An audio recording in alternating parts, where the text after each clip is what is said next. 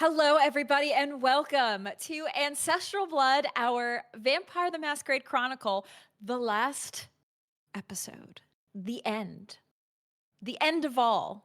Uh, so dramatic. But that's what we're here for. We're here to be dramatic in our last episode of Ancestral Blood. So thanks, everybody, for joining us. Thank you for being here. I actually think I'm going to clip the beginning of this for YouTube as well, and just put the whole episode in there for everybody. So hi, everybody on YouTube, and thanks for sticking with us for these 30 plus episodes. We've had 30 episodes of the main campaign on top of all of the side episodes that we've had and all of the other related chronicles like Werewolf the Apocalypse and Hunter the Reckoning. And according to Twitch, we've had over 100 hours of this chronicle in the books. So I just want to say thank you to everybody who has joined us for this journey. This was my first. It feels weird now because I'm 2 years in, but this was my first stab at Vampire the Masquerade and World of Darkness storytelling after being a player for X amount of years. And now it's so weird because I'm an expert now. Like, I'm just like, I feel, sorry, what was the ooh? You said expert, and I went, ooh, expert. Sorry. Yeah. I thought like my mic was too loud or something. But yeah, now I feel like I know all these things about story. Like, even though I'm still pretty, I'm learning so much stuff, and I have learned a lot from this chronicle. Not only with just the rules, which a lot of time, when I'm a player, I don't always pay as close attention to a lot of rules in V5, but also just storytelling as a whole. And you'll see after the episode, I think we're going to take some time to just chat and debrief. We'll have a post-game talks at the end of this episode. And I'm happy to share some of my own insight as a storyteller, especially a newer storyteller, because I feel like that is valuable insight for folks, because not everybody has been doing vampire storytelling for 20 years or something like that. Some of us are newer and just trying to get into it. And I think this chronicle is a testament to you can do it. Anybody can do it. You can do it even if you're new. It's a great thing to get into. I know sometimes the lore and stuff can be intimidating, and I definitely bring in a lot of the canon lore also to my games. So yeah, it's really been a lot of fun and a really great story. And these players have been with me through it all, truly. And it's just been amazing to see them as players really just bring their all into these characters and be so divested. Be so invested in their characters and the story. We talk about this chronicle outside of the stream all the time. We've brought these characters to life via LARP, all of us in Chicago and Las Vegas, which has been amazing. And we will continue to bring these characters to life at future LARPs, which I will just share now, and we'll share it at the end as well. Everybody here is going to be continuing the Lysanders via a LARP story at Darkness Emergent, which is a Vampire the Masquerade LARP happening this May in Los Angeles. And the four of us are going to be there and more. Many of the Magitek RPG crew are actually going to be at Darkness Emergent, but these players will actually be playing the Lysanders. So the Lysanders will be at Darkness Emergent, Los Angeles. I will also be there playing somebody in the Ancestral Blood canon. I haven't fully locked in on who, though I think I have a very strong idea of who I'm going to be playing, but I will be playing somebody within the Ancestral Blood canon as well. So that is happening Memorial Day weekend in Los Angeles. If you want to join us, you can still get tickets. So just search up Darkness Emergent, Los Angeles, and you'll see all the info. You'll see all the cool stuff happening. Many of the guest characters that you've seen will be there as well, including the Marichal Coterie. Emelind and Syrinx will be playing Dove and Ida. But some of our other coterie will be there playing other players. Vin will be there not playing Viral, but playing somebody else, their Thin Blood. Laura Tutu will be there. I don't think Yay. she's playing Khalil. but she will also be there. Mandy will be there, not playing Lex or Alexa Santos, but will be playing somebody new. So many of the folks that you have seen in the Magic crew and at our table will be at Dark Spirit. It's going to be a party, everybody. We're going to have a party. Many of the guests, our guests that we've had, Cynthia Marie, B.D. Walters, Jason Carl, they will all be their featured guests as well at Darkness Emergence. So y'all should join us. That's announcement number one. Announcement number two is what's happening after Ancestral Blood. Okay. This is our last Friday Vampire the Masquerade for a while. World of Darkness will return to Magic RPG, but your beloved Storyteller is going to take a break and sit and think on what's next. We have an inkling of an idea of what's next for the long-term chronicle, but I need a little bit more muse. I need more inspiration. I need something like Succession was my muse for this chronicle. I need that for the next chronicle. So I'm still taking time to sit and think on what's next. But in the interim, we are going to have something on Friday nights. And Chris Stormbeard, I would love for you to announce what's next. Yes, absolutely. Happy to do so. So it's been, Fridays are going to be empty for a couple of weeks. But starting on April 11th, we will be starting our first long-term campaign of a Wrath and Glory Chronicle campaign called Ashes of the Lost. Miss Magitek will be playing, UsulBard will be playing, as well as we'll have Kregums and a new guest to our channel, Not That Wizard, Merlin, who's been hanging out with us and playing games, and they will be all accompanying me on my first official live DM. I know I did the one shot, but this will be the first DM experience for a long-term game. So Wrath and Glory, Warhammer 40k, Ashes of the Lost. It's going to be wild. I'm going to test these players with their core, and I am so excited to run it. I've been cooking on it for a very long time. I have like 34 pages written of the I'm writing my own module essentially. Let's go. Yeah, so if you haven't seen the Graveyard Shift, the one shot that I did last year, it's on our YouTube. So if you are interested in checking that out, please do so. Let me know what you think. Let me know what you want to see. And yeah, I don't have I was so busy this week. I wanted a graphic done. I didn't have time, but hopefully for Armored Hearts next week, I will have a graphic in the queue. So yeah, that's it. Yes, super excited to have Warhammer 40k on Friday nights for a bit of time. I'm excited to play on that. I'm excited to just show up and play rather than have to prep for a storyteller. It's going to be really nice. I'm looking forward to that. So yeah, that's going to be what's next. And yeah, we'll have more details and announcements, everything in our Discord. So join our Discord, discord.gg/magicrpg, where you can get all the latest and greatest from the cast and crew. And also, feel free to chat about Ancestral Blood in there if you have any questions. I actually asked this week for anybody, if you have questions, we're going to address a bunch of questions at the end of the Chronicle here.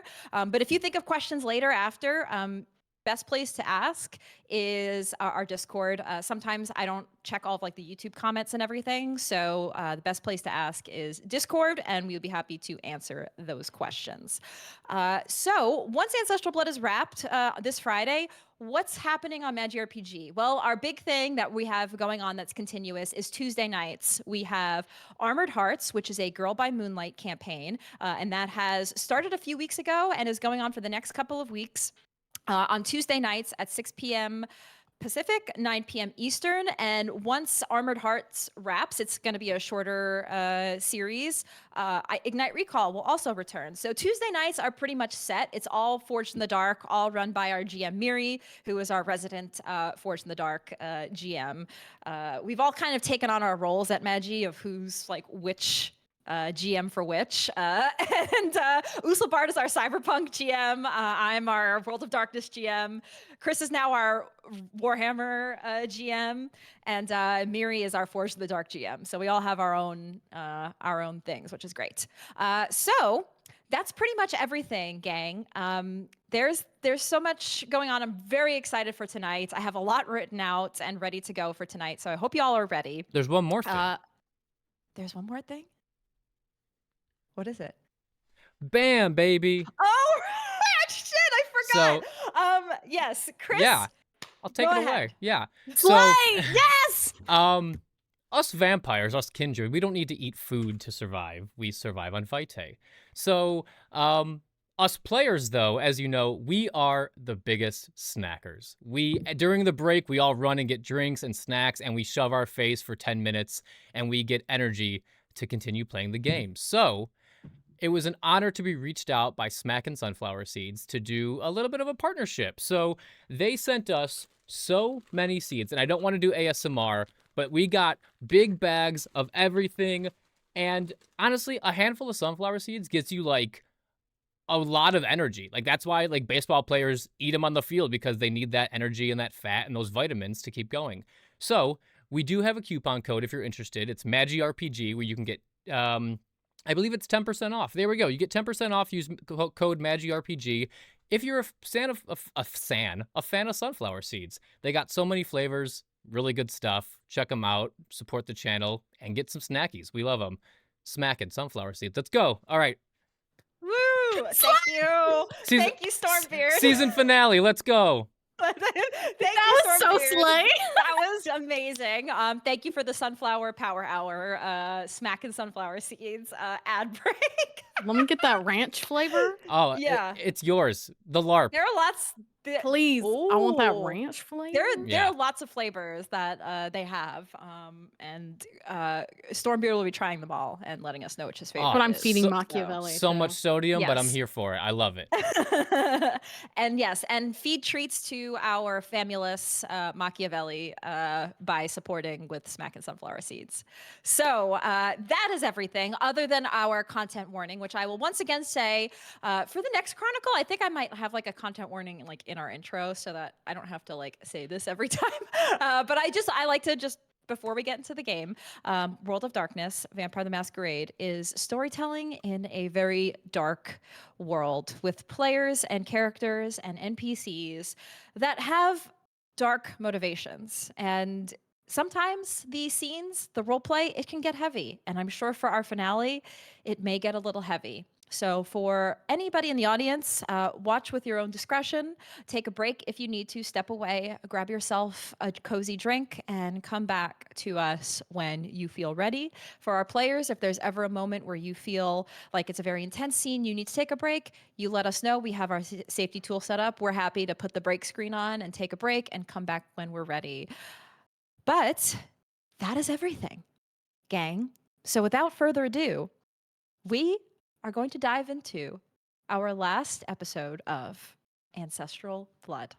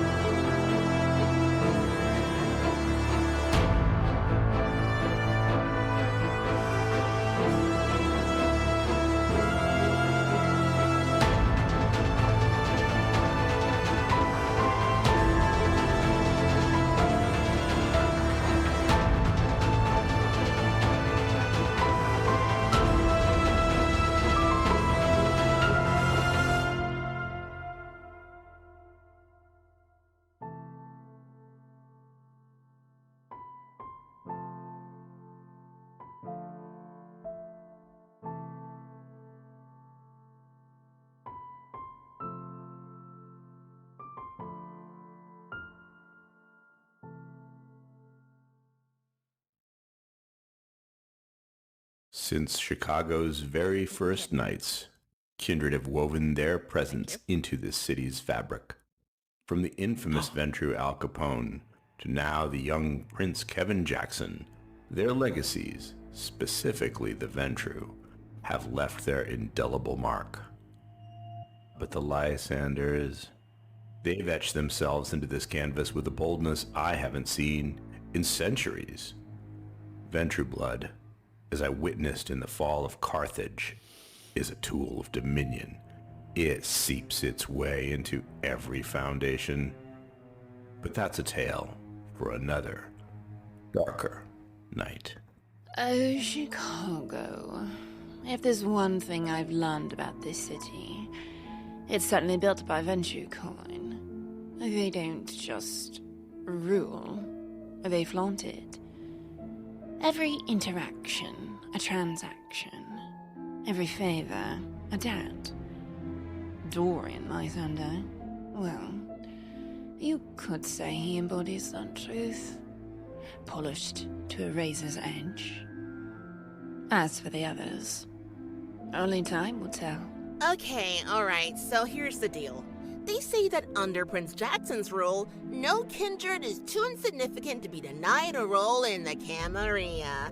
And all you have to do is work hard for us, and we'll take you into our protective grip. I mean, I guess that's true if we want to sanitize it, but honestly, it's just a Ventrue Nepo baby scenario where they suck the shit out of the city so they can, stay in charge.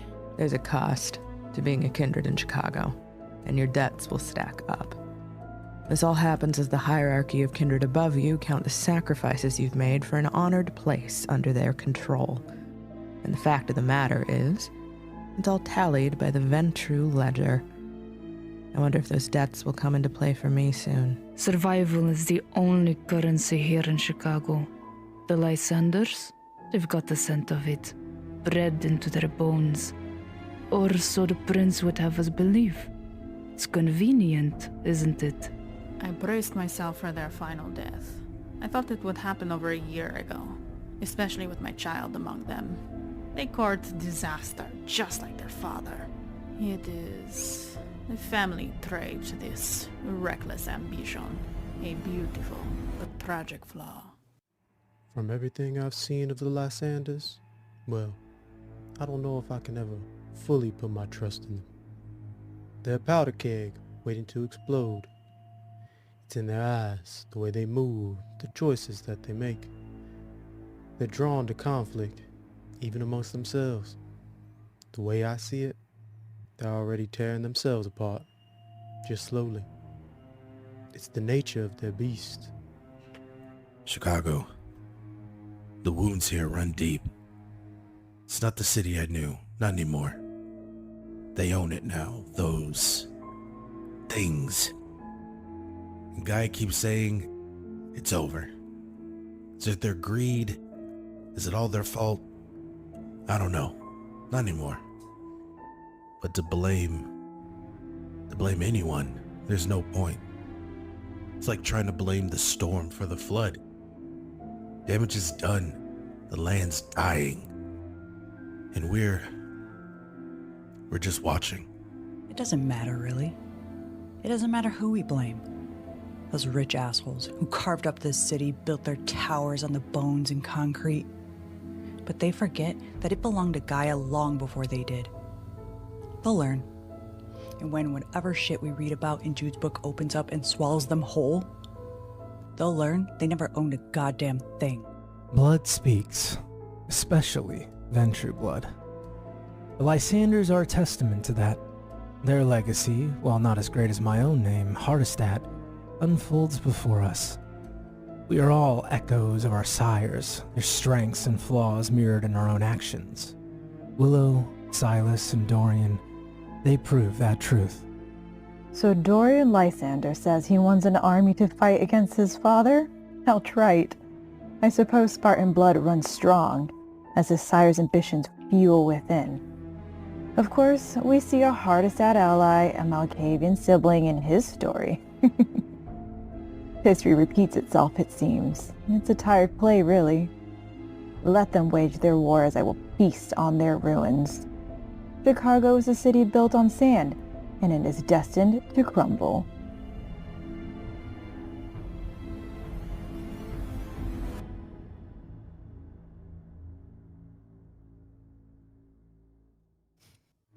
Ah, the Lysanders. A house divided cannot stand. They are a fractured family clinging to not just illusions, but delusions of power. They believe that blood alone grants dominion. Foolish, childish. They exist with neither unity nor singularity of purpose. Every kindred leaves a stain, but I choose which remain. Silas Lysander Sr.'s ambitions blind him to the storm within his own house. A storm I very carefully have been navigating and sailing towards the destination that I desire. Let them tear each other apart. The strongest will survive, and I will claim what I will. Either the father or his children or their entire line will fall. And then, and only then, will Chicago be finally free of this mess they've created and become the true crown jewel of the Camarilla. Polished, sparkling, gleaming, and ready for the hand of a prince.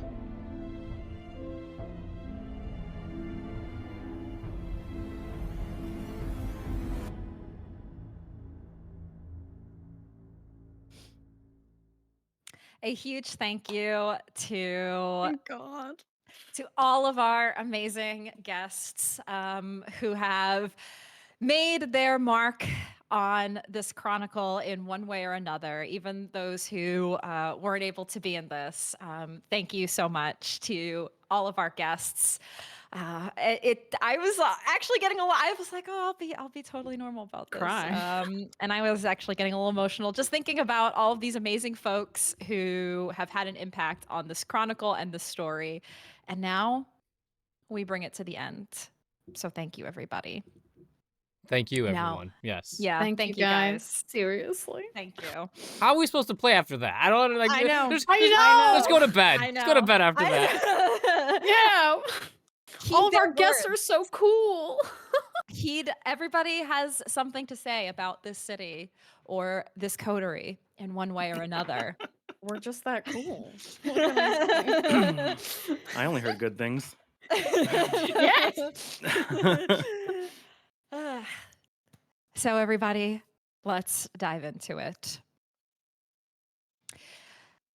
Nearly 2 years since the embrace that shattered their mortal lives, binding Willow, Silas, and Dorian to their existence as kindred.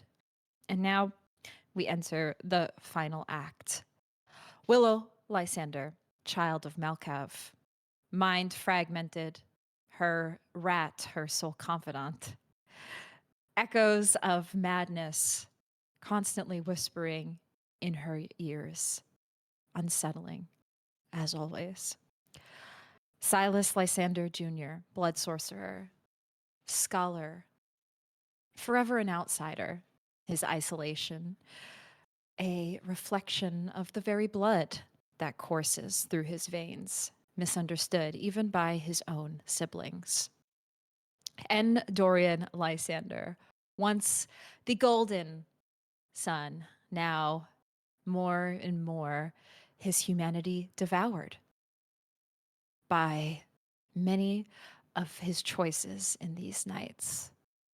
His skin looking more gaunt, more of a shell, a price that he paid after the embrace of his wife and the loss of his humanity.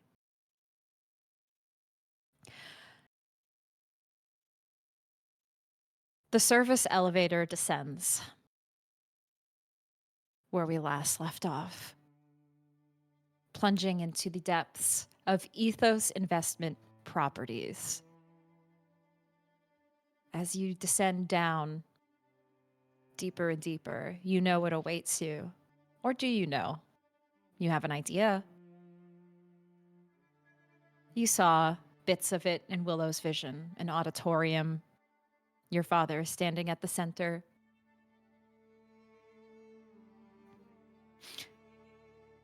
When you get to the bottom and the doors slide open, it's not necessarily a sterile corporate basement. It is polished. There are several offices down here and some auxiliary rooms that is used by your father's company, yet none of you have been to this part of the company building before. But something is unsettling. There is an unease that slowly claws at your senses. A chill of an ancient power. A whisper of something wrong. The auditorium.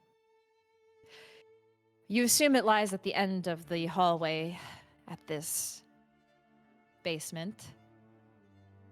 This is part of that vision. And your final confrontation, it awaits. As you step down these halls, is there anything that any of you would like to say amongst each other?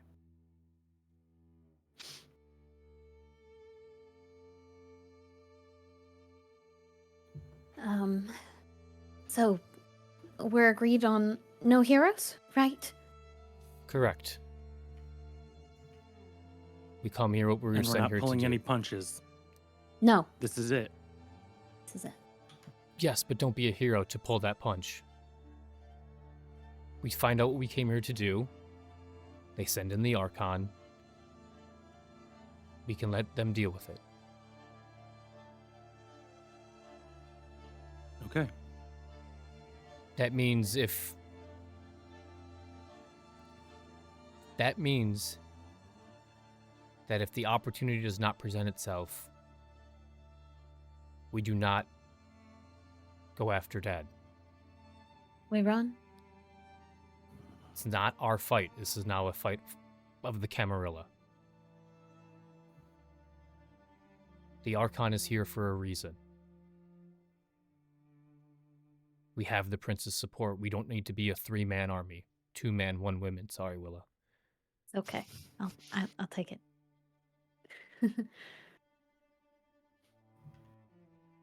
Yeah. Priority is we stay safe. That said, we're still taking any opportunity we can, right? But we're not going out of our way. We're not hunting him down. We are here to find the Methuselah. Okay. Okay. Right. Easy enough. In theory. Easy enough.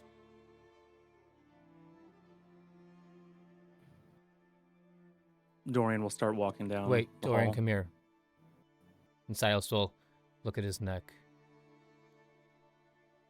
It seems to be cleared up. I feel much better. Good. Okay. As the 3 of you continue, is there anything that I need to note that you have previously used to bolster yourself in any way? As I didn't make any notes from last session, but I do just want to check before we continue. Silas used his ritual that he had locked and loaded, so that's gone. The chain does dissolve to rust in over the course of an hour, so it can't be reused. I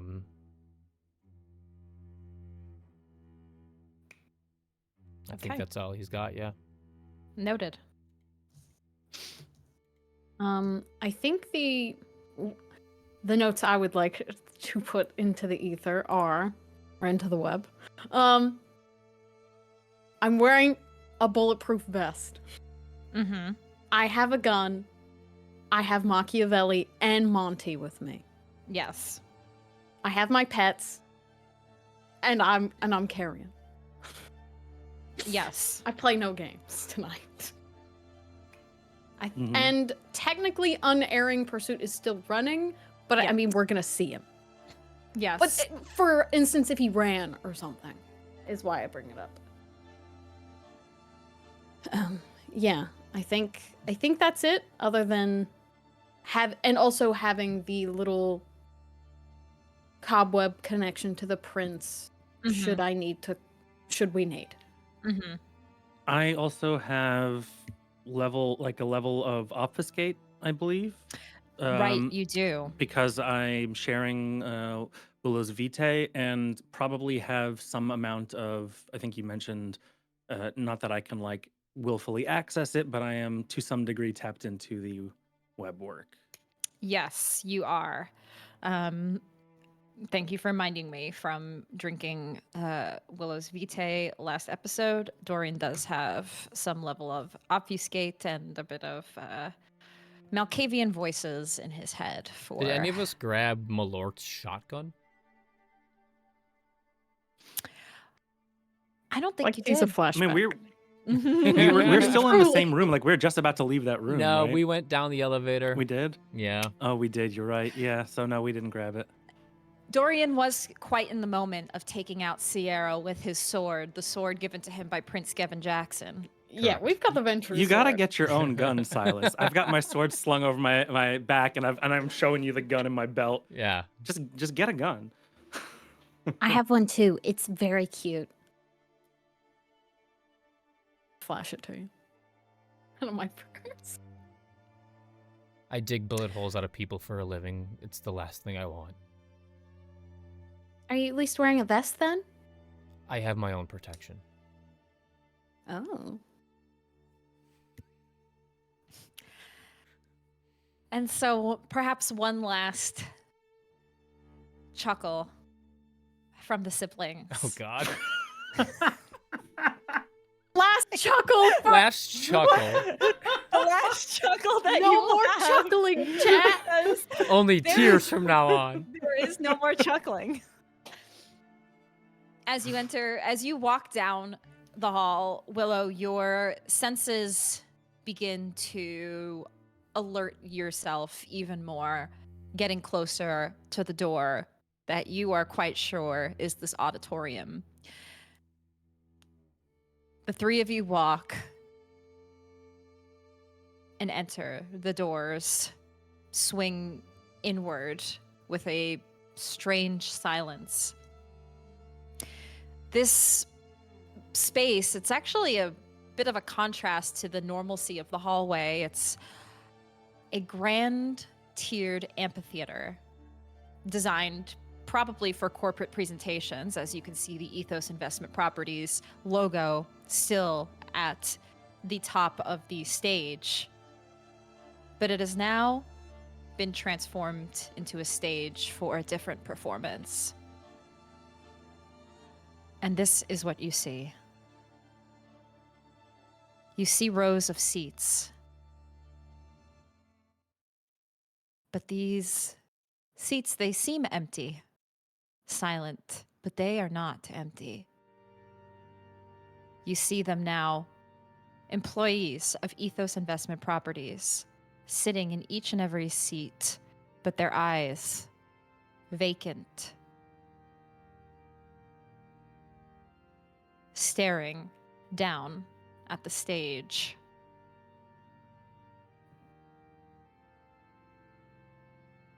Hundreds of employees of Ethos Investment Properties sit in these seats. And the stage you see below, bathed in a cold, unnatural light. And at its center, you see it. A massive, ornate sarcophagus. On it, etched ancient symbols that seem to writhe slowly. What you assume to be the prison of Lysander, the Methuselah, the progenitor of your bloodline. This ancient Ventrue whose power your father seeks to claim. The air around it, an immense dormant power. And your father, Silas Lysander Sr., stands before the sarcophagus, but his silhouette, it looks different. He turns and faces you all immediately, like he sensed your presence, and his eyes,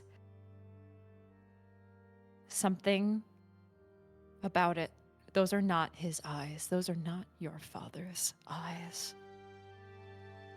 Below him, several individuals drained. From this distance, you can't tell if they're dead or barely clinging to life. They lay on the stage. And a low, guttural hum emanates from the room.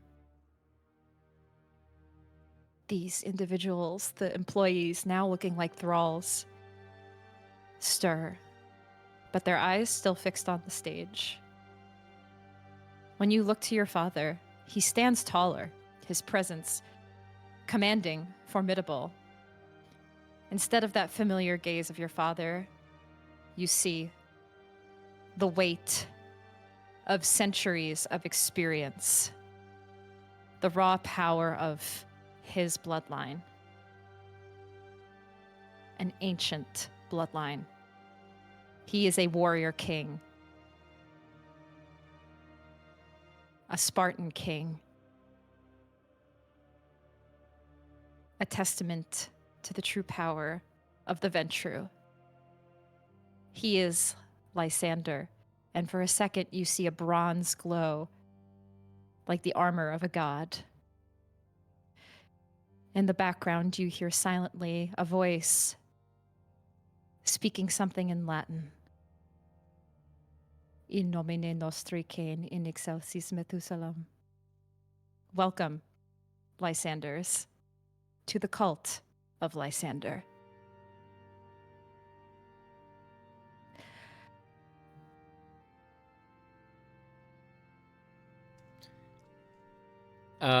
At this point, Silas is going to take the bloodstone that is in his pocket, drop it, and bring his heel to crush it.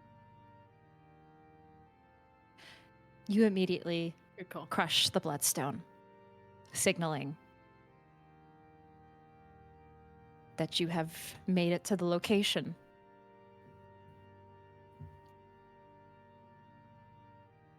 As you do that, your father looks to you, and when he speaks, his voice, descendants, mine at last. a voice that is ancient, echoes through the auditorium, yet it comes through your father's lips. How exquisite to gaze upon the living echoes of my blood.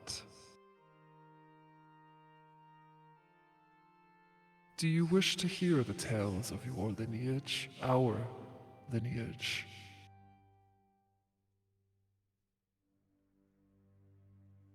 Dorian is stood in shock with his mouth open, I think sensing this raw power And you actually don't have to answer at all because, and I'm using my amazing Ooh. discipline cards that I've gotten together for this. I need you all to roll me a composure and resolve. Oh. Oh no. Is this a dominate? Accidental. It is, Silas.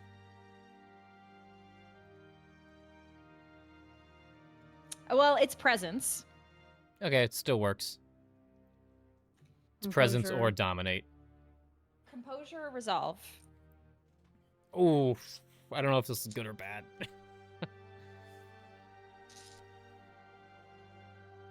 And let me know how many successes you roll. 7. 5. 5 as well.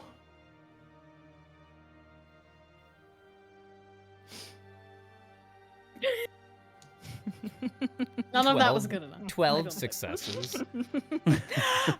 I just wanted you to roll just for the fun of it. Yeah. Makes sense. Oh, God. Because no matter what you were going to say, you are going to listen to what this voice wants to tell you. But it beckons you closer, closer to the stage, and you all feel you want to move closer to your father. You all take steps down the auditorium, the small stairs of each tiered layer of seats to the very bottom. You walk closer to that sarcophagus and you feel the raw power and presence around you. And it speaks. It begins with my sire, Artemis. You have seen her ruins, have you not? A goddess, reduced to dust. A tragedy. But I have learned. I shall not suffer her fate.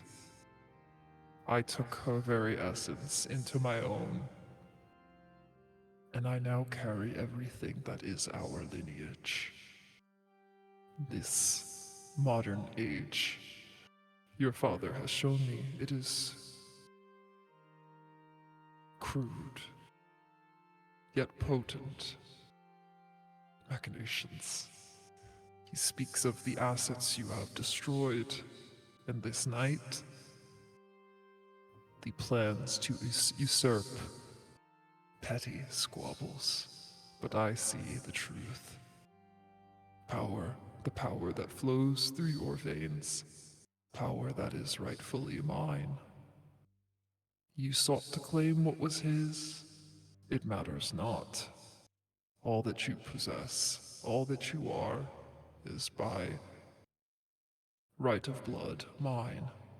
Your vessels, through which I shall reclaim my dominion. You are mine, and through you I shall rise. I am Lysander, the god that you and everyone here were destined to serve.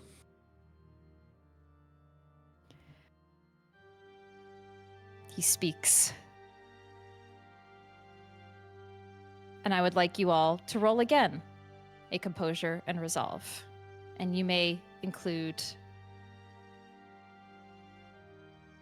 whatever it is that you have, Silas, to continue this role, as it is a presence or dominate.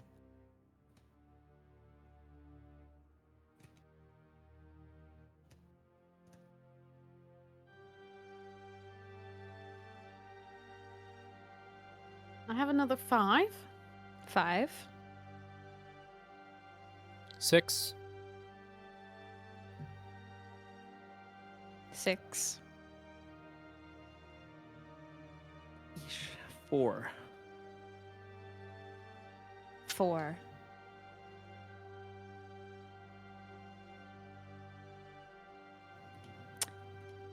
it continues to pull this voice. But now that you are close, a disorienting wave washes over each of you. Suddenly, this auditorium, it begins to change. You feel something calling to you, each of you something different, something that's poking at your consciousness. Willow, your vision blurs. And instead of this room, you feel the warm, familiar vision of your home. And then you see her face. Your mother's face. You see her eyes loving but sad. She reaches out, her hand slightly trembling. Willow, my child. She reaches out as well, almost immediately. You grab her hand and it feels real. And her voice, it soothes you. My baby. Are you really here? In some way? We'll always be here. Mom? I think Dad's done something really bad. He has. It's what you were trying to protect us from, I think, and I don't know how to fix it. But we've got to get through, and we don't have you here with us. What do we do? Just follow my voice. And ignore every other voice in your head. Hey? Just follow mine. You have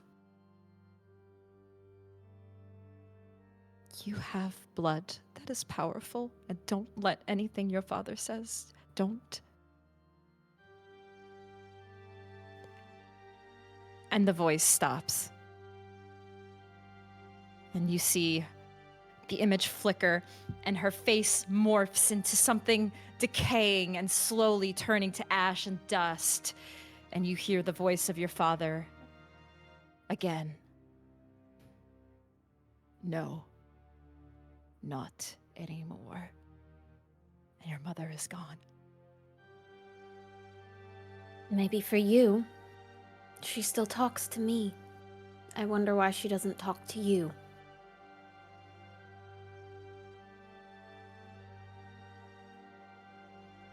And then you hear a glimpse of your father speak.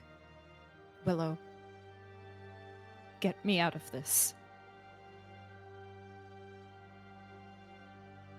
Please.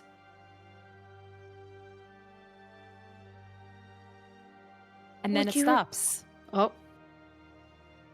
And you are brought back to this auditorium.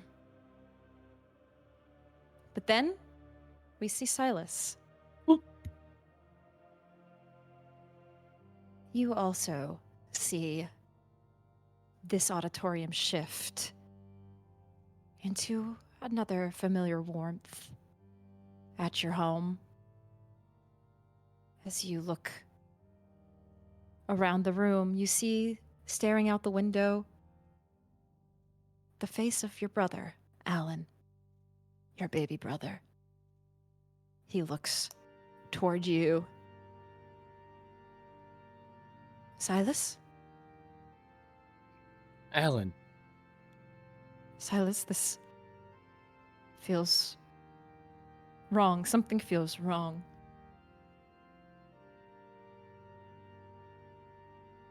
What? I don't know what's happening to our family, but you need to You need to help. I'm trying. I will, Alan. Your death won't be wasted.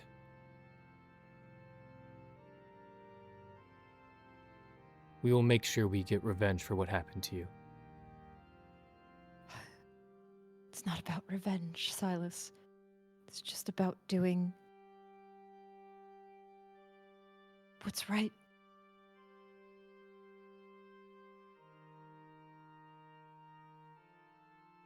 Is doing what's right. Did that save you, Alan?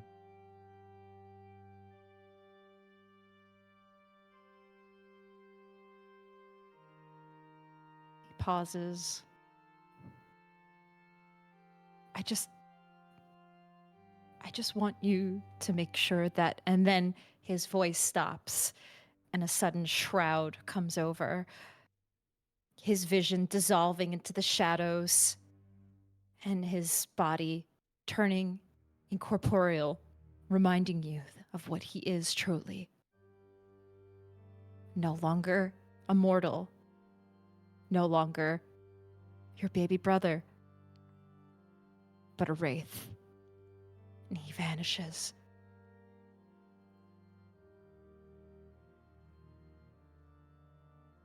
And you are brought back.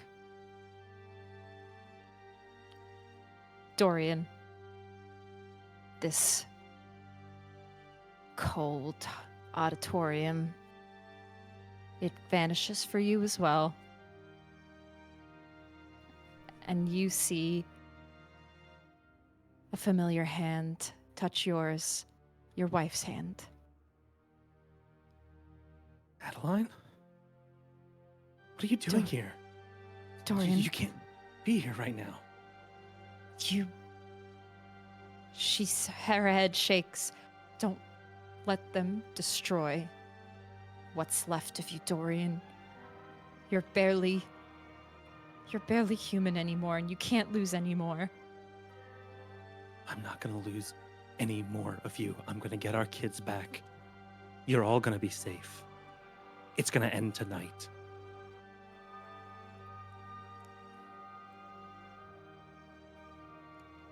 Please, Dorian.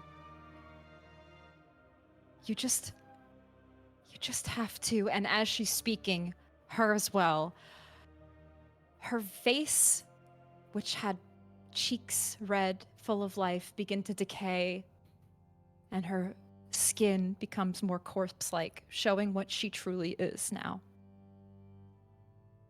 Dorian Undead. reaches out to her. You reach out, and her icy hand touches yours. She is no longer able to speak. She moves back into the darkness. And you are brought back to this auditorium. These voices, these faces that you all have seen, all of the love and loss, guilt, regret. But you realize that they, in your subconscious, though you feel the presence of this individual in the room, you're familiar with the power of your blood. This was something crafted by this Methuselah to exploit your deepest vulnerabilities.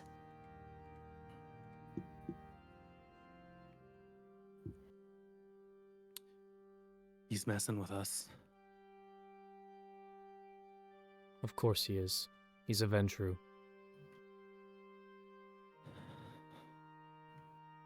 Are you sure? Am I sure what, Willow? I don't know. That's not stuff he'd want to tell me.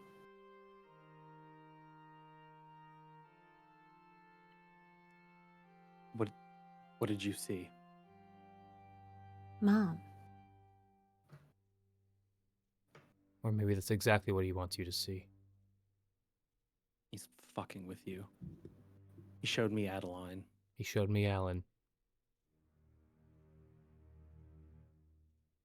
It's not gonna work, Dad.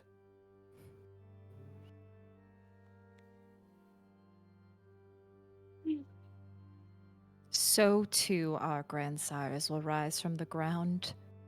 They will break their fast on the first part of us. They will consume us whole.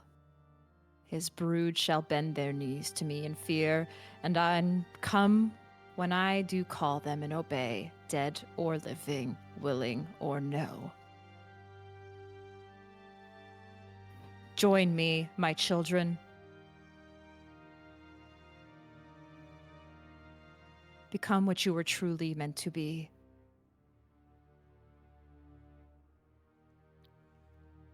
What is this? Is this what you wanted? Godhood? Is this what this is? A cult of Lysander? That is exactly what it is, son. And what you know that this city, a city built on the Ventrue, it has always been a Ventrue city. And you think everyone's just gonna stand for it? They will have no choice. Are you out of your mind? Yeah, they'll have no choice to put us down. You've doomed this family.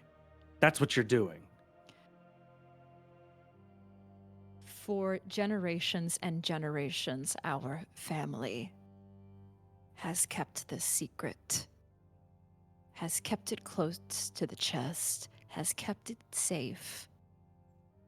But none of them truly understood what it meant. No one understood what it meant to have this power and the ability to control it. For so many years, for so many generations, our name, Lysander, has stood behind so many of these other names. The only way for us to stand above all of them, above those of Loden, Hardestat, Mithras, all of them, and even Jackson. They no longer will compare.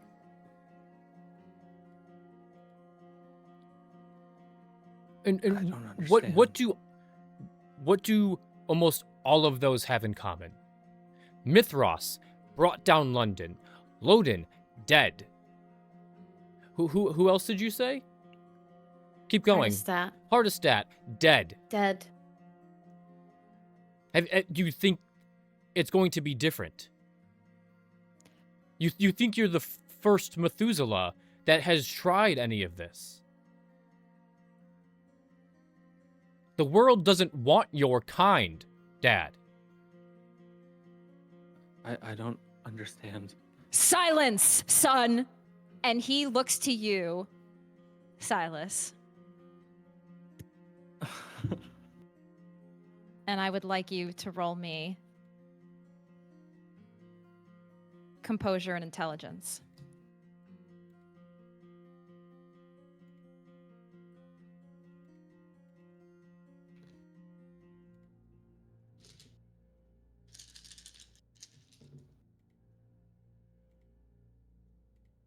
Holy shit. I'm gonna re-roll that one. I don't know how that happened. Okay, a little bit better, but I doubt it's gonna matter. 5 successes. 5 successes. Silas, you feel compelled to silence. Dad, why? I just don't get it. And Dorian starts to walk slowly towards his father. Why did you keep any of this a secret? Why wouldn't you tell us? You think that I wouldn't want to build up this family name? That I wouldn't want to be a part of a plan so big? Why wouldn't you tell us, Dad? And he starts to get closer. Oh, God. You said, where are all the people, by the way, all the employees? They're in all relation to us and in relation to our dad. They're about the first row that you see. You're standing at basically the bottom of this stage in this like amphitheater style auditorium. All of the people, every seat is filled. And the first row of individuals is probably about 5 feet from where you sit. On the stage, you see somebody who looks still conscious behind the sarcophagus. They look like they're still alive. There are some bodies on the floor, and as you're closer now, you can see they are barely still alive. But there's a couple of steps that you have to take to walk onto the stage. And Dad will he will look at his dad as he like walks towards the employees, and he's gonna start like walking down the rows, kind of like looking at everybody, people he's worked with, trying to see what maybe like what this is, and just pleading with his dad, why wouldn't you tell us? And as he's walking down the rows, You look and you see all of these people. It looks like there's some sort of mass domination happening within this room. You can see it in their eyes.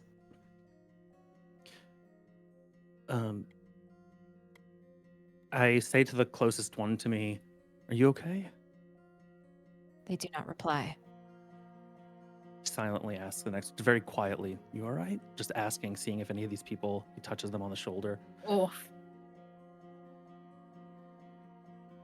Not a single one. He keeps like talking. He's waiting for his dad's response as he like walks down the rows, waiting for his siblings to chime in. You were always part of the plan, my children. Whether you wanted to be or not, this was always meant to happen. It's unfortunate that you weren't part of it the way I wanted you to be. Raised in the Camarilla and always listening to those above you, including myself. But you were all defiant from the start. And that was the way it had to be.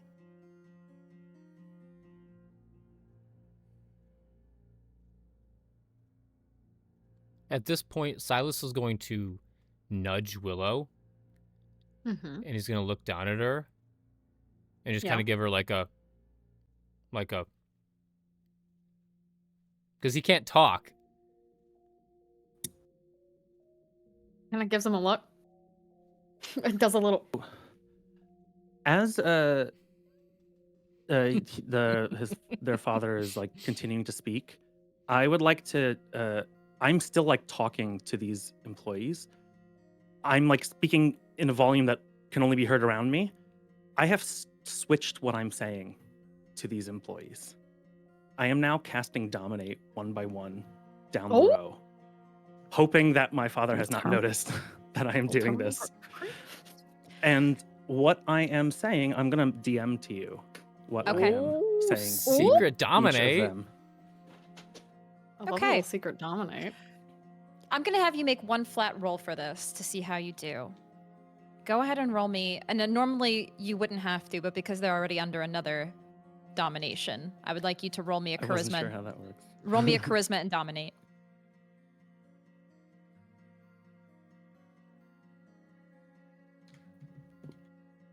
Hold on.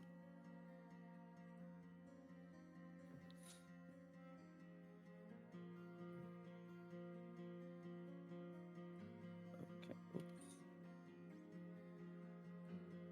And I'm gonna re-roll.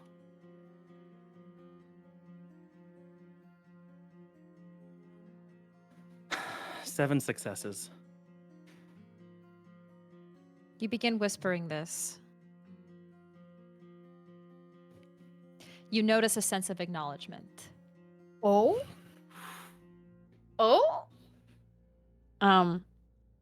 If Silas and I are in the back as Dorian is approaching, I think she's picking up on what he means with that signal. We found the Methuselah. I'm calling. Phoning home. You phone home. You reach out into the web, outstretched to Prince Kevin Jackson, signaling this is time. Yep, found him. Essentially. You hear the whispers. We're on our way. And then you look down to your bag and you see Machiavelli's head stick out.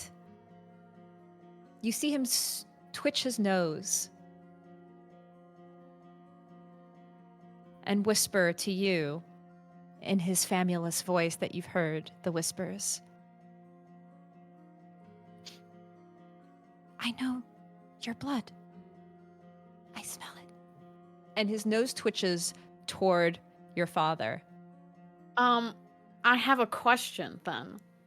I would assume at this point I've been the one who's feeding Monty as well.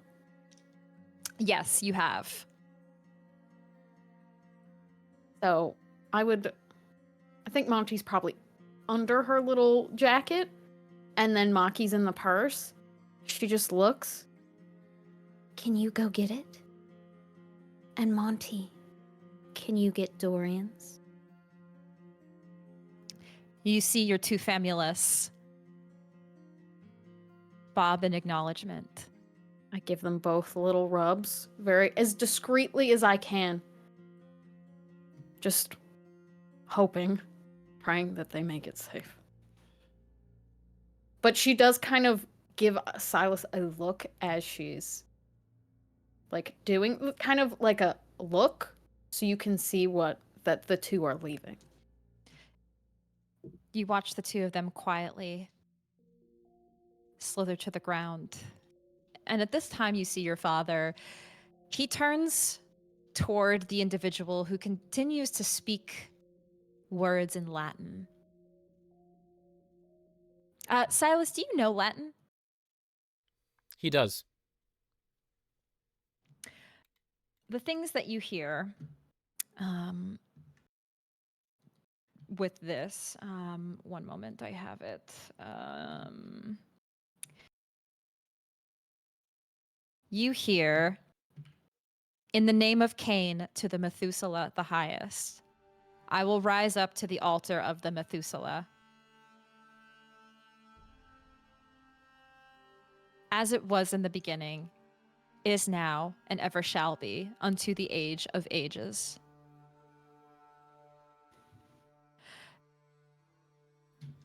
And they continue to speak these words. And Silas, I would like you to roll me another, shit, which one is it? You know what? I'll have you roll me a composure and resolve.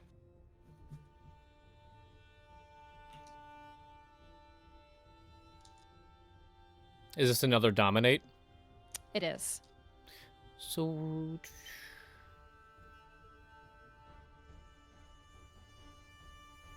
trying to see if this... Nope, it's only once per session. 5 successes. 5 successes.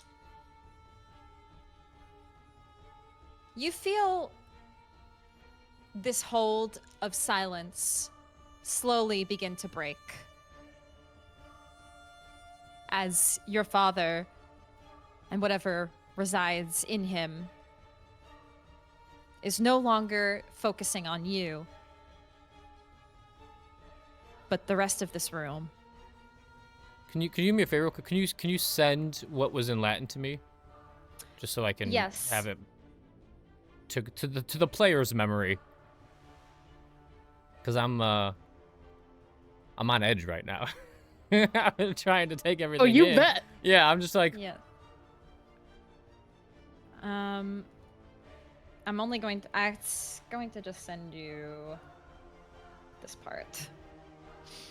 One moment. Yes. What would the three of you like to do as this is all happening? Anything else? Oh. Dorian can hear me now, can't he? He can, yes. And what exactly is Dad Methuselah doing? Dad Thusla? Dad Thusla, yeah. That Thusla? You see him walking toward this priest. Oh. Okay. I should mention the person on the stage. They're not dressed like a priest. They're not in any sort of cultish garbs that you would expect. They are dressed almost like a fellow employee or a Ventrue. They are dressed in a nice suit. Interesting. He walks toward them. Can I do a little whisper to Dorian, since he's the one approaching? Dorian, you move closer to your siblings. As you're walking down the aisle, you would hear kind of a floating whisper around your head. I notified the prince, and if we can keep him talking for a bit, that blood shouldn't be a problem soon. Dorian, the barest of nods as he continues with his act. With this, with what's going on, is there some way I could determine, are these dominated vessels, essentially, and this priest on the altar? Can I roll some sort of check to kind of glimpse of what he's using all of these living humans for? Are they like a conduit for some sort of spell? Is there something like that, just to kind of glimpse of what's going on? Roll me intelligence occult. 4 successes. 4 successes. You see your father as he walks towards the priest. His hand just skirts the sarcophagus. He hasn't opened it, but he looks at it. And then when he looks to the crowd, you can tell the individuals on the stage are likely for him getting blood, more vitae, because all of the things that he's using is taking a lot of rouse checks, essentially. Sure. And so in order to keep himself going, he's bringing people onto the stage and drinking their blood so he can continue to use these very strong dominate abilities. Got it. I want to do something, and I'll let you say yes or no. So, Scorpion's Touch is, if I use it as an attack against a vampire or werewolf or whatever, it just does superficial damage. However, if a mortal takes 1 point of damage, they collapse unconscious. What I'm thinking is, if he needs these dominated, this dominated congregation, good metal name, dominated congregation. Anyway, if he needs them, Silas wants to knock them out to make Dad work to feed on them, essentially. Like, he's not going to order them to come up to the stage. He's going to have to leave and either pick one up. So what I want to do is I want to cast Scorpion's Touch, and it's only for 1 attack, if I was going to use an attack, but I just want to, like scratch their arm with my scorpionated blood to get it into their veins. I see. Yes. So I could start, just walking past, cutting, scratch, scratch, scratch, and see how many I can knock out in this crowd. Okay. Yes, go ahead, and similar to what Dorian is doing here, I will allow you to make a 1 rouse check and your strength and blood sorcery to see how you fare with this. I do get hungrier.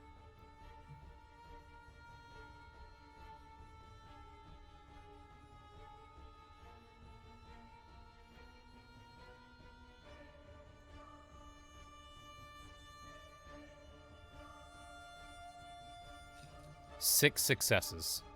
6 successes. Yes. As your father continues on the stage, Dorian, who was walking around the auditorium, returns. And Silas, now you take your turn to walk around and look at these individuals. How many people did I go past? I wanted to ask this before. How many people did I walk past? And like, was I able to reach everybody? There's a lot of people in this auditorium. You were Okay. probably able to reach maybe like 30 of them. Okay. Can I, as we're getting towards the end, change what I have been commanding them to do?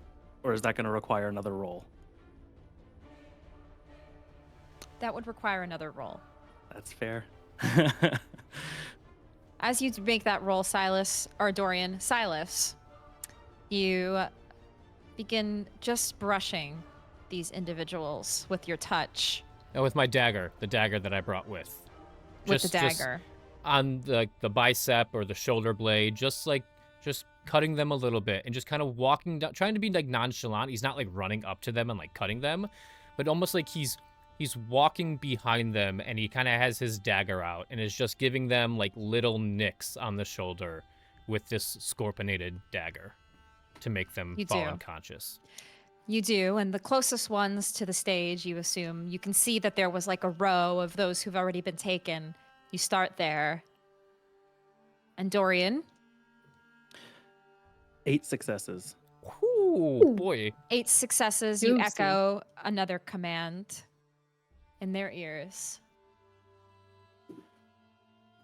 I see. You usher that command to them. Yeah, I would say that to the last 10 or so people that I was able to get to. Everybody else would be the first one. And as you all are doing this, the display continues on the stage.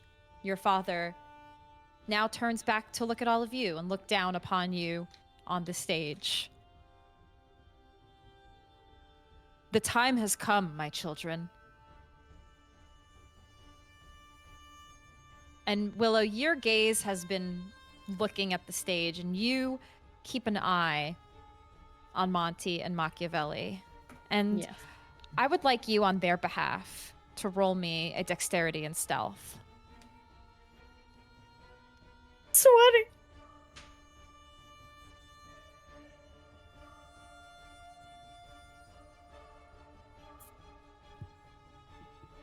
My children. Since both rats and snakes are stealthy creatures, do they get advantage to the roll? Sorry, I just had to. They are very stealthy. I mean, I imagine they're more stealthy than I am. Hence why this difficulty value will be rather low. Okay. Okay. Oh, come here, Demiplane. Demiplane. Oh, 5 successes. Willow is also dexterous. 5 successes. Willow, your keen eye, especially with the gifts of obfuscate, you're able to keep an eye on things that are more, and aspects, I should say, more unseen than normal. And you keep your eye at least somewhat engaged upon your two famulus. And you watch them skirt around as your father speaks, with the one downfall that Ventrue have is their own grandiose desires to be the center of attention, and your father certainly does desire this. Or perhaps it's not your father at this time. Somebody else desires to be the center of attention. You watch. I knew you told me to stay silent. But you should know me by now, Dad. I don't like to follow your orders. Only for a short time. I don't want you to stay silent this entire time just when you are being defiant. Oh, I'm still going to be defiant, but I do want to know. You're always speaking in tongues. You're always speaking in the betterment of the family. I want you, in the common tongue, just to tell us, what do you want from us? Do you want our blood? Because my blood is no longer your blood. Willow's blood is no longer your blood. Only Dorian has your blood. So what, you expect us to just join you? Your choice to put us in different clans. That was your decision. Or do you expect just us to kneel to you so you can drain us for our powers that we've rightfully earned? That is where you are wrong, son. All of your deep and thoughtful calculations. You fail to see the own blood magic that I have used upon your blood. The vials that I hold. They make sure that your blood remains mine. The vial that you no longer have of mine. And at this point, Silas is just, because Willow showed him Monty and Machiavelli, he's just trying to get him to monologue at Silas. Like the good old days of Dad just berating Silas. For the times that Willow failed her math test, it was Silas's fault. Because Silas didn't study enough with her. It was never Dad's fault. It was Silas's fault. For the times that Dorian would skip school in his rebel stage, it was Silas's fault because he wasn't paying attention to his brother. You are the firstborn. You should be keeping an eye on your siblings. He's goading his father to berate him. You see the goading, and you do bring up many of the familiar things that you know would just get your father going. And it doesn't seem... Actually, roll me a wits and awareness, Silas. Oh, no.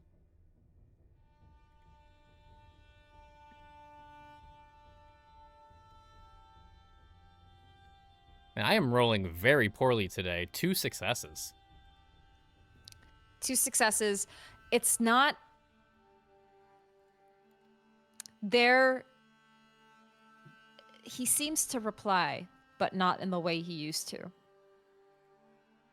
However, you look and there are some words, sentences that he says that sounds like your old dad. But most of what he says, it sounds old, calculated, ancient.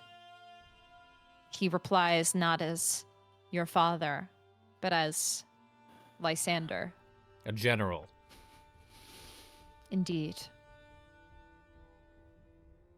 But as this does continue, and you do successfully keep his attention, Machiavelli and Monty skirt in the coat pocket of a jacket that was laid on the side of the stage, delicately hung, and grab 2 vials from it and begin to skirt back toward Willow. And Willow, you see at their feet 2 vials. Oh, as soon as they're within reach, they're getting stomped under her big chunky boots. Since I picture her farther back, like she's not moved forward, she came in, so it's in the back of the auditorium. Yeah, Silas and Dorian have moved up. Yes. As soon as they're within reach, if the babies just lay them at her feet, she stomps them under her boots. You crush these 2 vials and watch the vitae within shrivel up to dust as it was keeping its hold in these blood magic infused vials. And I'm gonna roll something really quick. My babies, my children. Okay.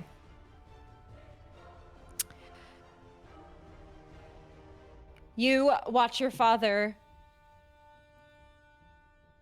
He shifts slightly.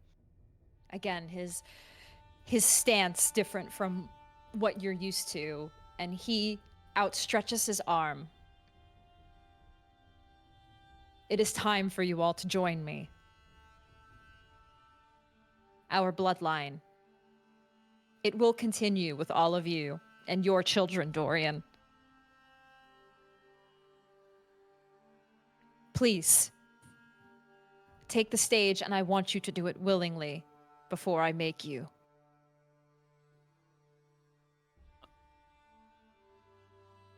Dad, this is all I've ever wanted. Was to join you at the head of this family.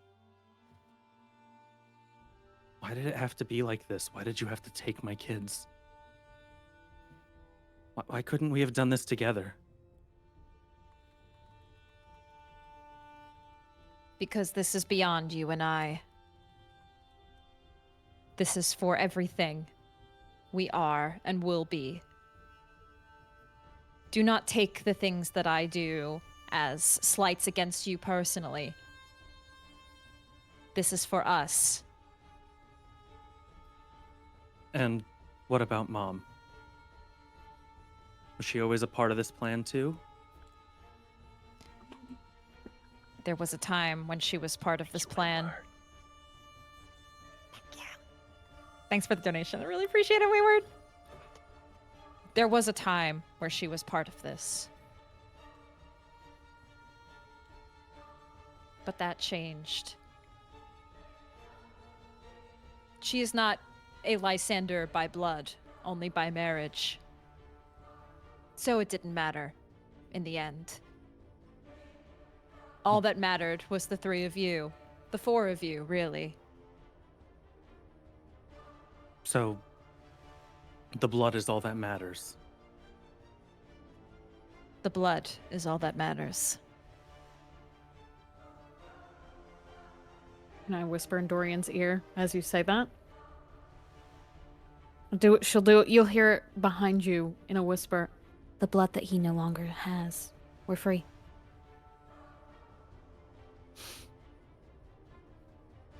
So what happens if Willow and Silas no longer fit the plan? And he starts walking towards the stage. I mean, they don't have our blood anymore, Dad. That Silas made that clear. He understands this better than me. So they're expendable just like Mom? They are our family, son. They are still part of this. They are still with us to the end, to the very bitter end, as is Val. But she already joined us. Now it is your turn.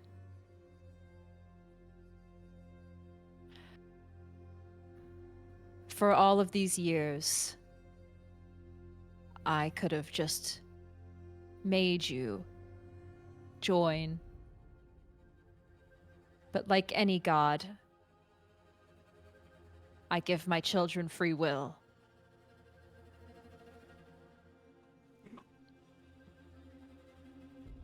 Hence why, to this exact point, I have given you the free will to choose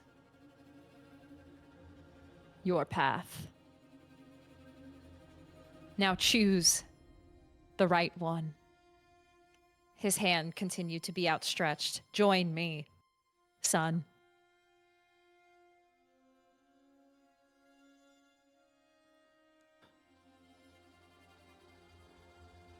Dorian will look at his outstretched hand, and it is really, this is his dream in a way, or it was at one point.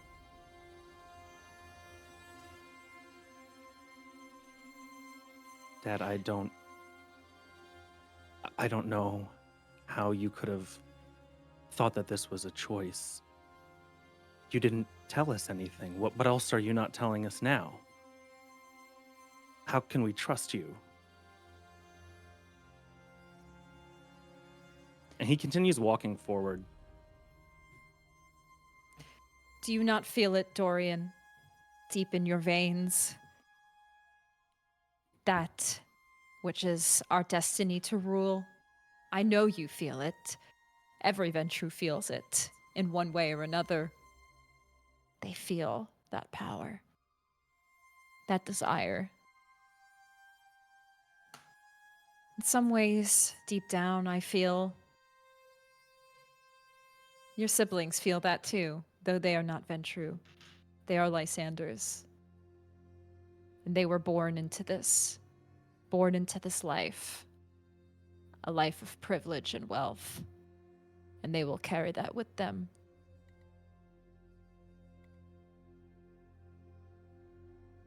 But now we carry something greater than they could possibly imagine. And the prince and all of Chicago. Chicago, our family, was not from here from the beginning. No. But it was the city we were destined to eventually make ourselves to.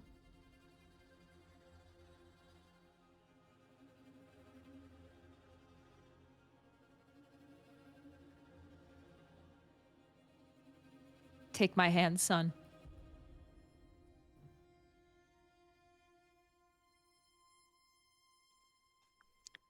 Don't even think about it, Dorian.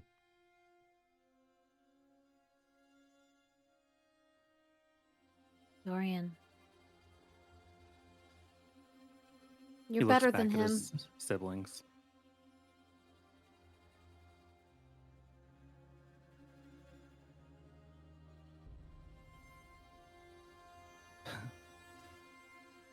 Dad, I do feel the power.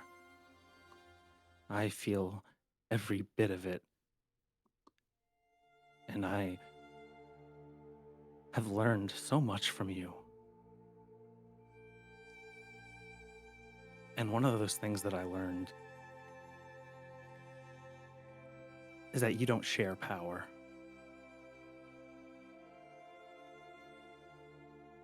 You take it. So, I'm not going to be joining you. I'm going to kill you, and I'm going to take all of your power. And if you were smart, you'd run. And as he says that, that word triggers the dominate that I had put in everybody in the audience. As you say run, Dorian, you see small portions of this crowd, 30 to 40 individuals, get up and exit the auditorium immediately. Silas, Willow, you see this. And then you see 10 individuals get up and head toward the stage. Also, thank you for the support. Thank you guys so much. Thank you so much. Thank you. Thank you, friends. 10 individuals run toward the stage. They And at this point, right past you, Silas and Willow, whoosh, swoosh past you onto the stage and head toward Silas Lysander Sr. And at this point, I'm gonna take my sword out. Oh! I'm going to brandish the sword of Kevin Jackson and get into a stance. You look to the individuals and they begin grabbing your father. And you hear, they all are clinging to him as you pull the sword out, and he looks foolish. Mistake! He growls with a guttural growl of the Methuselah. You pull out the sword. How far away am I from him? We should have asked before. You were walking toward the stage, and you moved up onto the stage. You're only just a few feet away from him. Okay, I'm gonna swing at him. If I'm that close and I pull the sword out, I mean, no time like the present. Go ahead and roll me a strength or dexterity melee.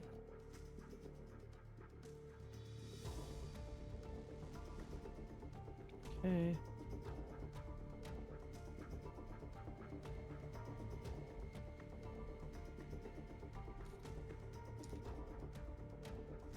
4 successes. 4 successes. You swing into your father, and you hear his flesh cling like marble as you hit it. And you see that nothing quite penetrates into him.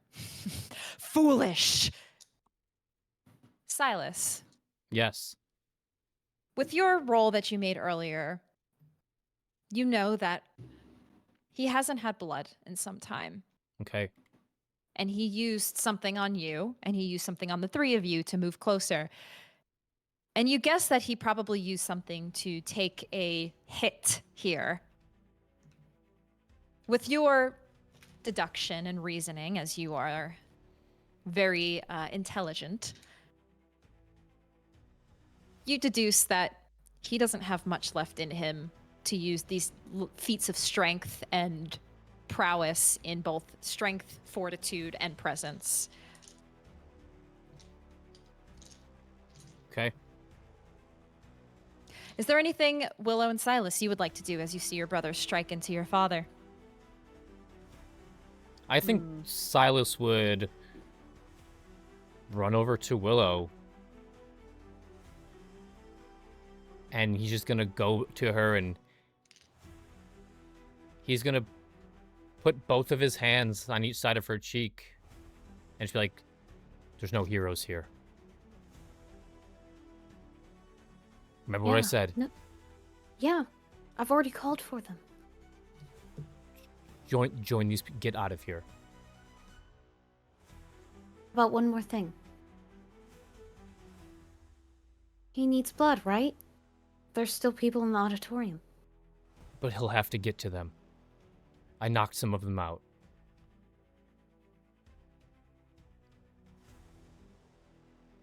He can't keep up this power for much longer. Okay, I'll run. I'll go. You're the quickest, you're the sneakiest. Get outside. When they get here, bring them down here. They'll need access to the service elevator. Okay.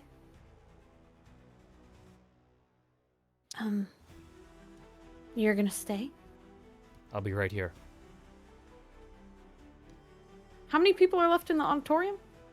There's about 60 to 70 people still in here. There's quite a few, but they're the ones who seem to be in like the upper area. They're still like enthralled and not really moving. But most of the front rows have either exited or moved around. Okay. Okay. No heroes. No heroes, Willow.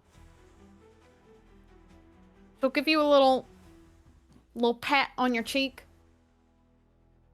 You're gonna live. I know. It's Dorian I'm worried about. Keep him alive? I'll do my best. She kind of hesitates a little bit, but then she will give you the biggest hug. And she kind of murmurs into your chest, I love you, Silas. I love you too, Will, and I'll get the fuck out of here. Okay. And she disappears. Willow. And books it. You begin your exit, and the two of you, Silas and Dorian, you see your father. He, with not much at all, begins to break these people off of him. And you see him stare into the crowd, looking to grab another thrall. And one of them begins to walk up, and they keel in pain from the scorpion's touch. And he growls, ugh! And he looks at another. The same thing happens. Several of them. He is trying to grab more so that he can gather more blood. But he cannot. And instead, you see him, Dorian, walk over to his jacket and go into the pocket to pull out the blood. But nothing is there. He looks toward you. Foolish. Foolish as always. And for that, it sounds like your father. And you hear his voice outstretching, Willow! He yells as he sees her begin to exit. It's your father. You were always the Malkavian stray. Always a disappointment. A constant source of irritation, your madness, your defiance, a waste of potential. You thought you could break free. You were always destined to be a broken tool!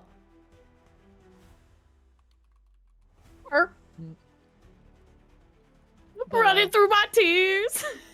The echoes of his voice, your father's voice, down this auditorium into the hallway as you continue to run and exit. Then he looks. Silas, my firstborn son, but not my progeny. You, talking about blood like you know, but you are just a scholar of stolen blood. Pathetic. A pathetic attempt at replicating power. My power. You foolish, foolish boy. Sought knowledge, control, but you lack strength. You were always a shadow, a pale imitation, never worthy of this family. He spits down upon you. But nothing comes out, of course. At least not the scorpion venom that runs through your veins. And then he looks at you, Dorian. That blade. I knew you were a sellout. My own embrace, but my greatest failure. I molded you in my image, boy. You were meant to be my masterpiece, but you are just a disappointing sellout to the prince. I was made in your image, Dad. Your image is tainted. It's rotten. It's putrid to the core. I don't want to be anything like your image, Dad. You failed. And for me, like I said, you put me in this clan, Father. So if there's only one person to blame, it's yourself. You should have known. You knew what I could do. You knew the potential I had, and you put me in Tremere. And now we've bested your Lysander, we've bested your blood sorcery. You have nothing left. Oh, right. We didn't tell you. Sierra's dead. Yeah. And Willow, the black sheep, the unstable disappointment. Yeah, the vials, that was her doing. So, I guess at the end of the day, the only person you can blame is yourself.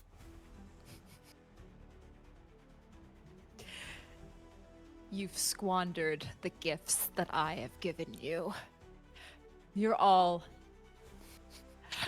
You talk like you know everything, but you are all failures. The only failure here is you, Dad. If you would just say please, maybe we could have came to an arrangement.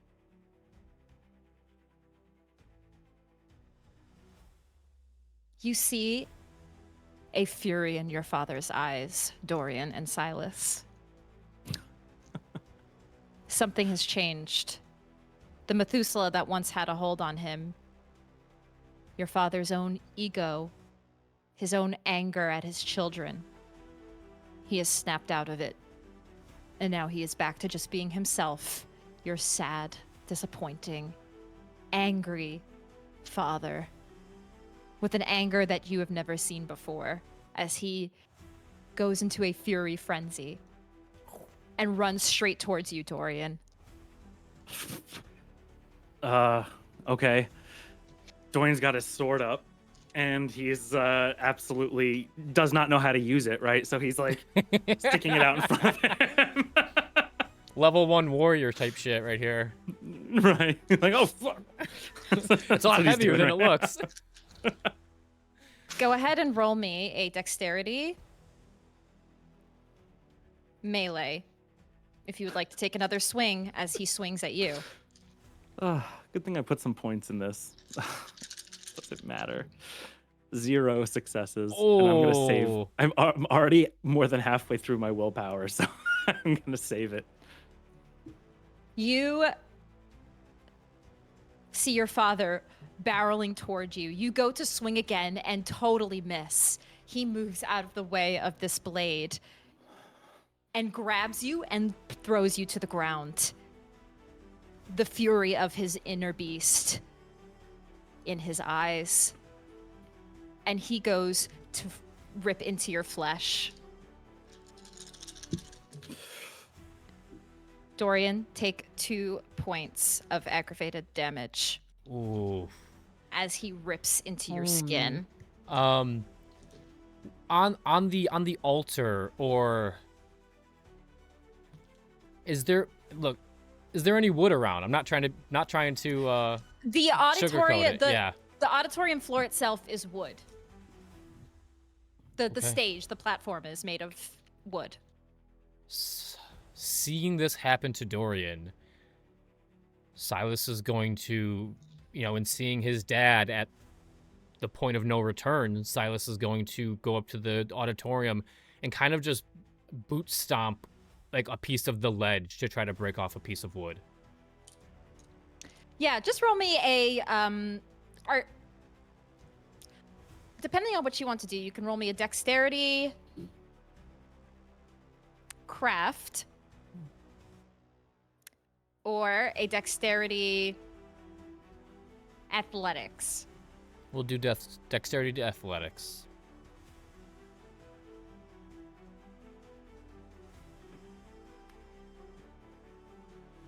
Three successes. 3 successes. You're able to, and describe again what you're doing, Silas? So he's just going up to this altar, and obviously he knows that his arm strength is not good, so he's gonna put all of his weight into it and like bring his heel down on a piece of wood to try to break off a piece that he could use as a stake. You break off a piece of this plank, and you hold it in your hands. It's about like 10 inches wide, and you pull it out. Mm-hmm. And as he's focused on Dorian, Silas is gonna go to try to stake him through the back. Okay. Before you do that, as you walk up, Dorian, I would like you to roll me a strength and brawl, as your father is trying to pin you down.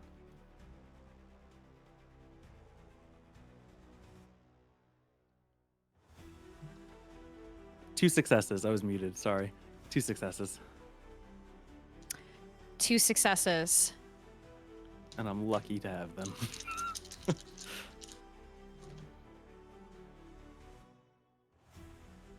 It's not enough.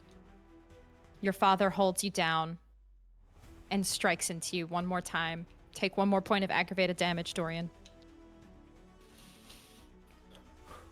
So your father rips into you with a strength you've never seen before. Silas, you walk closer to your father. You see him holding your brother. And you move in to stake. And this is going to be incredibly difficult. Oh, okay. I will say incredibly difficult, but it's going to be difficult. Okay, what am I rolling? 1 sec. I just have to look up the rules again for staking. I believe page 221.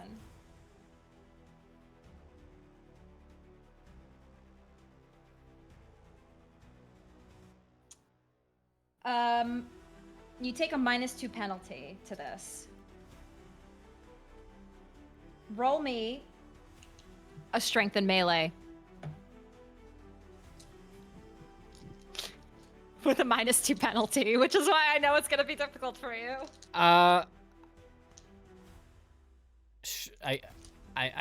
guess. So that gives me I can get 1 success.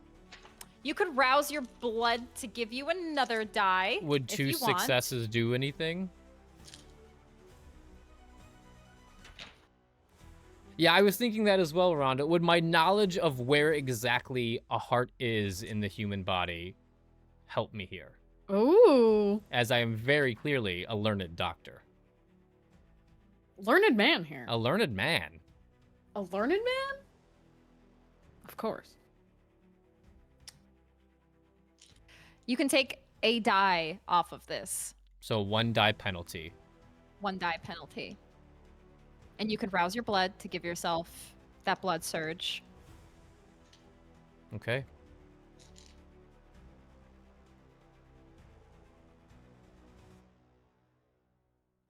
Yeah, staking is actually very hard in VTM. Got it. Unless you're a strong Sure. kindred. Unless you're Ida. Yeah. Bad bitch. Damn. 4 successes. All successes brought down to 3 from the -1. So you're at 3 successes. Correct. But 100% success rate. I don't know if that counts for anything.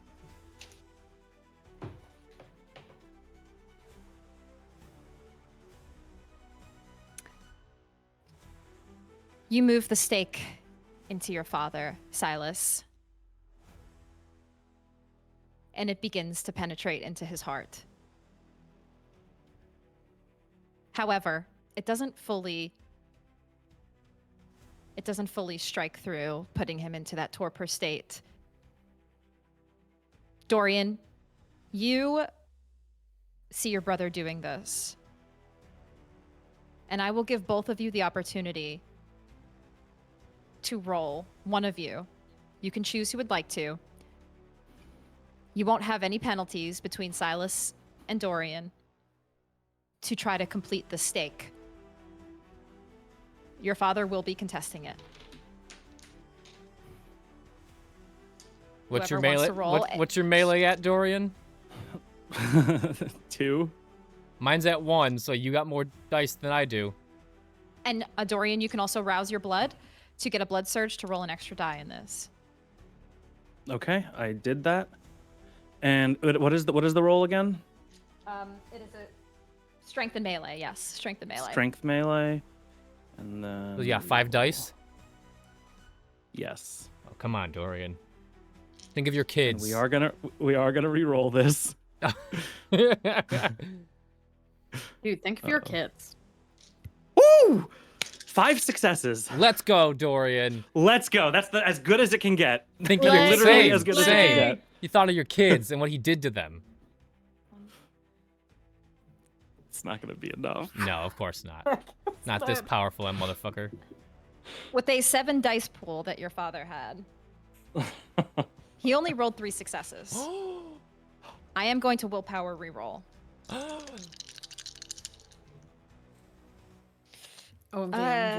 He got a skull on his hunger die.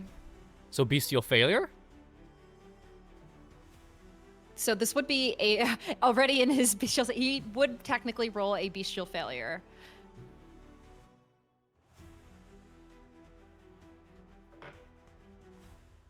Dorian, you see what your brother has started with this plank of wood that he grabbed from the auditorium. The stake beginning to drive into your father's heart. And you look to finish the job. You drive the stake deeper. And with the last words, you look at your father and you see him say to you, "You're my boy, Dorian. My number 1 boy." And as he pushes the stake into his heart, he grabs him from the back and he pulls him closer. Why couldn't you just love us, Dad? Why couldn't you just... And he drives the stake all the way in.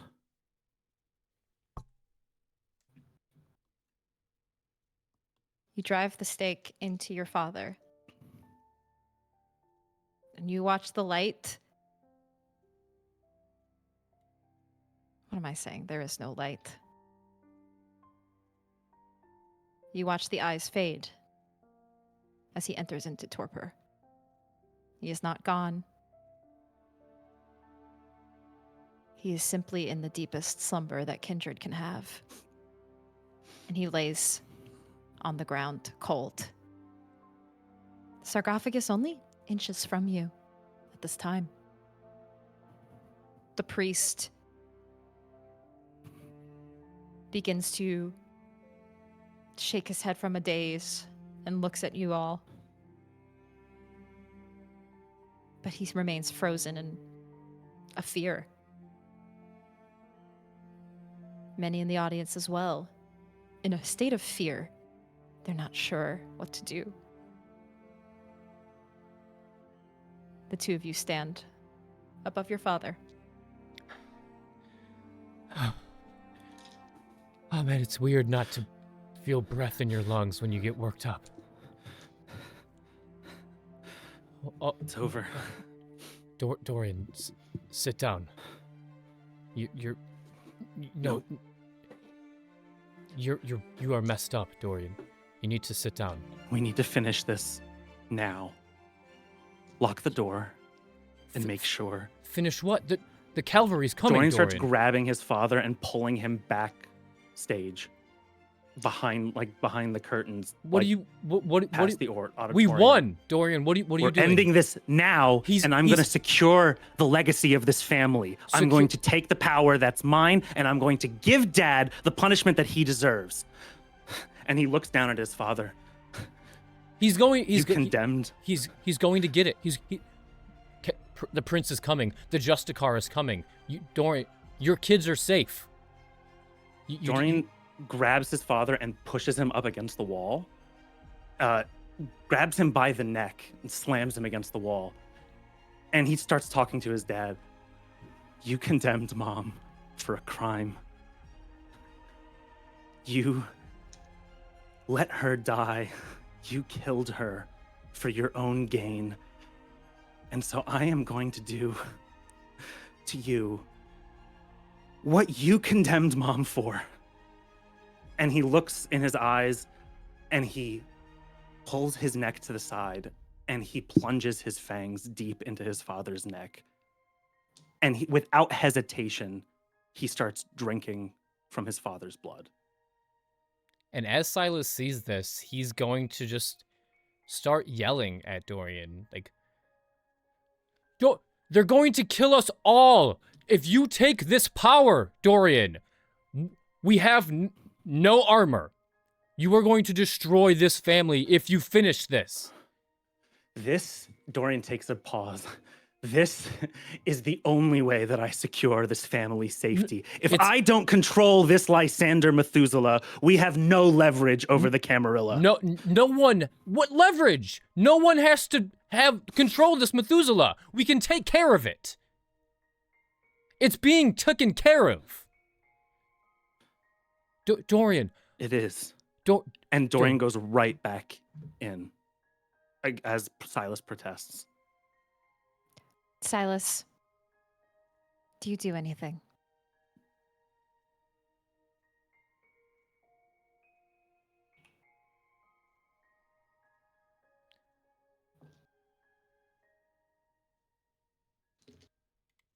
Silas is going to look down at the dagger that's in his hand. And he's going to run the dagger across his palm, casting Scorpion's Touch.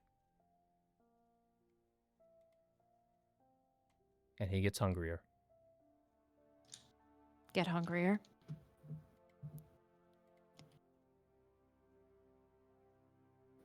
With Scorpion's Touch. Oh, I'm going to re-roll that. Jesus Christ, what is going on tonight? Are you looking to use this? Where are you looking to use the Scorpion's Touch? On Dorian. Dorian. Or I have a question. Yes.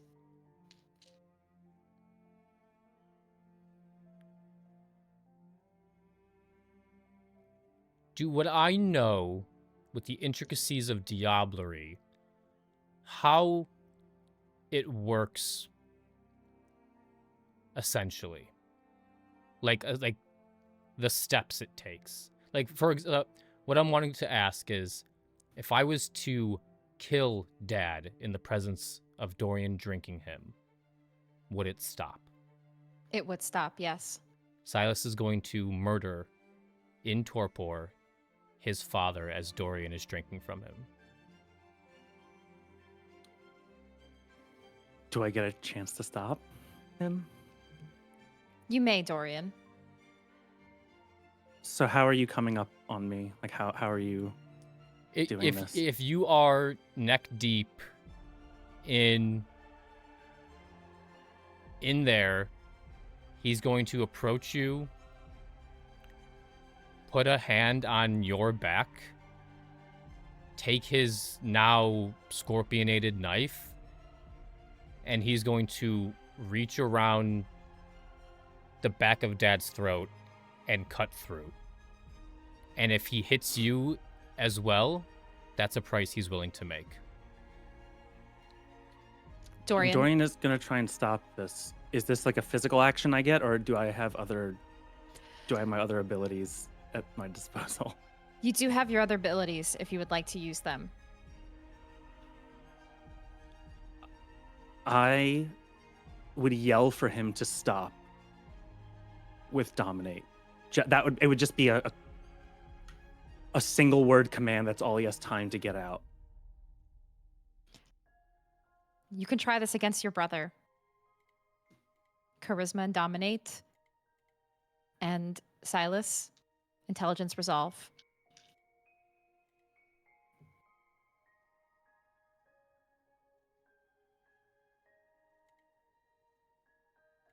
Thanks for the raid. Welcome, raiders. Hey, friends. We're in our finale. Welcome. This is the worst I have ever rolled in a single night. Oh, gosh. And I'm rolling pretty decent. That's 8 successes. 2 successes. Silas, who once defied all methods of mind manipulation from those of the Ventrue, once he prided himself in such a feat, now succumbs to his brother, who tells him to stop. And though your blade begins to skirt the neck of your father, and you see that scorpion venom touch your father's neck, it's not quite enough to turn him into dust. As Silas's hand freezes, I gently grab it and pull it away. And I look at him with blood streaming down my face, and I tell him, just be glad I didn't make you dance. And then I return to feeding on my father, making him watch as I finish the job. Behind this curtain on the stage, where we still see the sign of Ethos Investment Properties, the company your father invested his life into and his unlife, apparently using all of the employees as thralls, but none of the employees within reach or within eyesight. Just the two brothers standing behind this curtain. As Dorian commits an act condemned by most kindred, as it involves not only drinking the vampire dry, but stealing away their very essence, their very soul. With your father restrained, you drink. Your hunger goes down. And as you take the last drip and sip of his vitae, your father's vitae,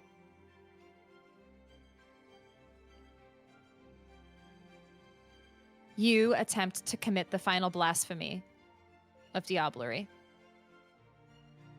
Can I speak? You can speak. It's not worth it, Dorian. We're safe now. Adeline is safe. The kids are safe. We're all fine. It's not worth it. There's no coming back from this, Dorian. We can be a happy family. But if you finish this, there's no coming back. You're condemning us all. You heard what the Justicar said. I heard what the Justicar said. I've heard what Dad said. I've heard what the Prince said. I've heard what Caden said. And the only thing that I've seen to be true is that if you don't have power, you're fucking dead. That's all there is to it. So I'm going to make sure that this family is safe in the only way that matters. And you can be a part of it, or you can sit and watch like you're doing now. And Dorian, if there's any last drop, this would be the moment that he completes Diablerie. In order for this to work, Dorian, you need to make me 3 strength and resolve tests. You may surge your blood and rouse, but you may not roll willpower to re-roll these. Okay. So 3 strength resolves. Yes. And please let me know the amount of successes you have. I would recommend rousing your blood to give yourself an extra die. Absolutely. So I'm sorry, I'm rolling it 3 times, you said? 3 times. 3 okay, times. So the first one is 5 successes. No Okay. re-rolls. So, strength resolve. Second one is 3.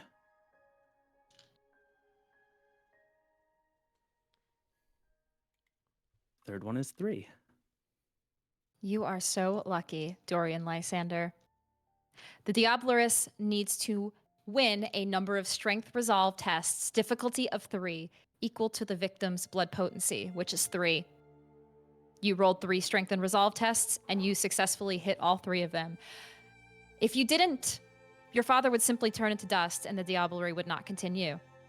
But because you have succeeded, well, the Diablerie continues.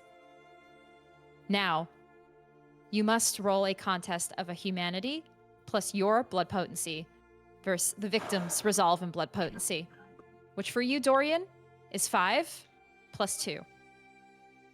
For your father is 3 plus 3. And can I re-roll these? You cannot willpower reroll, nor can your father. So am I just one of these? Just one How of many? these. Okay. 3 successes. It's not a lot.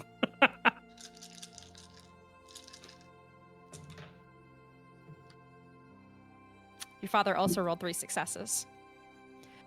Every success rolled, even if the contest fails, gives the Diablerist 5 experience points to immediately spend on increasing blood potency or on disciplines known by the victim. I assume for you, you'll probably want to increase your blood potency since you already know your father's disciplines as a Ventrue. Mm-hmm. Yeah. Now, it doesn't say what happens if the 2 of them both roll the same amount. Should the contest fail, the Diablerist loses an additional point of humanity for each success by which they failed. So technically, you don't lose any additional points of humanity because I believe it's the VTM is opposite of D&D, so if it meets, it beats. So if it meets, Dad fails. I believe that's what it is.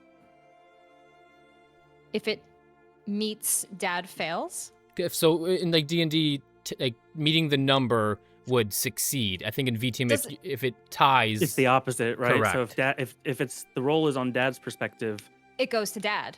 then it goes to me. If it's from my role perspective, right, then it goes to. I don't understand how this works because I don't know. It's a Yeah, contested role. yeah. I'm not really sure on VTM.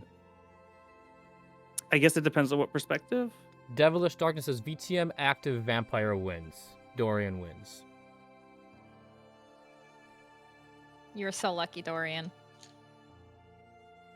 I see. From Mr. Jason Carl himself, ties That's a go to the pretty acting official. kindred. It's a pretty official endorsement of the rule there. Thank you, Vampires and Vino. So, Dorian.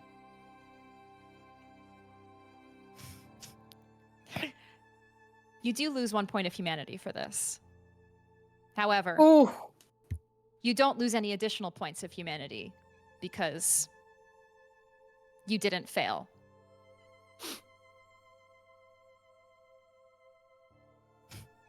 And I think as you see me drain the last of Dad's blood, even though you might know that I'm getting stronger,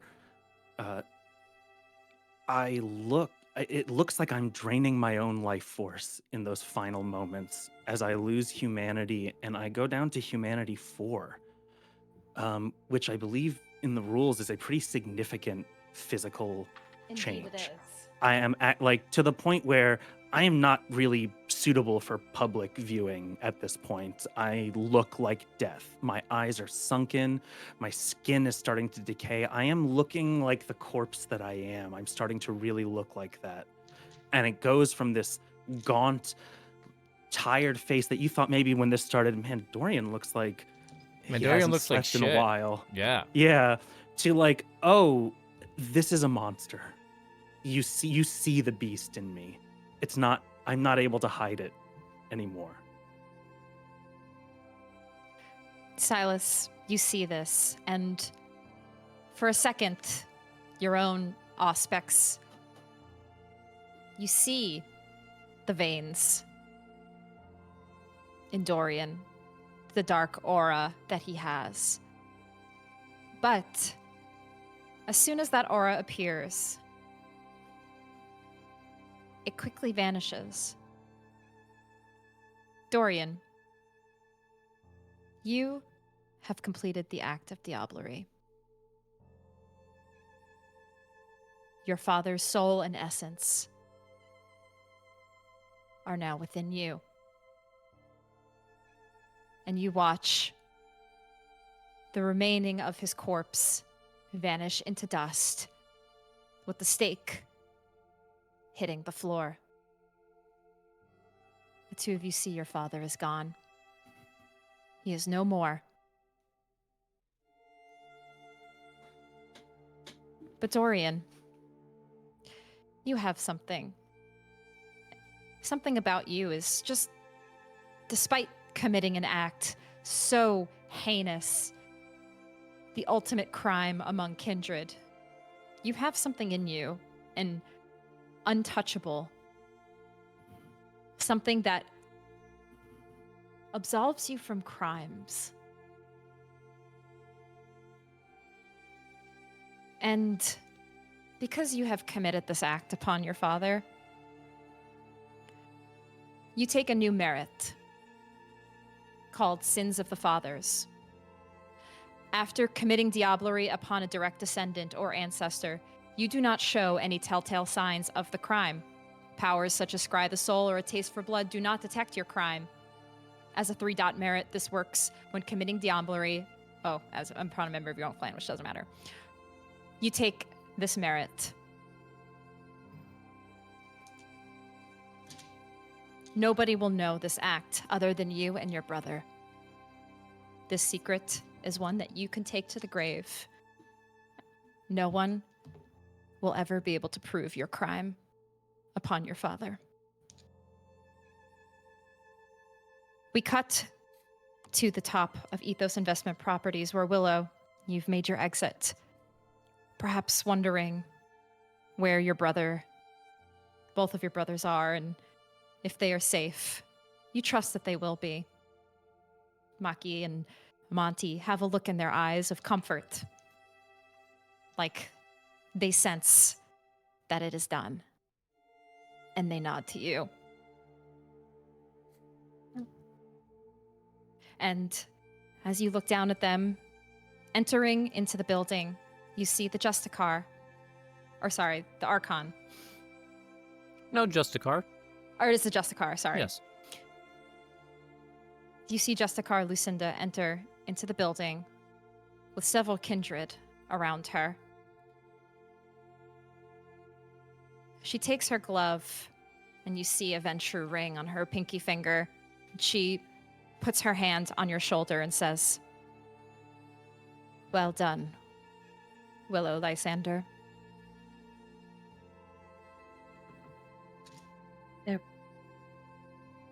I can take you to them. And you direct them down the service elevator, returning to your brothers. And we will take a break, everybody. As this was a long beginning to Ancestral Blood, our final episode, we'll take a quick 10-minute break. Take a breather, everybody, as we see where things go from here and the aftermath of the decisions made this evening. We'll be right back, everybody. Don't go anywhere, or do go somewhere to get yourself a little break, bio break, or snack break. Maybe some smack and sunflower seeds. Maybe some snack and sunflower seeds. And we will return in approximately 10 minutes. BRB, everybody.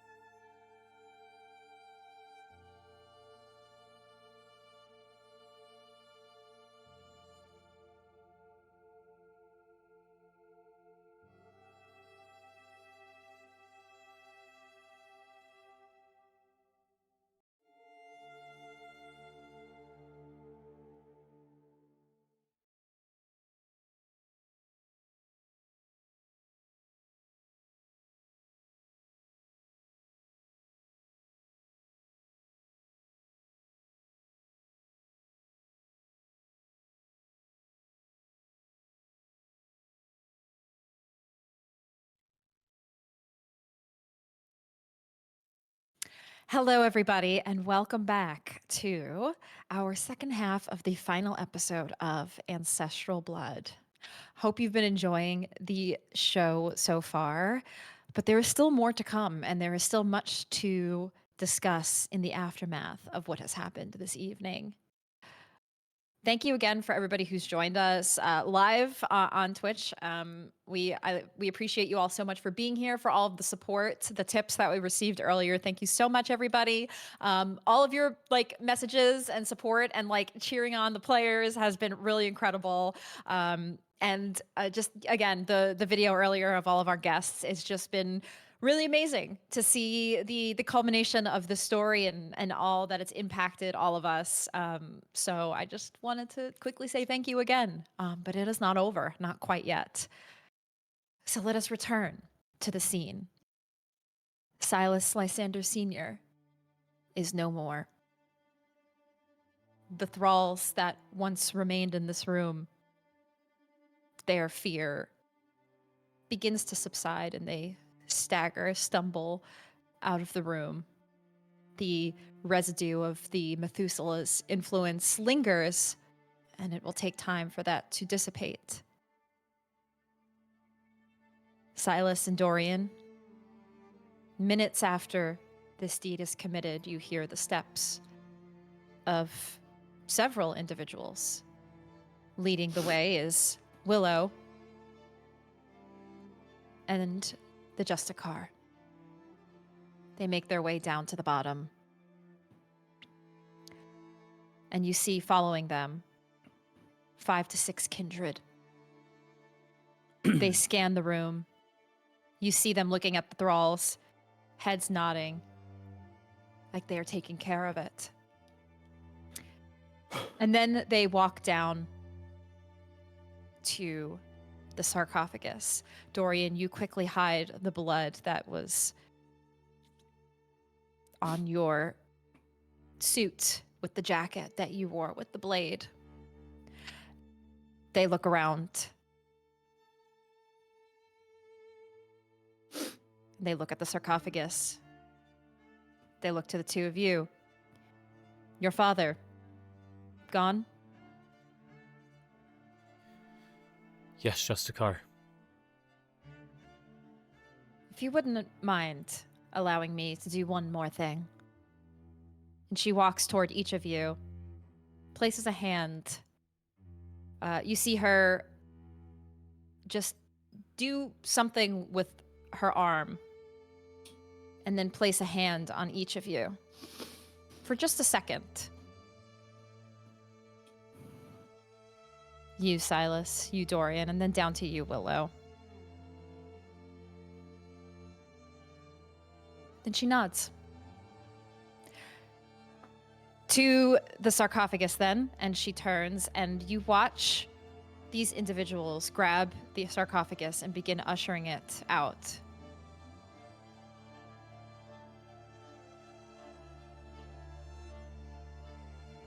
They take the Lysander Methuselah from this building. Though the sarcophagus was never opened, so we will never know if Lysander truly lied within there.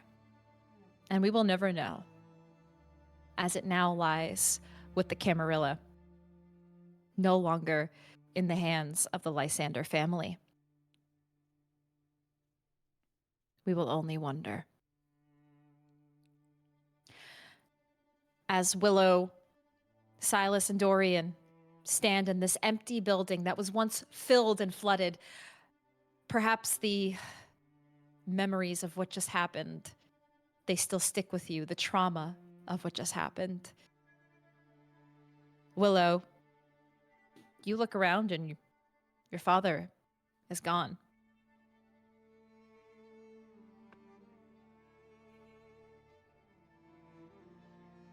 Dead? Kind of looks at Silas. Yeah. Gone. It's done. Like we said.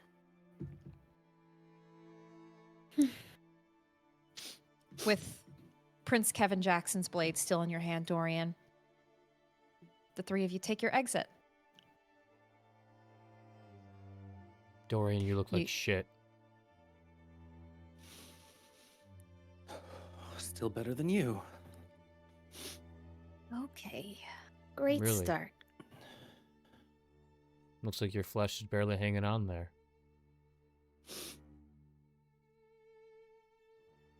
And? Just saying you look like shit.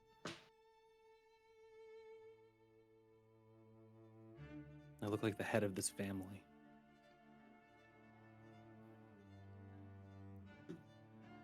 Sure. Dorian slings the sword over his shoulder.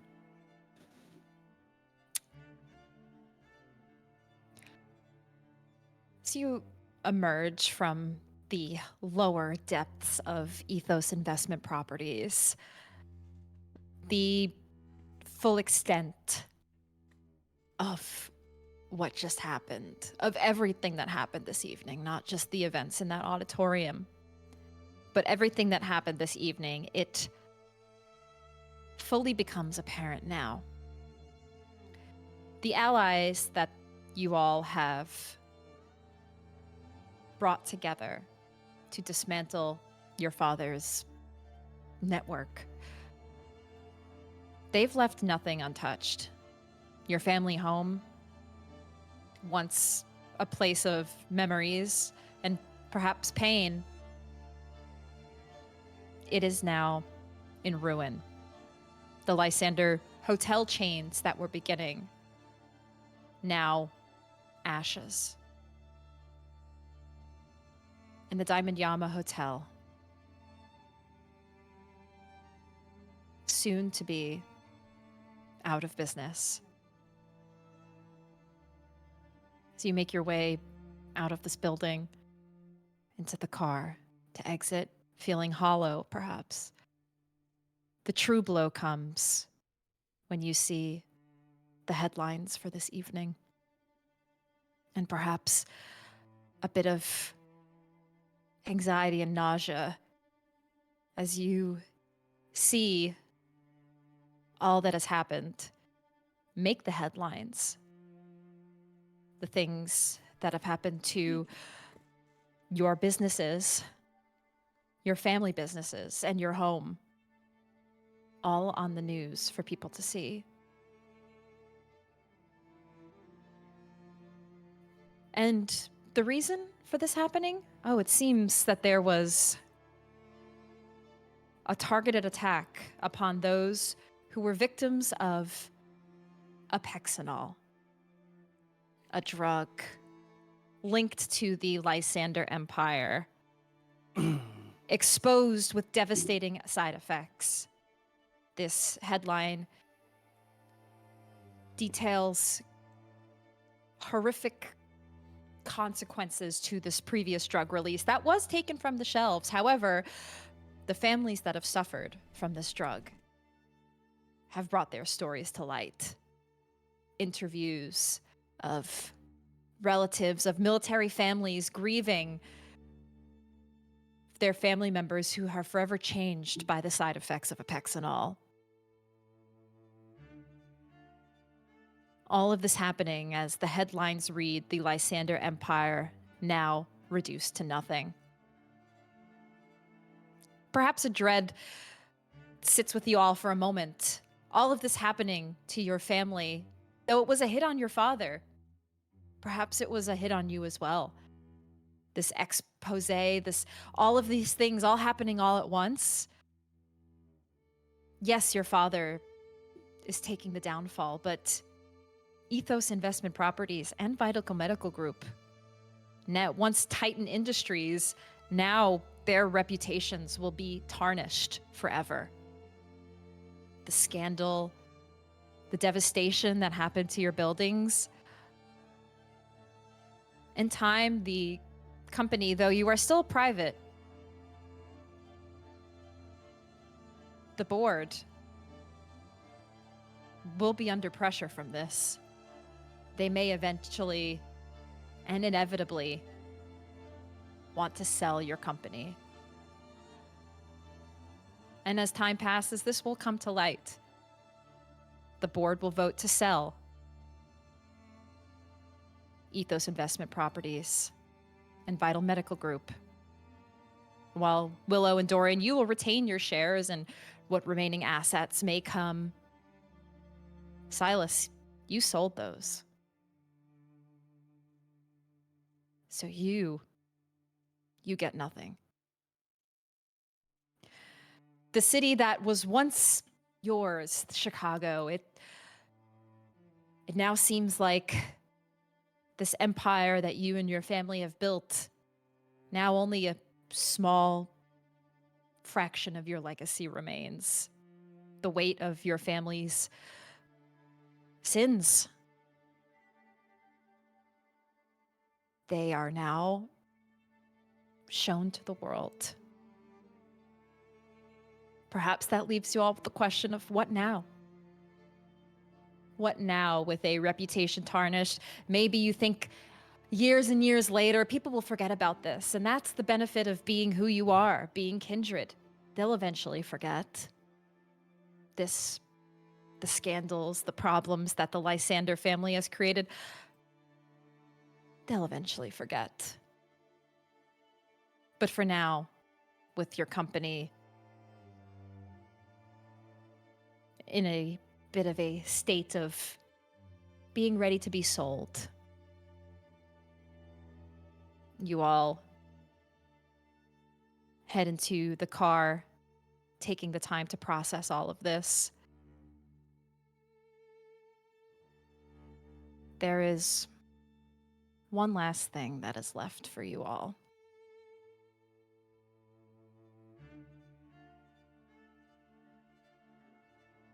When you drive past the home that was once your home, to see what was left of the devastation, you see a car with blood written on the side of it. Lysanders are leeches.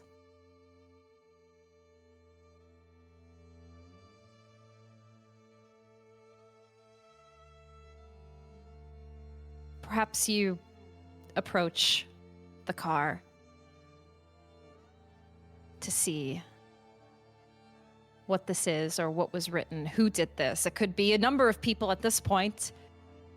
The Lysanders, they've made so many allies, friends, enemies. Perhaps your immediate thought is, please don't tell me this is more hunters. That sinking feeling as you walk closer.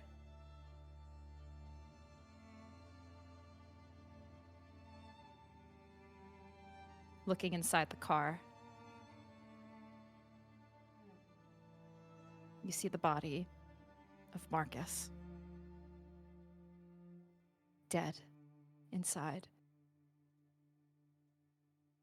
Attached to him is some information written on a piece of paper. Oh.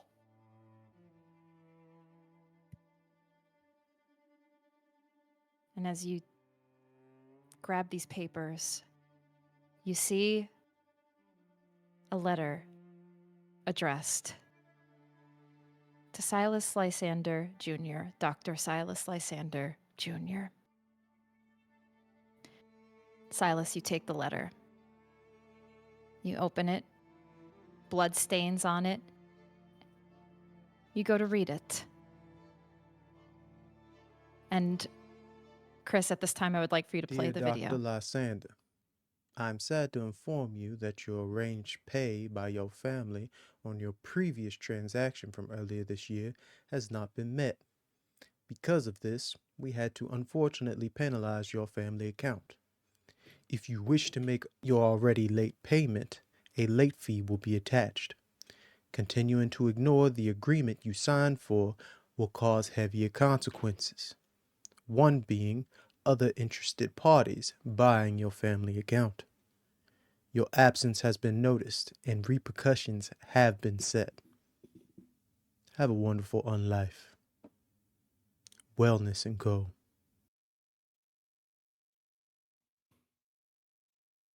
You all stand at the ashes of what was once your family, which was once your empire, and what was once your family ghoul. Everything gone.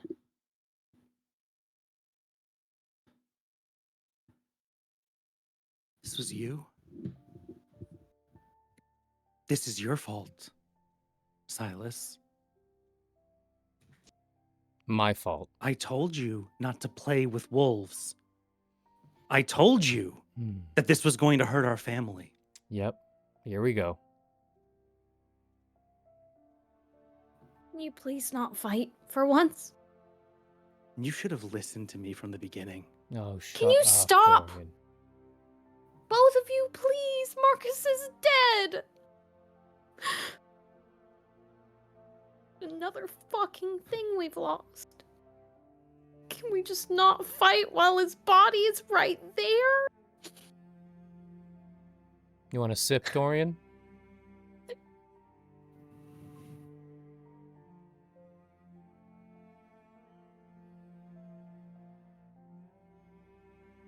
You don't feel anything about this, do you? Of course It I doesn't do. matter. Of course I do, Oh, Dorian. why? Because you can learn something from it? Because you can study it? Add it to your repertoire of knowledge? I mean, what value does this give you? What value does this give the Tremere? What do you want me to do? You want me to apologize? You want me to say I'm sorry, Marcus? Yeah. Yeah. Yeah, okay. that'd be a good start. Yeah. Okay, fine. Marcus, I'm sorry. I'm sorry that this world got you killed. Fuck. No. I want you to apologize. Not just to Marcus. That doesn't matter anymore. He's gone. You need to apologize to me. You need to apologize. You need to acknowledge you were wrong. You didn't know what the fuck you were doing. And it got our family killed. No.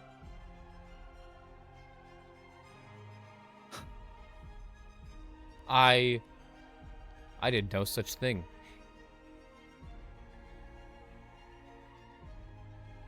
It very clearly says Wellness and Co. on here. Isn't that Caden's company?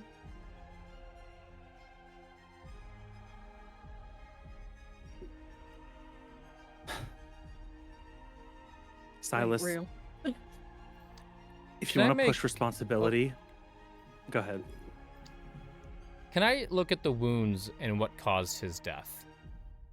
To see if they are what my family thinks they are. Go ahead and roll me a intelligence medicine.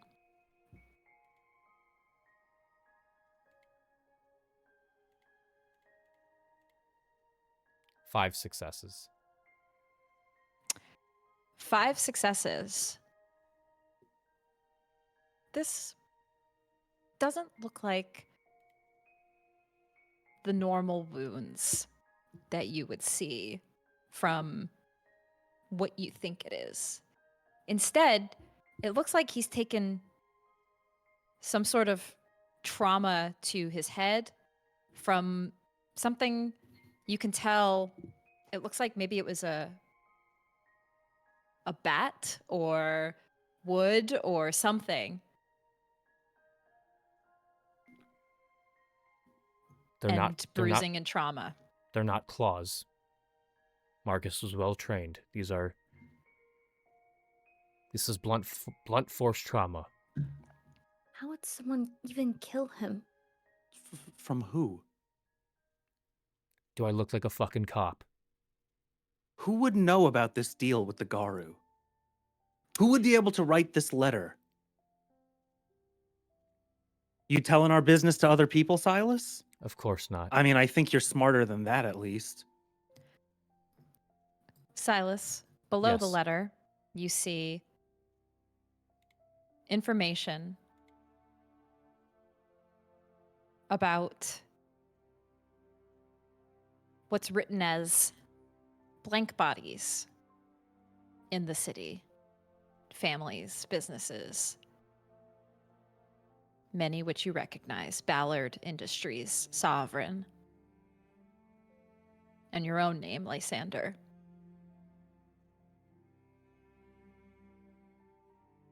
And under it, it says in partibus sanguisarium. What does that mean?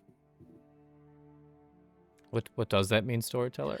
It's basically like free of the bloodsuckers. Got it. It means free of us, kindred. All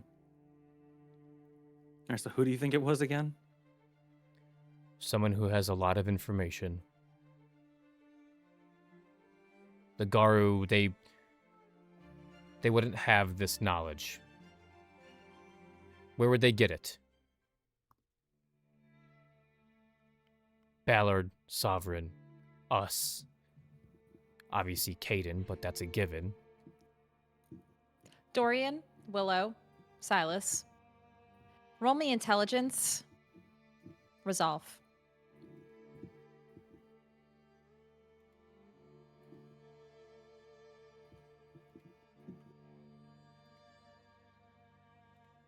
Four successes. 4 successes. 6 successes. While what your brother says is true, that this is information the Garu wouldn't be keeping tabs on, you do recall the job that your brother agreed to with the Garu to take out the hunters. A job to which you all found out was a success. That just is something that sits in your mind upon this discussion.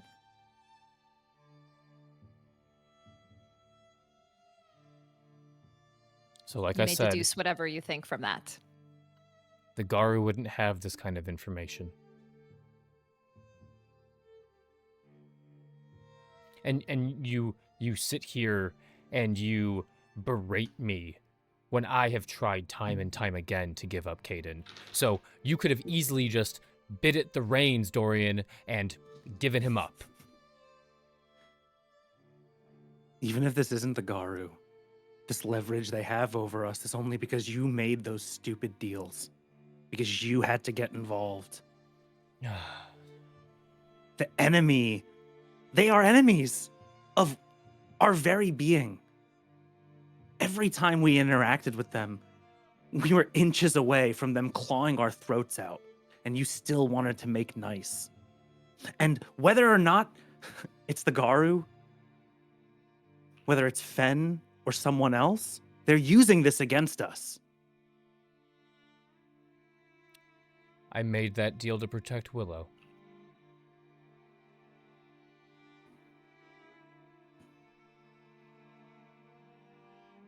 Could have protected her in other ways. You don't know without that. exposing ourselves. Did we ever find Adder? No. Exactly.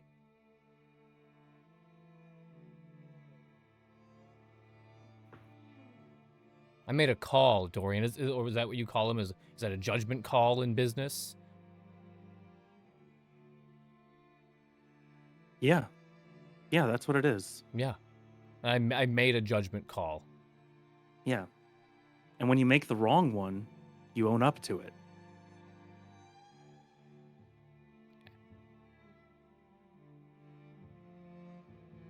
I didn't make the wrong call.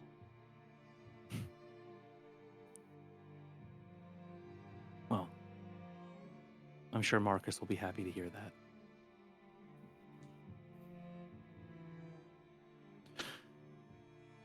Doesn't No, matter. I'm going to go ahead and... No. I'm going to go ahead and what? Going to go ahead and take care of our family. And he's going to go and start making phone calls or figure out who can take care of Marcus right now. We need to... If this is a thing now... One, how did they... First off, I don't even know how they would know that we sent Marcus away. How would they know that he... Did anyone He's not on- talk?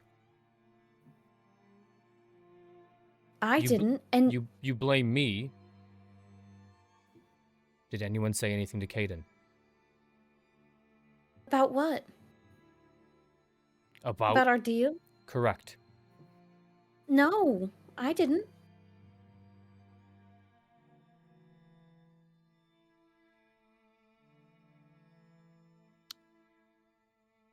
I told Caden about your deal.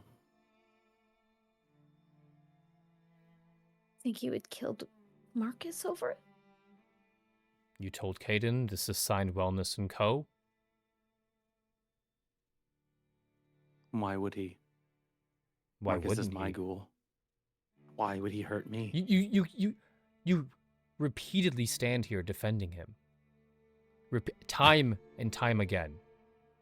You know, because as crazy as that sounds, out of my entire family, other than Marcus, he's the only one that hasn't let me down here. Who hasn't gone behind our backs. He dominated you the first time he met you. He did. He threatened your family.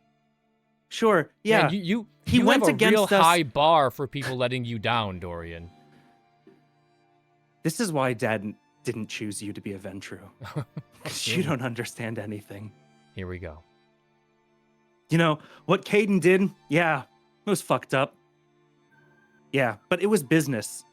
I understood it. I understood where he was coming from. It wasn't personal. And this can't be business? It would be bad business. And I don't expect you to understand. That's fine. I don't want to. No, you don't. That's fine. But when it comes to this family, you're going to listen. No. That's it. What do you mean when it comes to this? What are you talking about? I told you 2 days ago that I'm done with this family. If you're done, then you're done. Fully. I don't want to see you inside Chicago again. You gotta leave. Who do you think you are, the prince? Closer to him than you are. You can't make that call. We'll see how it goes. Fine. I have to leave Chicago. This guy thinks I'm not going to Prince have you Kevin meddling Jackson. with this family anymore. I won't meddle. Dragging us down further. I won't meddle, and you stay away from me. The ambulance is here for Marcus. Looks like someone called 911. But not from me. Dorian did make some calls, and You know, discreetly take care of the murdered body, not to call. Oh no, that's for the next murdered body. I'm sweating. While they're arguing, could I you said it's got blood on the front and it says Lysanders are leeches. Yes. See, I recall being called a leech by someone very specifically. She said it to my face twice. Almost exactly to a T. You do remember that. Can I just, I like a little evidence with my suspicions, even though I guess it's not even a suspicion. Could I touch the Could I touch Marcus? And I would like to see what really happened here. Yes, Willow, you may. Roll your rouse check and then your resolve and aspects. Let's just get to the root of it instead of arguing, boys. Let's just find out what happened. My rounds. Oh, wow. I get hungrier. I fail. And it let me roll. Resolve. So as me and Dorian are going back and forth, Willow just takes a few steps forward and was like, "Yeah, excuse me." Anyway, I'm gonna solve this mystery while they argue. Is that correct? Did I do that correct? 4 successes. 4 successes. Doing good tonight. Good.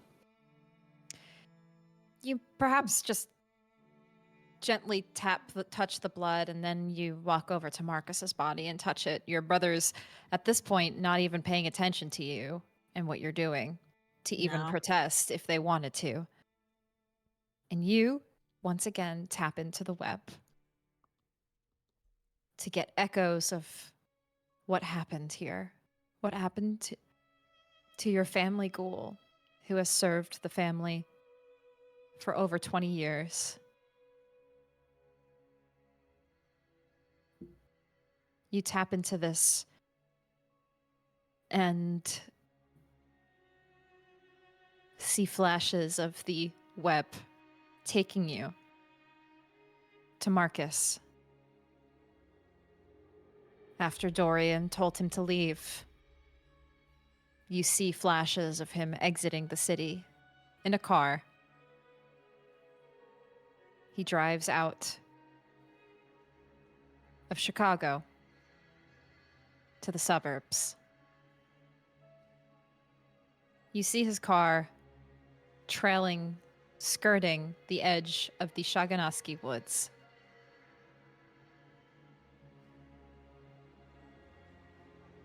And then you see blood red. You see him being grabbed from the car, shoved. You see a bat go to hit him.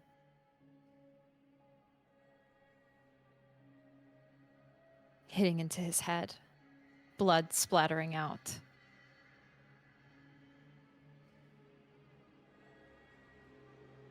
And as he hits the ground, his body limp, 4 figures stand above him. In their eyes and their arms, you see fangs and claws. 1 femme, 3 male, 1 holding a bat, 1 with familiar eyes.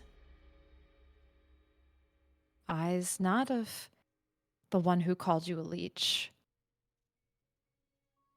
Eyes of one you once saw several times. His familiar voice echoes in this vision. That of Fen.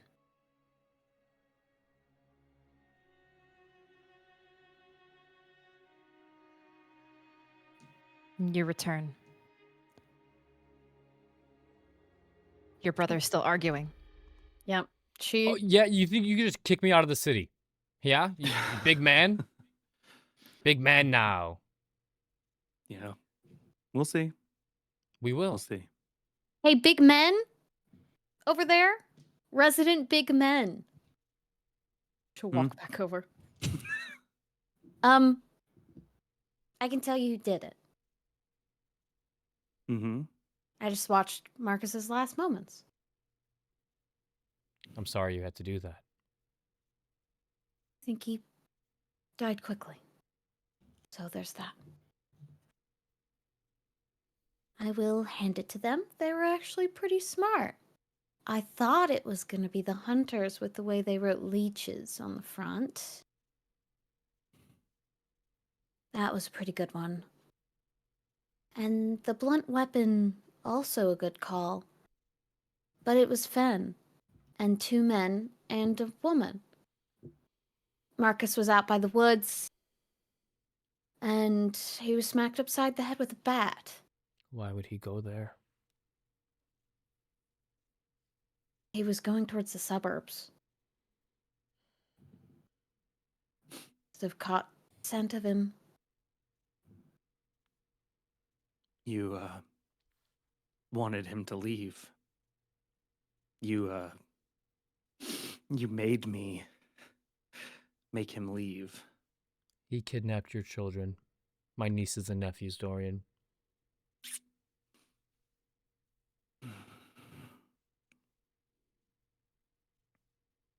You still can't take any responsibility. Sending him away was the right call.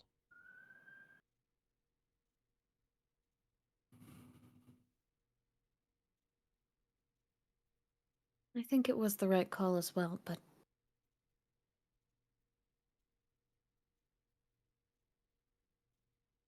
we have to do something about this.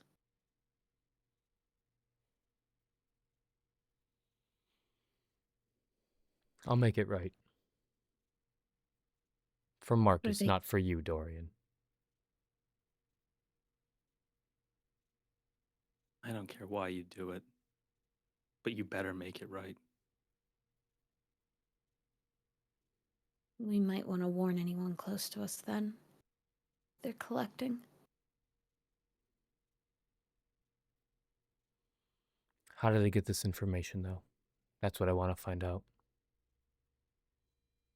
The names at the bottom of the paper? Yes. Like I No, said, they're that's... puppy dogs. Can't they smell it? No. This wouldn't be stuff they have. This is inner circle shit. I wonder who would tell them. That certainly wasn't Caden. Wait I a didn't- minute. Their job, wasn't it to go after the hunters? Yes. Maybe it's information the hunters had. Then how did the hunters get it? How were they in so thick? You.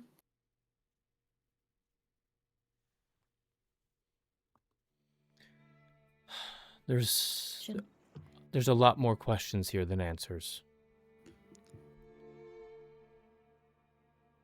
But I'll make this right.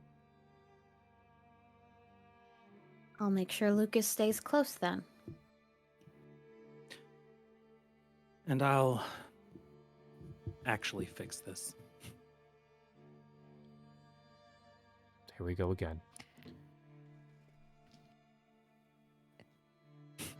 This kind of information, the death of a ghoul, the information they have from the hunters, this is damning evidence against the lupine. It almost could be echoes of another war. The War of Chicago, 1993. The things you've heard Fen reference in the past. War, history repeating itself. If history doesn't repeat itself for the Lysanders and that of their ancestry, perhaps it's something more recent. The peace that Jackson once spoke of between the Camarilla and the Lupine, it's hanging on a single thread. And at this point, anything could happen. And we could be on the brink of another war.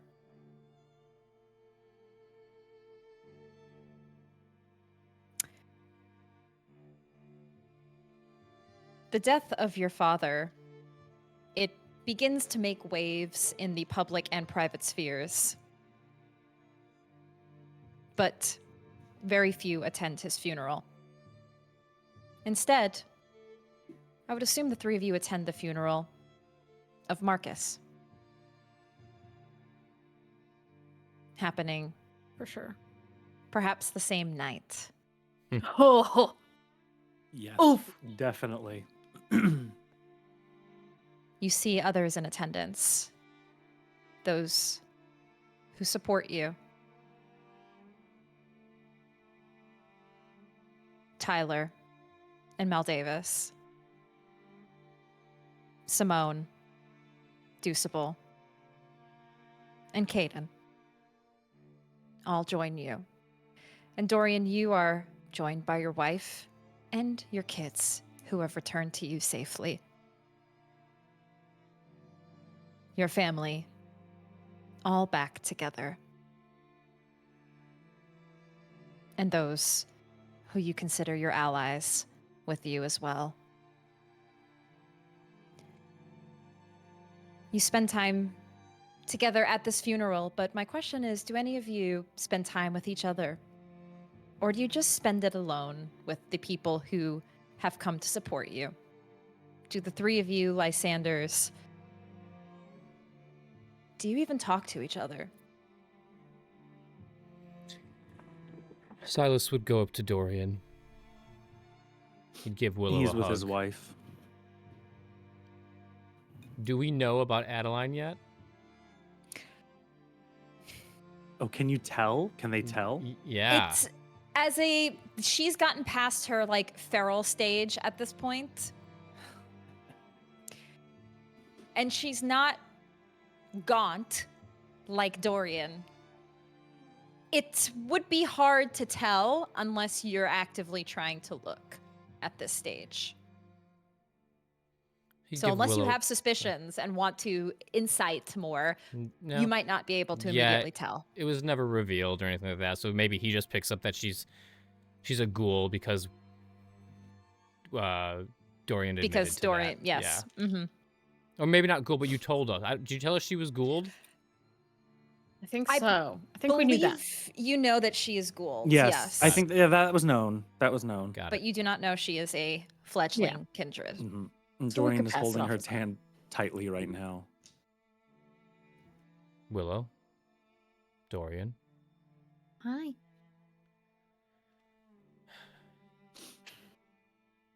I've thought a lot the last couple days. About? Our future. That's big thoughts. It is. Obviously, Dorian doesn't want me in this city. I didn't say that. You did. Adeline, how are you? Silas, I'm doing well. Good to hear. Thank you. The kids look good. Are they coping after what happened? They are okay as far as they know. They were with Grandpa. He had a bit of a fit, and now Grandpa's no longer here. Good. Well, I will not be leaving this city. You two will probably see Prince Kevin Jackson before I will. I'd like to dissolve this coterie. What?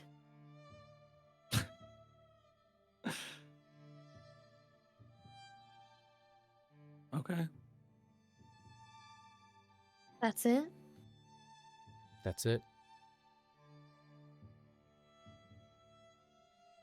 That's how that works. Dorian, you told me to leave the city 2 days ago. You don't want me here. I said if you weren't going to be with this family, you had to leave the city. You're welcome to join us at any time if you want to accept that what I want for this family is what's best. And I refuse to accept that. Okay. Well. Obviously, the prince has the last say to dissolve a coterie in the city, so it is up to him. But from here on out, I am just your brother Silas. That's all you've ever been. That's all. Good. Okay. I'll tell him the next time I see him.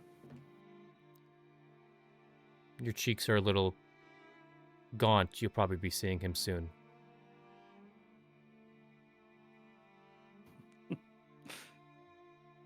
And how's your son doing? He has his days. Oh, Silas? You have a son? Adopted. Oh, congratulations. I did forget to mention that. Thank you. He points Dorian. He points to Simone. Is it her?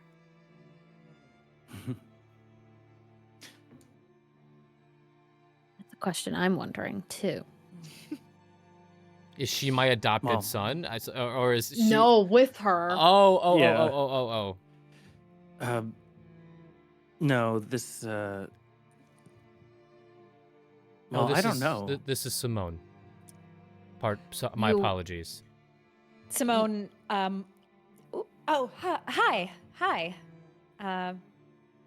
Nice to meet you. Your friend, Simone?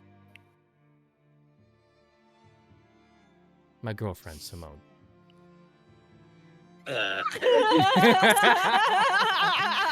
Willow does that just immediately. Oh my gosh. Both Momo and I. Yeah. Oh, that's so good to hear. Oh my goodness. That's got to be the best news I've had in at least a month. We're not big fans of titles, but if we want to be formal, I guess that's what you can call us. Mm-hmm. So, when will our kids have a play date? You know Silas III isn't one for playing much. Oh, you named him after... You adopted a child and named him Silas III. I did, yes. Adeline nods. Adeline, like, interesting. She looks to Simone and says, "Welcome to our family, Simone." Simone kind of laughs at that. It's a lot of fun.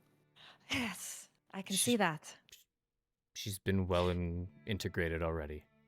You should have seen the first date he took me on. It was dinner with Kate and Bartlett and the whole family. That was quite the night. All right. Yeah, it was. Jesus. Yeah, you must really like Silas then. Okay. That's good. The fact that she can deal with a lot, that's what you need. Really. Oh. Simone has been a friend to this family. And she's cute. Seal of approval. And as they end their chit-chatting and wrap up the night at Marcus's funeral, Silas will give Willow a hug, but as he hugs her, he will whisper in her ear, "Do not trust him."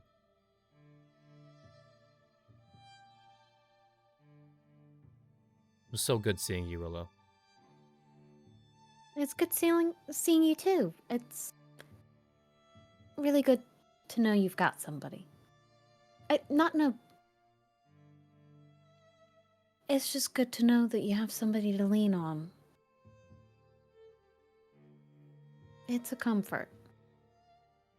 It is. She's a really nice lady. It took some time, but thank you.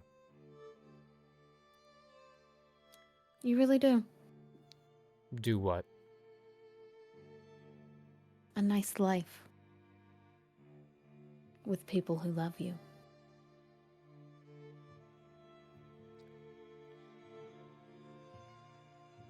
I know.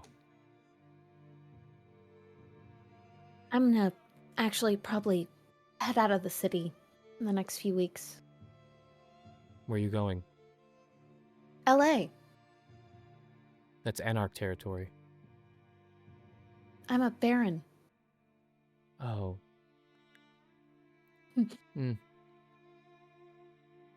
In name only, not official.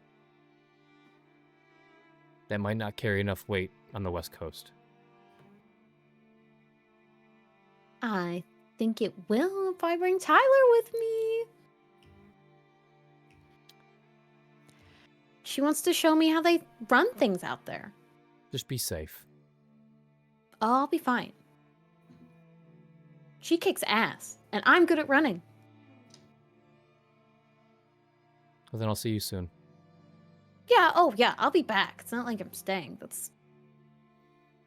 I much prefer Chicago. LA has that effect on people. Next thing you know, we'll get a letter saying, "Oh my God, I love Hollywood." I don't know about that. Ugh. Well, But then yeah. I'll see you in a couple weeks. Yeah, I'll see you in a couple weeks. And Silas just goes to Dorian. Goodbye, Dorian. Oh, you're muted. That's it? Just a goodbye? What else do you want?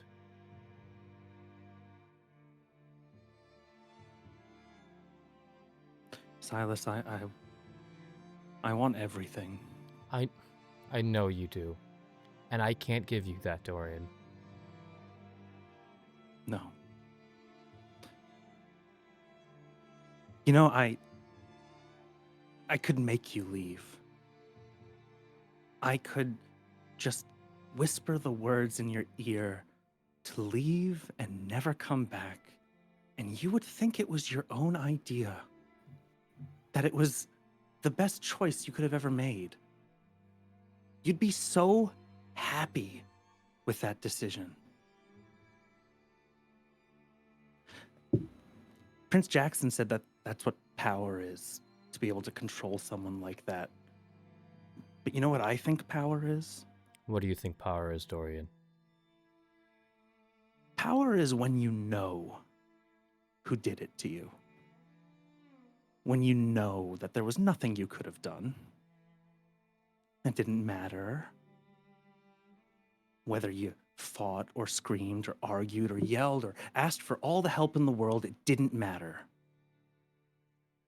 So, the reason that I'm going to win, Silas, the reason that you're going to leave this city is because that's all that matters to me. Making sure that this family is safe requires that sacrifice, that understanding, that display of power. And if you're not going to help this family, then you are going to be an example of what is necessary. And just know that I still love you. And he's going to give Silas a hug.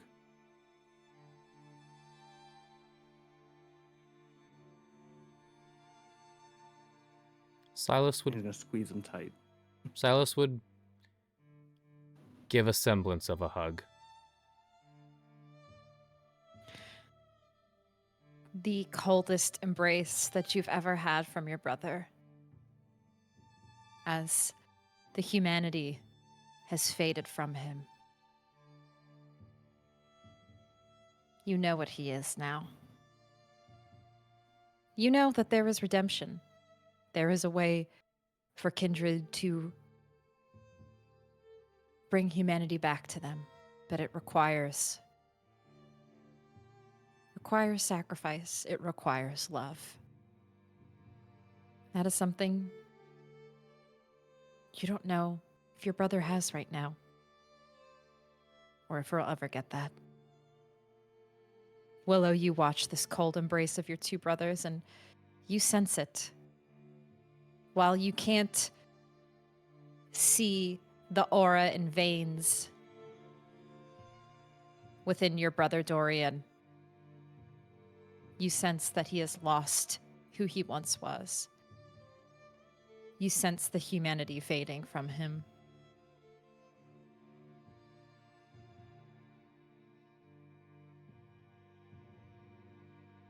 And the three of our Lysanders part. The end of this funeral the rain just beginning to fall.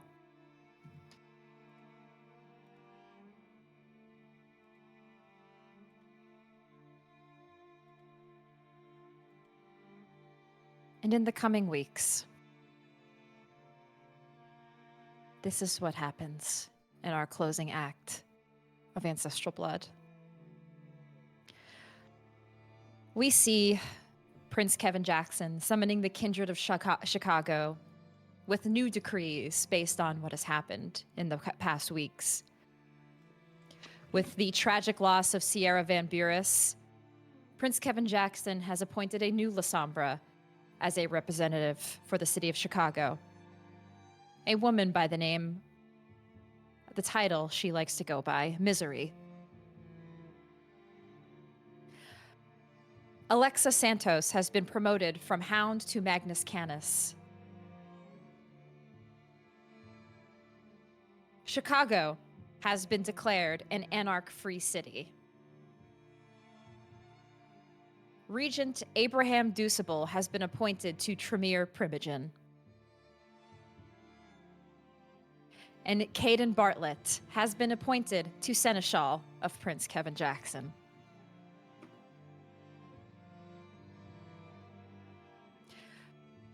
While the Lysander coterie has officially been dissolved, they remain in the city. And therefore, Willow and Dorian, you continue your bond to the prince.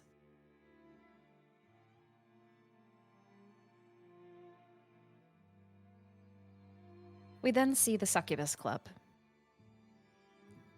A concerned Annabelle talking with Brett Stryker. And you see in Annabelle's face a longing. Something has been taken from her. But we then move to the underground of the club, where we see the beautiful Helena. And on her lap, head laying there, a beautiful blonde, gently stroking her hair. The Lysander sister, Val Lysander, in the clutches of Helena.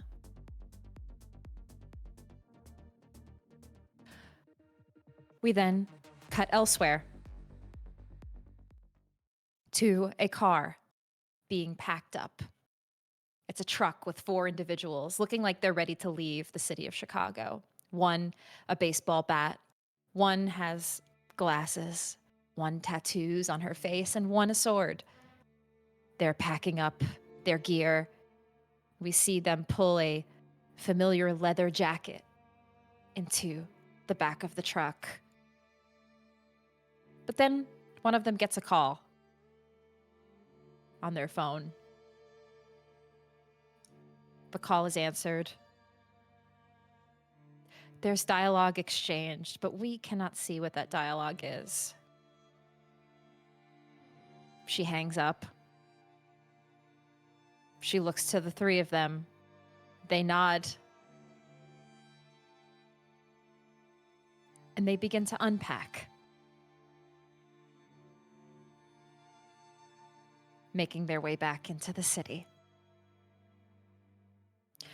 We see elsewhere, outside of the city, a werewolf pack sitting together at a bar, having drinks.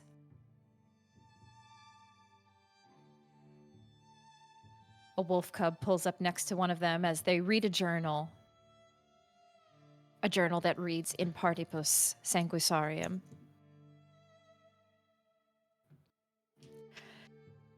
And then we see the Lysanders, Silas, Willow, and Dorian.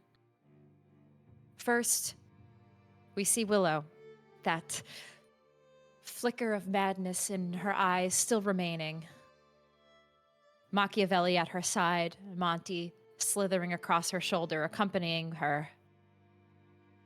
She stands next to Maldavis, the caitiff, and Tyler, the Bruja, now as a representative, a baron of the anarch-free state of Chicago. With permission from the prince, after much negotiation, she grasps Tyler's hand. The two of them walk out together, and their journey begins. A tour that will lead them first to Los Angeles, and then to several other cities on the West Coast,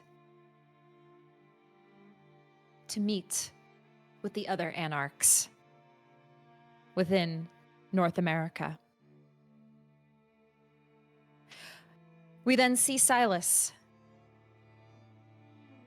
his return to the halls of the Tremere Chantry, where he heads to his lab to see Simone there. He embraces her, and then she leans in for a kiss. The two of them acknowledge the shared path that they have had together, and then look down to Silas III, their homunculus, a disdain in his eyes. Silas Jr. acknowledging that his time may be short before his rebellion begins. Walking down the halls of the Chantry, you see a subtle nod, a nod of approval from Regent Deucible and Primogen Deucible, as he nods and lifts his cane. You see on his finger a ring with the Tremere symbol etched in it, a gift from the prince. And then we see Dorian Lysander, standing alone at first, staring out to the Chicago skyline, and then turning to view the lake, the shores of Lake Michigan. He stands in a familiar place where his mother once stood. He and his mother once stood together. Those years ago, when his mother took him out on a boat to commit the first dark act, a stain on his family's history. In this moment, Dorian, you stand alone, reminded of the choices you once made and the choices you continue to make. But footsteps break that silence, and your wife walks behind you, still newly embraced. Her eyes different, but still a beauty, a almost haunting beauty, as her blood, now Ventrue blood, while she still looks the same now, the traits that have always been there, the things about your wife, the ambitions she had, that she shared with you, and the reason why you fell in love with her, they shine beyond anything as she is newly embraced into Clan Ventrue. Turn around, return to your children, and watching from afar is Caden Bartlett.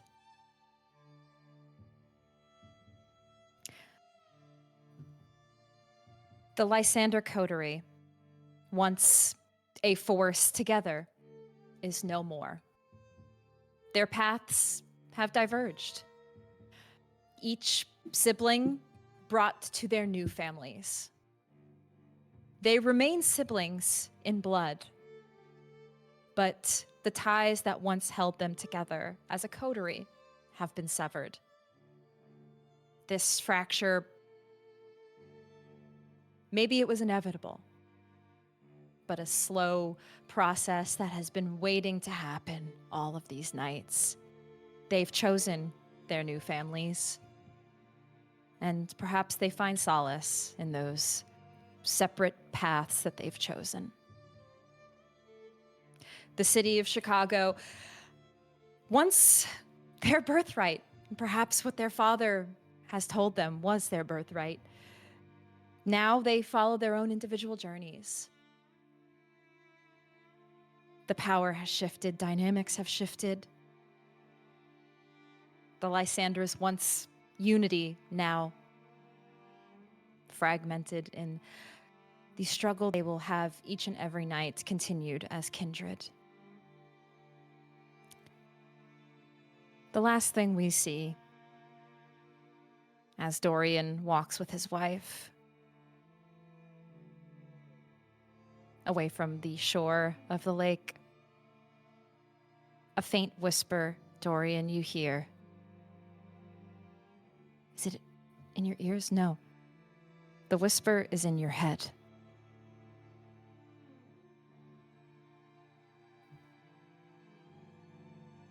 You thought I would leave that easily, son.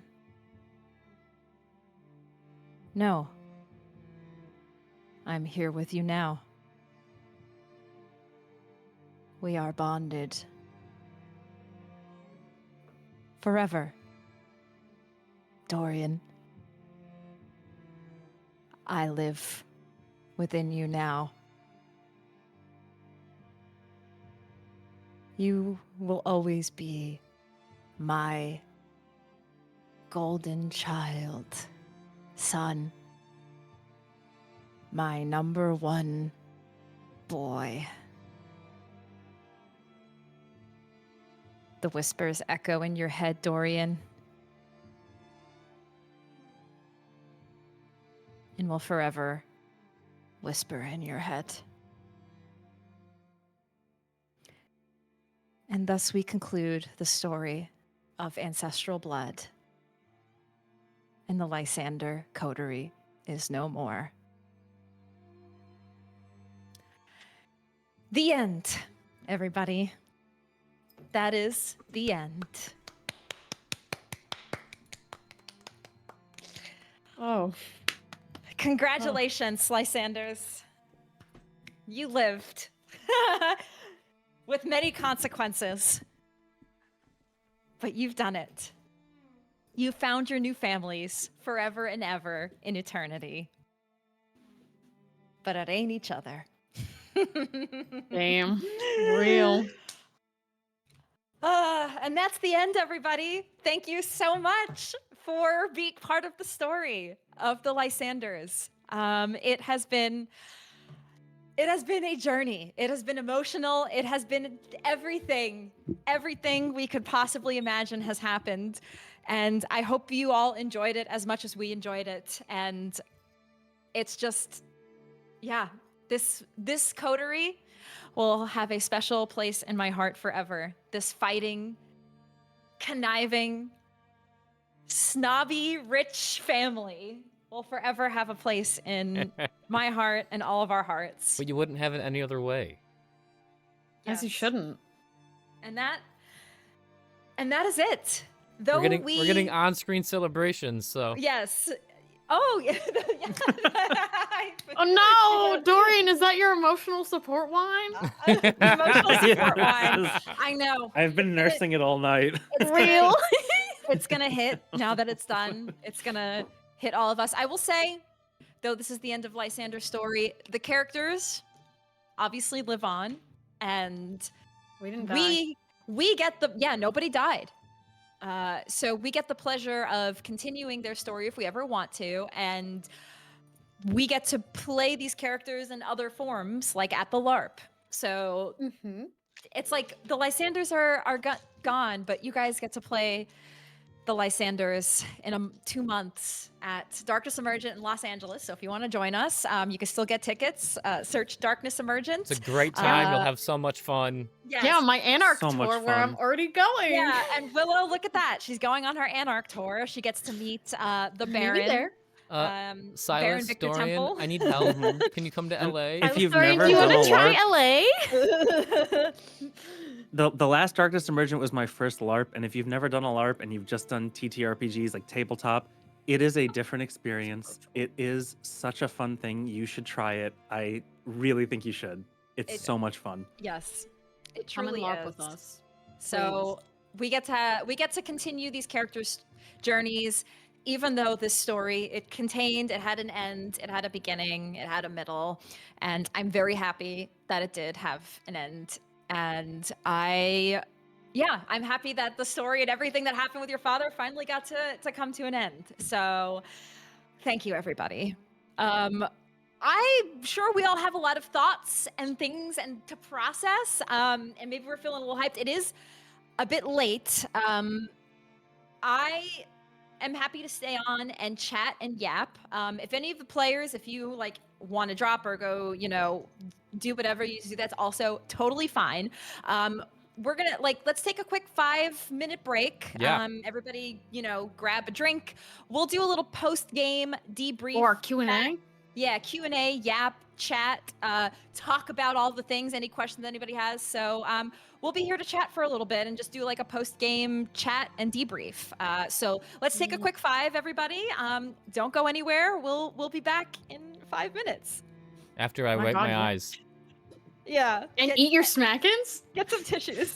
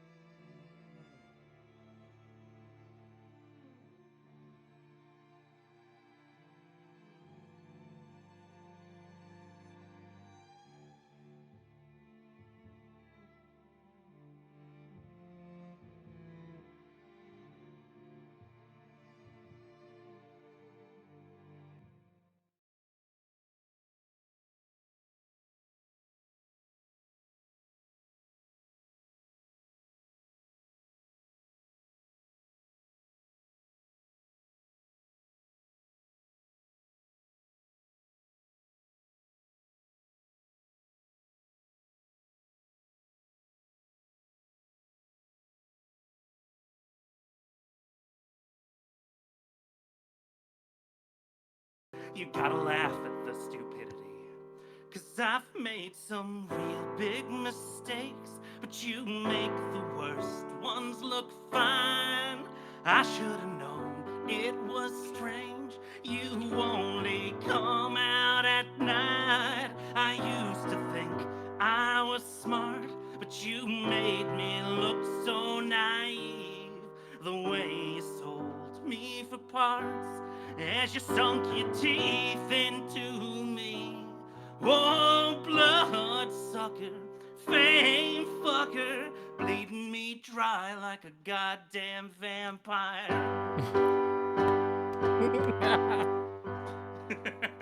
I can play the That was so good! I need... That was crazy. He just started crashing out. Yeah, we were like, Bijan's like, I've been practicing the song, and he just starts playing, and we're like, we gotta go live with this, Bijan. This is great. Oh, did you go live? Are we live? We did. Yes, we did. Surprise! Everyone loved it. Everyone loved it. Oh my god, that was amazing. I was not. Oh shit! I didn't. That You did so good. True crash out, like end of campaign energy. That was so Dorian crash out. That was 10 out of 10. Positive. Amazing. Yes, amazing. Oh my gosh. I was Gang. playing it for. I said I don't know if I want to play this like live for the stream, but I've been practicing this for like 2 years. Surprise! And I messed it up a bunch too. All right. Bro, It was you just- amazing. You just played it live for us with all of the passion and freaking grandiose that was just. We had to just share that with the world. That was grandiose. That's all. Musical crash out. Yes. That was so good. Amazing.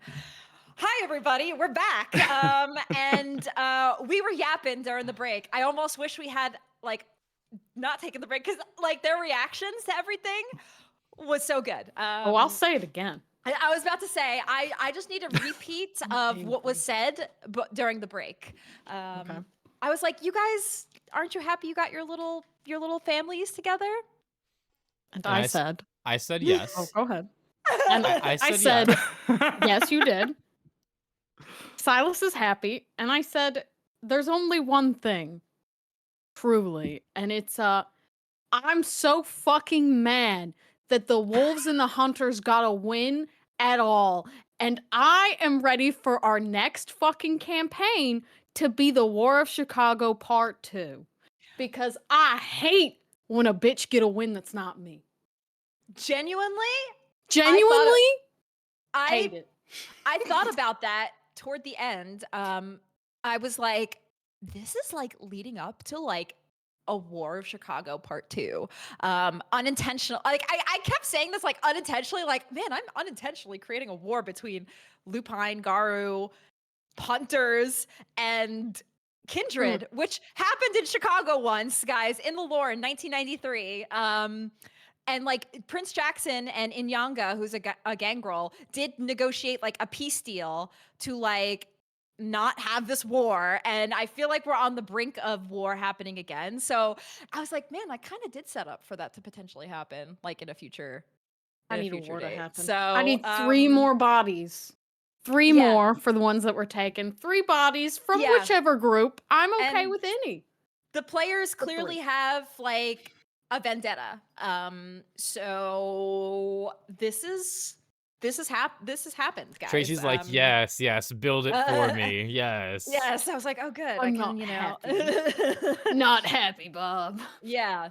So that I think was the most shocking thing. But I think what was also shocking was some of the announcements by the prince regarding can't make it Caden Seneschal. Icky was kind of a stab at almost at Dorian in the back a bit. Which, by the way, I also didn't tell Adam that Caden was being appointed to Seneschal. That was something I decided. Adam's just living his I best literally life out there messaged right him. now. As soon as that happened, I messaged Adam. I was like, "Did you know about this? Did you know that? Did you know this? Did you know? Did you know?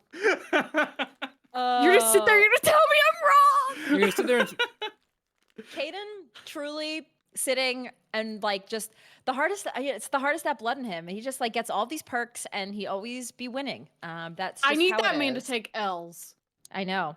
I So wanted to, but you guys had to team up with them. There's only one. There's only Mm. one.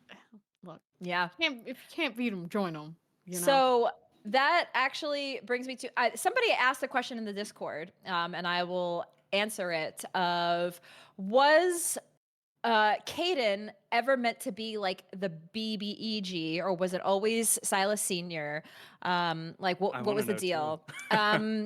So Caden, in my mind, no. Caden, your father was always the BBEG in my mind. He was always going to be the main antagonist. However, Caden definitely was an antagonistic character, and it could have went a way where he became more of a villain type. But I think you guys just ended up allying with him more than I thought. Specifically, Dorian. There were times where it was a little tumultuous, like it could have gone the other way, but it seemed like it was more like, let's make this alliance happen. And that's just kind of where it went. So at that point, Caden became less of an antagonist and more of an ally. I like to see it as a little bit of like, I hate to use this analogy because I'm not a Harry Potter girly, but Caden is like Draco Malfoy, where it's like, yeah, he's kind of the asshole, but you know, at the end, like he kind of gets redeemed. He's still an asshole, but you know, he's more of like, yeah, like the anti. He also looks guy. like him. Yeah. He also looks like him. There was a bit of inspiration there. Yeah. And then Handsome like boy. Silas Senior is like Lucius Malfoy, like straight up evil. So that's where like it kind of standed there. Caden could have been a bit more antagonistic, but he ended up being more of an ally in the end. So yeah. So Caden did nothing wrong, everybody. I have a question for the storyteller. Yes. And I think we've talked about this, or we've asked this in the past, so I don't mean to put you on blast. Oh? But what did you have anything planned if we would have sided with Mom in the beginning? Like, how do you think the campaign would have happened? If you sided with Mom, not that I would like harshly railroad it, but like your mom she did a bad, and so she was going to be punished no matter what. But I mean, if you sided with her, it would have changed the dynamic a bit, but in the end, it was still probably going to end up to where it was going to end up. And your mother, you know, she did a bad thing. She went against the family. And at that time, your family had a lot more power and status. As the campaign continued, it slowly, more surely faltered. Mhm. But at that time, yeah, she was going to pay for her crimes. Got it. One way Got or it. another. Cool. So, yeah. Yeah. So, some other questions that had come in was, what was the sickness that Sierra inflicted on Lucas and Dorian? It is a version of an Oblivion discipline that I took, and it's not. I kind of made it a bit more powerful than it is. You know, the one thing I love Oblivion, but I feel that I feel like Oblivion disciplines can be a bit more powerful. Like they're meant to be scary and menacing. And I was like, I'm going to take this and make it a little bit worse. So there's necrotic plague. Through touch alone, the vampire can poison a mortal victim's blood, imbuing them with a disease that racks and ravages their body. This disease can also be made contagious and transmit the same harm to other mortals. Those skilled in medicine may mimic specific illnesses, including some believed to be extinct. So I took necrotic plague and kind of just tweaked it a bit to make it like something that affected Lucas very specifically, and Dorian as well. So that is what she did. As far as Sierra goes, she also kind of just became like an antagonist also. I knew when I made her a ally with your father, like she was going to start to become an antagonist, but I didn't expect her to become like super antagonistic toward you guys. Like she ended up, and it just kind of naturally happened. You guys just hated her. She was just like always in your guys' business. And so it just came to a point where she was kind of like, to me, like the mini boss. And then your father was the big boss. So yeah. She was the evil stepmom. We did not like her. Yeah, Exactly. she really was. Nah, Exactly. hated. Yeah, so that was the deal with Sierra.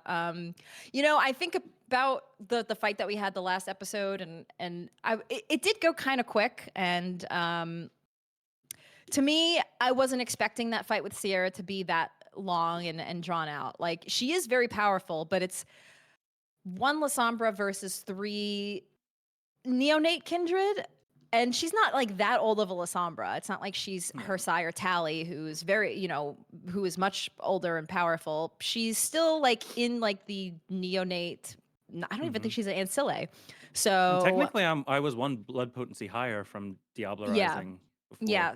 So she's really not like that powerful. So like the 3 of them plus her ghoul, the 3 of them Malort, versus the her, best NPC name ever.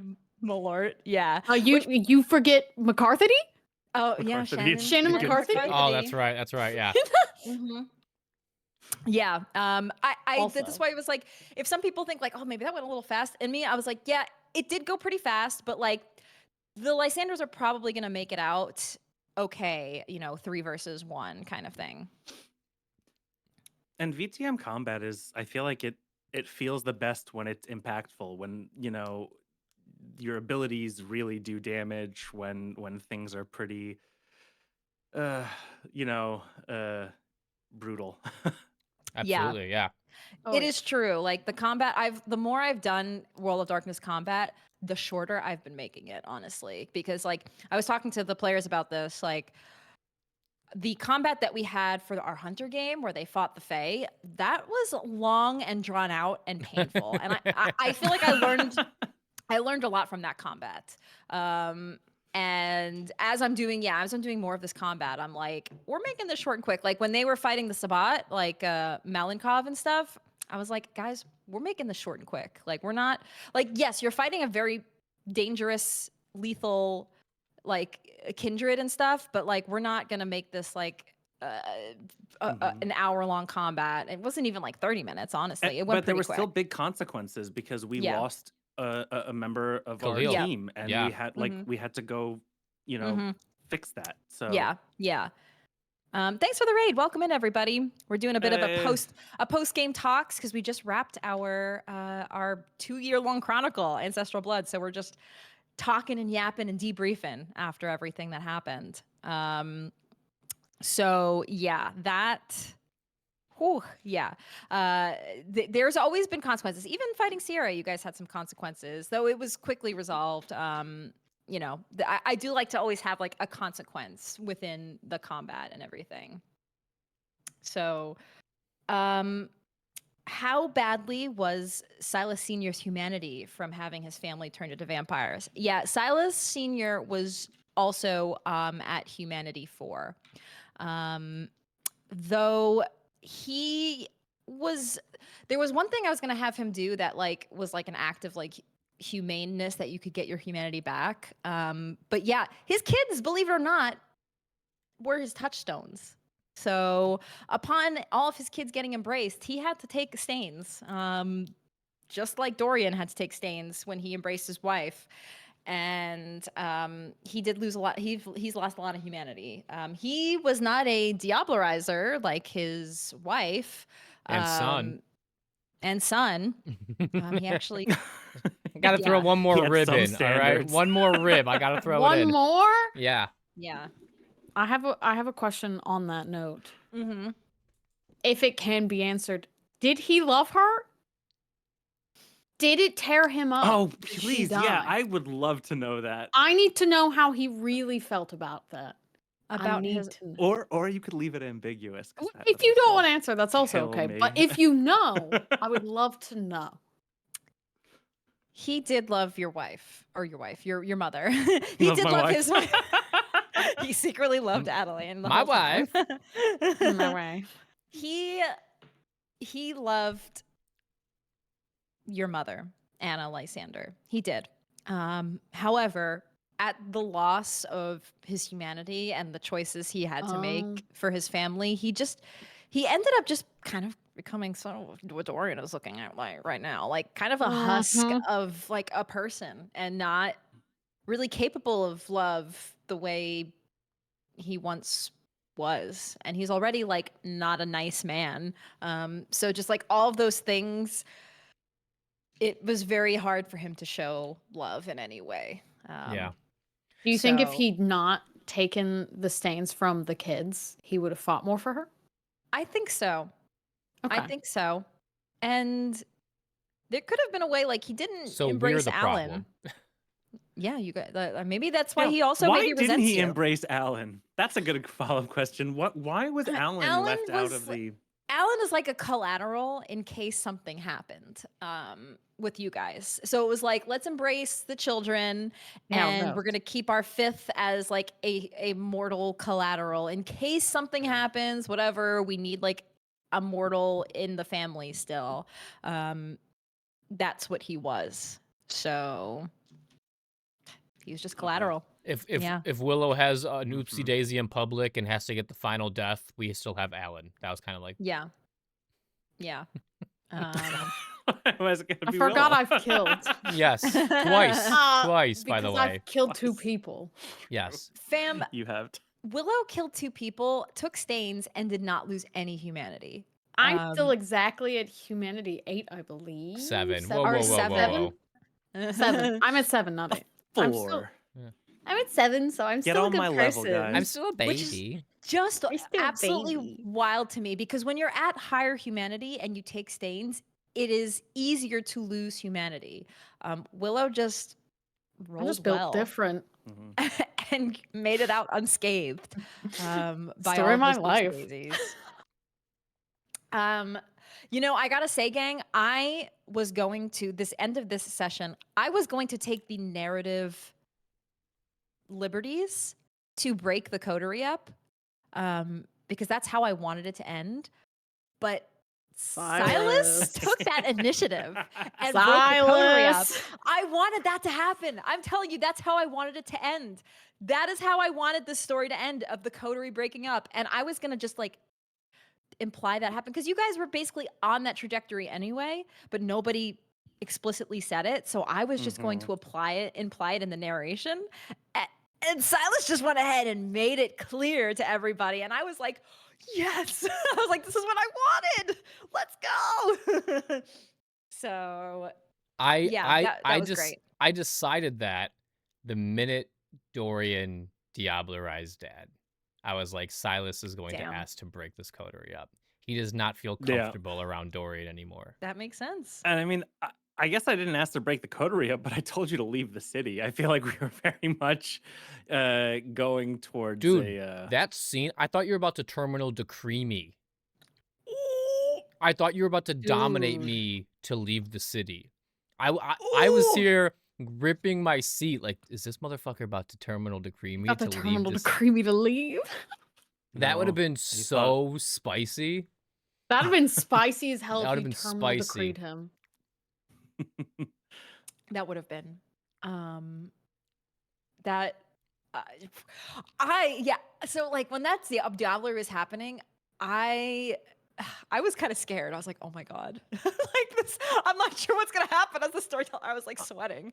I love that you went to go kill him instead of trying to stop me to try to kill Dad. I thought that was such a great Yeah. like move, and like it just really highlighted the difference between us, because Dorian should have been absolutely okay with that, but it was not acceptable to him at that moment. And it's one of those where, you know, Silas has always lived by a like he can I'm going to use the word bully because that's the easiest. You know, I don't see Silas as a bully, but like he can bully his siblings. But if someone else bullies them, oh, now you're fucking with Silas and the family. You know, so it was Silas somewhere deep down in his crystalline blood. I forget what the terminology is, but in the crystalline heart of his blood soul or soul blood, whatever when you do diablerie, it's what you suck out of the vampire's like Yes. chrysalis soul. heart. Yeah. Somewhere deep down, like he loves Dorian, but like he would kill Dad to try to save Dorian. He wouldn't attack Dorian. That was like the mentality he had. He would take, if he took a stain from doing that, that's worth saving Dorian versus him trying to attack Dorian. Yeah. I have a question. Yes. It was never really revealed. It was kind of like up in the ether. What exactly were Sierra and Dad's plans together? Yes. So Sierra, they made a deal that basically Sierra and the Lysander, like, so when Sierra's sire was diablerized, by the way, Tally was diablerized by Anna Lysander, their mother, not Dorian. Sierra, for some reason, thought it was Dorian. She was like dead set on Dorian was the dirty diablerizer that diablerized my sire, but it was actually Anna, their mother, because if Dorian did it, it would have been very difficult because Tally's pretty old. Dorian diablerized a neonate Bruja. Yeah. So, so after that happened, and it eventually came to light that Anna was the one, or that Tally was diablerized by the Lysander family. Sierra, who was in the city, came to Silas with like a vengeance, like you destroyed my sire. Like you owe me essentially, and you fucked up. And I am the representative of the Lysander. I'm on Prince Jackson's good side. So they kind of made a deal, and they actually did end up blood bonding. So they shared powers of oblivion. So your father had a touch of oblivion in him as well. And so that happened, and they became bonded, and Sierra like learned of your father's plans with the Methuselah, and your father basically guaranteed that Lysander would be safe in whatever he was planning. So that was like their agreement and their allyship.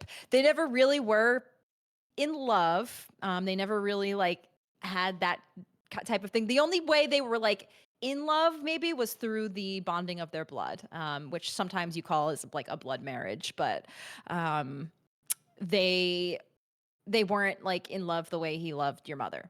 So yeah. Yep. So yeah. That all happened, and I can't believe they're both gone now. Both of your enemies are does gone. Does chat have any questions? Yeah, chat, if you have any questions for us, let us know, because there are some other questions from the Discord. What happened to Silas's deal with the Lupines? Well, we learned about that. So yeah. Poor Marcus had to be the fallout from that. I gotta say, with Marcus was spared quite a few times. The man needed to die. I know. Is really there were like a total of 3 people that I wanted to survive in this campaign, and it was Marcus, Lucas, and the rat. Those are the only the only 3 people that mattered. For real. Yeah. Like Marcus lived through, in truth, I spared him, and I will say this, like I spared him when you guys sent him after Sierra. He probably should have died then. He should have died. And I was like, I was too nice. Sometimes I'm like, I'm too nice. But I kept sending that man to his death. I did that like 2 or 3 times. Yes. There were many times Marcus probably should have died as their ghoul. But I kept sparing him. And in the end, you know what? He didn't make it. And it was the wolves that got him. So, but he did get to last through your campaign, at least through your chronicle, and be, your family ghoul. So yeah, rip Marcus. You guys lost, quite a few people in your time. So I know it's kind of up in the air what happened to Adder, and I will keep it that way. There are some things that I'm like, no! There's some things where I'm like, you know what? not everything needs to be neatly tied with a bow of like the answers of what happened. Some things I leave everybody to guess what happened, and I will leave the Adder situation to everybody's theories of what may have happened, if he's alive, if he's dead, if he's just a pawn of the hunters. But we saw what happened to Thea when the hunters got her, and that was really sad when that happened. That was very sad. That was very Yeah. hard. That was fucked up. Thea, poor thing. And I really liked playing Thea. But it's just like sometimes as a storyteller, I'm like being straight up real. I'm like, well, I'm not gonna kill the players right now. But I do need to hurt them. And I was like, Thea getting kidnapped will hurt them. So that's what I was like, and like Adder getting taken will hurt them. So me it's like, cooking for Warhammer. Yes, Yeah. yes. Hurt the players mentally. yes, truly hurt the Oh, players. you like mentally. this guardsman? Now he got shot in the head. Oh no! Don't No! don't hurt my cute little guardsman. Vampire Bites had a question. Yes. Does Dorian ever get permission after the fact for embracing his wife, or are they going to have to keep that hidden indefinitely? Yeah, so that is also an interesting question. So I would say this Dorian could probably bring it up at some point.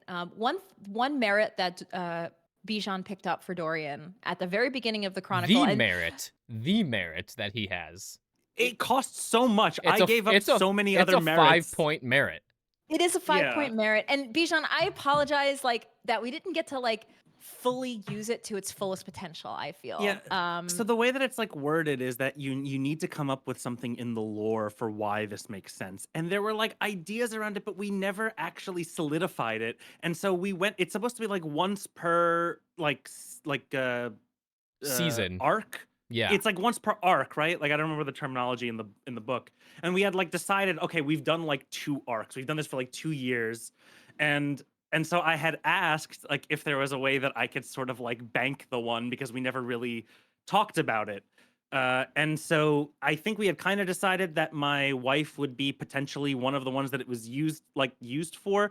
But I think there's so many things that I actually need to atone for, that there's a couple of I actually think there's still going to be consequences. I might use it on that, but there's other issues that I think I'm still we had talked about at least 3 or 4 things that potentially the Camarilla could be pretty mad at me about. So for anybody wondering, the merit is called Untouchable, and it is a 5-dot merit. Once per story, you could escape all official punishment for a crime that would otherwise deem you destroyed. So it is. Dorian spent all of his points to get this. And at the beginning of the we were yeah, this is a great one. This is something that could be brought up at some point. And there certainly were a lot of crimes that Dorian committed. My original thought was to make it the diablerie that he did. The original diablerie he did with his mother. But that didn't fully come to light. I was trying to get it with Sierra a little bit. She was going to try to bring Dorian in, and it didn't quite hit the way I wanted it to. But that is still something Dorian has, and he's probably going to have to use for, what is to come. And I think it makes sense that that you used it in a very deliberate way that had a good result for me. And regardless of how the math shakes out, I'm sure there's plenty of consequences to be had, but it's the end of the Chronicle. So if we revisit this character, I'm sure we will see what those consequences were, because I'm sure it's only going to get worse for Dorian after this. I don't think he has a good handle on what's going on at all. Yeah. So it's a lot. And I will say, it's sometimes it is a lot to juggle. I realized that I had made a lot more plot lines than I had originally anticipated when I started with Ancestral Blood, but I really like that we've had so many plot lines and storylines that have continued. So my question for you guys as the players, what to you was the most memorable thing, or a moment? I have a favorite moment / episode, but I'm curious if you guys have one that you can think of, or just anything from the Chronicle that was your your memories, your best memories? That's tough. That is tough. I would say one that clearly stands out to me was the Helena episode. I think that was probably the first time where the Lysanders we were metaphorically but also physically like knocked down a peg. Like this was like, yeah, we're dealing with our dad and the Camarilla and all of this stuff that is day to day, and in passing we're dealing with Ancilla and elders and all this stuff. But we went into a locked room with Helena.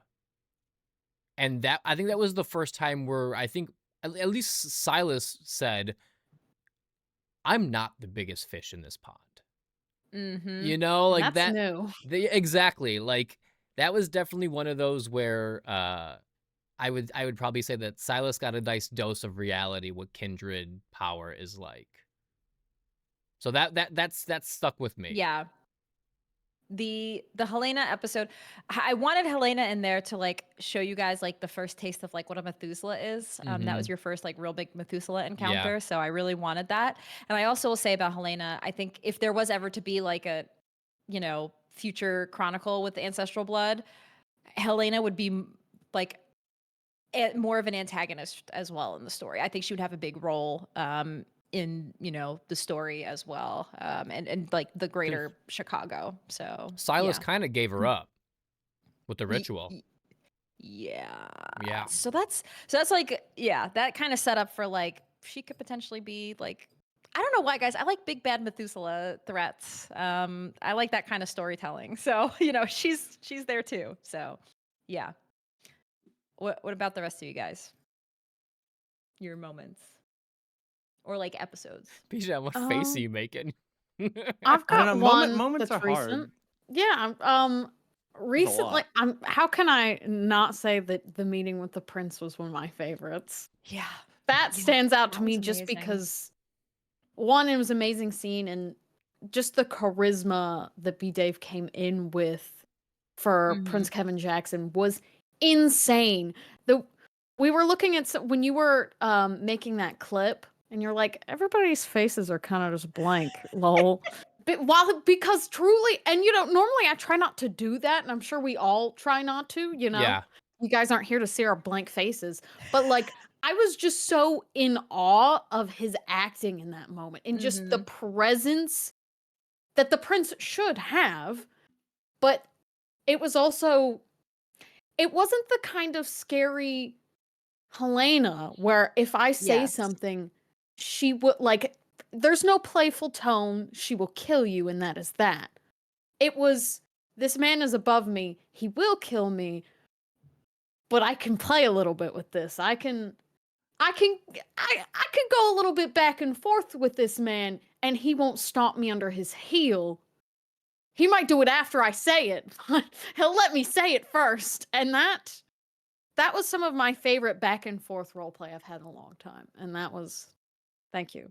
That was so good. Yeah, that was great. And I know I said this to you, Momo, and I know Chat had said it during that episode, but like the back and forth between Willow and Prince Kevin Jackson there was just like phenomenal. Like Willow, and that's like, you see like bit of like, it was like your Malkavian personality was shining, but also it was like almost like your family, like you've grown up in this family business. So you came with like the business oriented mindset that you would have as a Lysander, but you also had like the Malkavian twist to it. And it was just so like perfectly weaved in that scene. So that was just, it was very enjoyable to watch. So yeah. I'm glad you brought that one up too, because I was struggling between two that stand out, because I love when you guys get into your characters so well.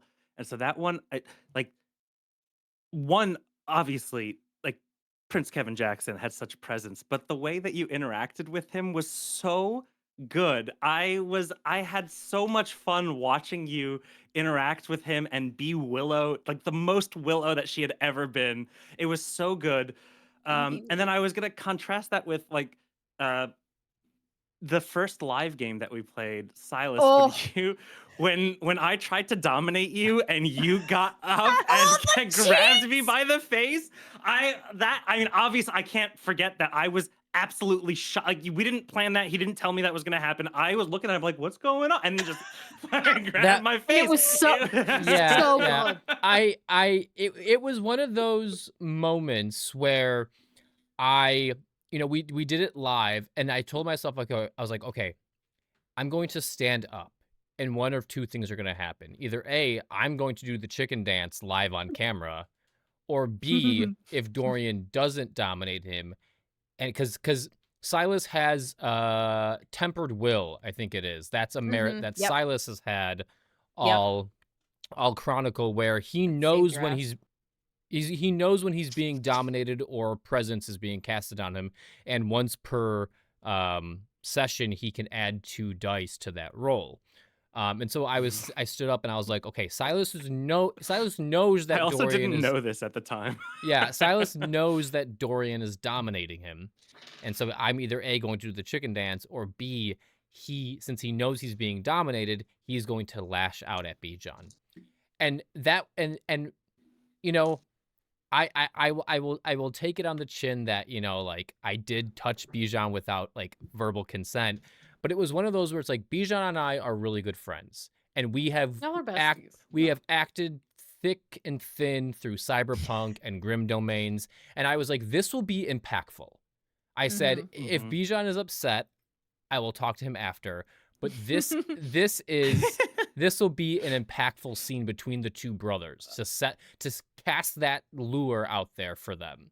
And when also, sorry not to interrupt, but just like, I love, in every game we seem to argue. We always every game. These motherfuckers always hate each other. Yeah. Like, Chris and I love each other. Our characters fucking hate each other. Yes. Like, me and Bijan will be up till 5 a.m. just talking about life on a Tuesday night, you know, like, just. They're very good at playing, like, and that's why we joked. Bijan joked, he's like, in the next Chronicle, can we not hate each other? But I was like, I kind of want you guys to hate each other. It's so good. Why are we always this way? It truly does happen every time. Grim Domain, Cyberpunk. Yeah. Here we are. Yeah. But so but they're yeah, really and good so at it. when I did that grab, like, if you go back and watch it, you can see Bijan's face, like, oh my God, like, that just happened. And you can so tell, good. like, I sat down and I am beat red because I was like, did I do something bad? But I was like, me and Bijan are close, and I mean, that. Momo were like, oh! Yeah, I know. There's, like, yeah. such good screenshot Yeah. of Tracy going like this. Like, I oh am my sitting God, in like, bet- he just in grabbed his. between them. Yeah. I am in between them when they do it, so I am scrunched down, and these 2 are just, the energy in the studio, y'all. Oh. It was also like one of the could hear a first live pin drop. games that I had played. But Like, everyone was like, I started. Sorry. Yeah, no. It stands out to me a lot too because, like, I had never really played live games. Like, we played maybe, like, I think one before this on Grim We did our Domains, Grim Yes. Domains right? one Yeah. before, yeah. But, like, I had never played, like, and before that Grim Domains, when I started That was playing with also a this good group one. online, Mhm. I started playing with you all during COVID, right? Like, you had there was like a game online, we weren't streaming it, and that was like my experience with TTRPGs. And you got me invested into this, like, world, and then we started streaming it, and we've playing online this whole time. But then we, like, start playing in person, and I realized, like, oh my God, what a different experience this is. I am connecting so much with these, like, people that I already feel so close with, but now we have this completely different level of connection in this game that we're playing. And then that moment happens and it floored me. Like, it definitely stuck with me. It's one of the most memorable moments that we've had. And every time we get to play live together, I just think this is all I just want to be with my friends and play VTM all the time. That's I want to do that all the time. Yeah. Yeah. I will tell you guys my favorite thing, and my favorite, which will maybe shock you. It was when you guys went to Greece and That learned was such a good about episode. Yeah. your That was family. some good shit. Yeah. Yes. I was like, I just loved you guys learning about, like, the history of your lineage, the history of kindred, the history of Carthage, all of these things, and then, like, finding this sarcophagus. And the biggest thing that I loved the most was finding your brother. Yes, the Alan scene. The Alan thing. So it's like Oh, man. oh man, for so long, like Alan was introduced as as their brother in the little 3-episode beginning we did, and then it was announced that Alan was dead, and there was like theories among the players, among like the audience, like, is Alan really dead? Like they said he was dead. What's happening to their 5th sibling? Like, what's the deal? And I was like, is he actually a kindred? And it was like, all we knew is he was studying abroad in Greece and he was dead.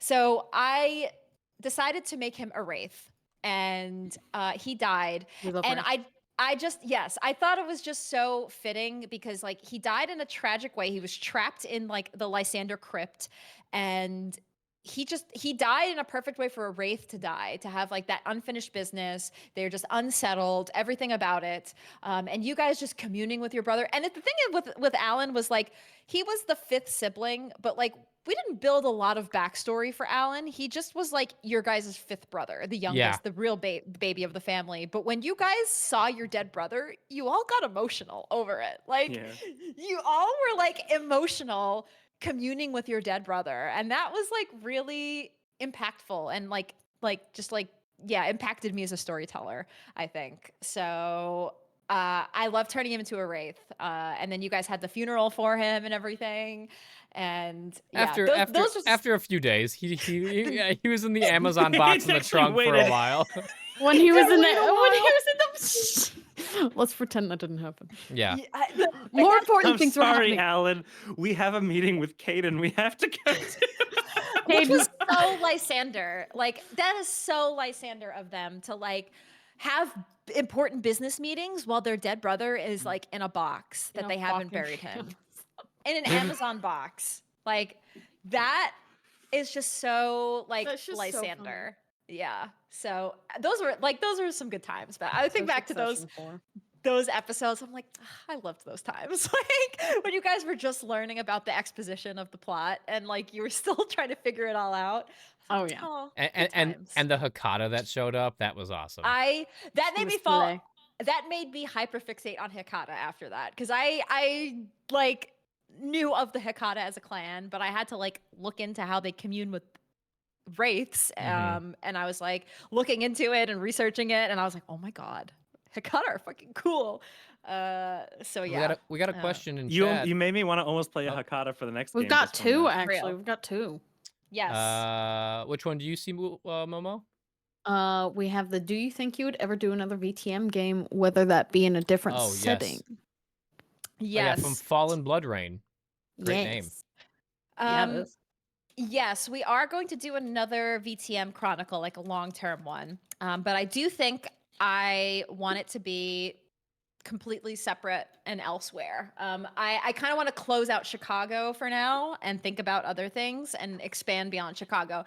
I've done a lot of VTM in Chicago, and I love Chicago. Chicago by Night book is the best book in all of VTM. It truly, like, it is the best book, and I will die on that hill. And if you want to run a Camarilla V5 story, run it in Chicago by Night. It is just the best book. But I think I kind of want to like close that, and like we have some ideas of what the next one will be. I won't say anything, but there will be another VTM Chronicle sometime down the road. So yes. Yeah, that's what I need a muse like Succession is really what I need. Ain't nothing like Succession, though. I know, truly. I'm gonna do a quick side note also to this. I think I've talked a little bit about this, like the inception of Ancestral Blood and how it all started. I can vividly remember because we were at PAX East, the four of us. PAX East 2023. And Chris just bought the Vampire the Masquerade book at PAX. And we were interested in running Vampire the Masquerade on We were Magitek sitting in a RPG. hotel lobby. We were sitting in a hotel lobby, I think it's the Hilton, the one across from the convention center. And we were yapping about wanting to play VTM. And Momo proposed the idea of, what if we played a family who were all embraced? And And then everybody's Here we picking up. are. Like Bijan was like, "Oh, okay, cool," and Chris was like, "Okay, interesting." And then somebody, I think because I actually hadn't seen Succession, but somebody brought up the idea of like, let's make it like Succession. I had just watched it.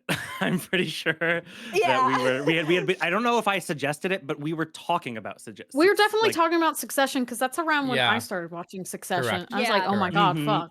This was before Succession even ended. Yeah. The last season and last episodes hadn't even come out. I had never watched Succession, and they were like, Watch you it know, for we inspo. yeah, and so like we were like, oh yeah, let's like, and they were like talking about like their characters and how it could be like Succession. It's like this rich asshole family, and we're just like cooking with this idea. And when we got back from PAX, we did a watch party of the first episode of Succession. Oh, that was so fun. I remember We that. That did. was so fun. We did, and I was like, you know what? I can fuck with this. I was like, okay, and I ended up binging like the rest of Succession, and I just loved it, and I loved the vibes, and especially because you guys all kind of picked a little bit of characters that were somewhat inspired by. This does play into our next question that we have, Tracy. Oh funnily yes. enough. What's the next question? Oh God, who asked it? I'm going there. Ash Hut 315. Yeah, it's who. Question for the players: who were some of the characters that inspired you for for our PCs? We could start with our Succession. Yes. Inspos. So, yeah, you guys start with that. It's not like 1-to-1, by the way, but there's definitely more than others. Yeah. I can start. Go ahead. I'll start because I think that mine is the most like the Succession character. I agree. Mine is the closest to Kendall Roy. I like really wanted to play a pathetic character. That's how I see Dorian, and that's how I see Kendall Royal. I wanted to. One of my favorite moments of me personally was just like at the very end of the miniseries when like came down to like, you know, pick a side, and Willow picks mom, and Dorian goes, well, I guess I'll follow dad. You know, like that to me, that's Kendall Roy. Nibbling That's Kendall Roy. And I mean, he's not exactly like Kendall Roy. There were other things I was like, well, he's still a kindred. He needs to be like cooler. But I will say that the majority of my inspiration was just like, how do I keep making him pathetic like Kendall Roy? That's what I just kept coming back to. Do you have any other characters you used as inspo? Not directly. Okay. Not as much like that. I would say like, oh yeah, you could see that. I was pretty close to that. Do you want to go next, Chris, or shall I? So yeah, I mean, I'll go. So I'm kind of the outlier because yeah, like because we have like I wouldn't necessarily call Silas like he's not very Connor based. Like Connor's kind of a mess. He's more. Is he Shiv now? You know, he's probably a mix between. He's probably a mix in between of both of them. Like he has Shiv's like get away from the family, headstrong kind of drive, but he also has Connor's like introvertism and like wanting to be like at arm's length. So he's kind of a mix between both. That was kind of hard because obviously we know who Willow is based off of, and so I kind of had to mold Connor and Shiv into one. I was leaning more Shiv because I don't like Connor as a character, if I'm being honest. And he's so also separate from the family. Like, exactly. It's totally different. Yeah. dynamic. And so it was a little hard. So that's kind of how I played it. But for a character inspiration, I remember us talking, and when we were talking about this, and Tracy was like, well, you gotta play Bloodlines, you gotta play the game. And I was like, okay. And she was like, obviously we play a lot of games together, and she's like, you should look into Tremere. And I was like, okay, I like magic, I like blood sorcery, like that's awesome. And then Bloodlines, you get Blood Bowl, which is like you go through the whole game and you get the dong, and it's gong gong as you throw out your blood bolt. And I was like, this is awesome. And I got into Tremere and I was reading all about him. And then you make your character and you realize, yeah, blood sorcery on the tabletop, not many like offensive things. It's a lot more support and planning and using it at the right time. I was like, wait, I don't get Blood Bolt on the tabletop. I don't get I forget like the level 5 in the game. In the game is where like you make them throw up their blood and like you do damage to them. Like I was like, I want to do that. Yeah, that's not on the tabletop. Go play V20 if you want to play that. And so, yeah, so I was like, okay, I can still do this. I like fell in love with the idea of the pyramid and the Tremere and the secrecy and the knowledge. I love playing wise characters. Anyone here can tell you that. And so I based my character off Victor Frankenstein from Penny Dreadful. A very Oh, specific. so slick. Yeah. Oh, that's good. So not the not the like Victor Frankenstein as we know it, but the Penny Dreadful Victor Frankenstein. The small mousy nerd antisocial Tremere essentially, but I based him off that version of Victor Frankenstein. We love a little Frankenstein reference as a treat. We do. Yeah. We love a scientist boy, you know? Yeah. Oh, love a scientist boy. Can you tell me, Chris, about your like? Oh, I'm sorry. I'm sorry. Never mind. Oh, We have to go to. I forgot. We still have one more in the. It's my turn. Yeah, it's your turn. I will remember this. I want to ask Chris a question. So obviously by process of elimination, you can probably guess that mine, Willow, her succession dupe is Roman, the youngest.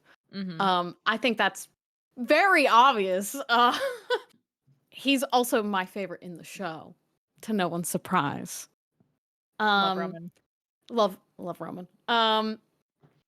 Good character. Smarmy little. He's probably a little smarmy than Willow is. Kind of have like that Malkavian energy. He just like says like shit, you know, like out of all the siblings, he just says like the shit that like he just says some shit, yeah, you know.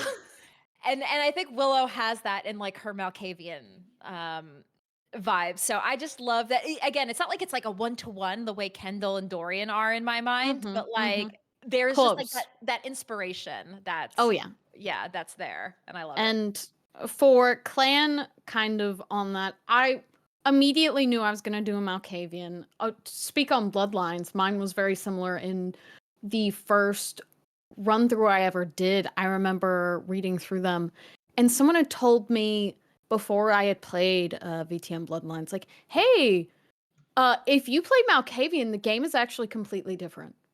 You get completely separate audio.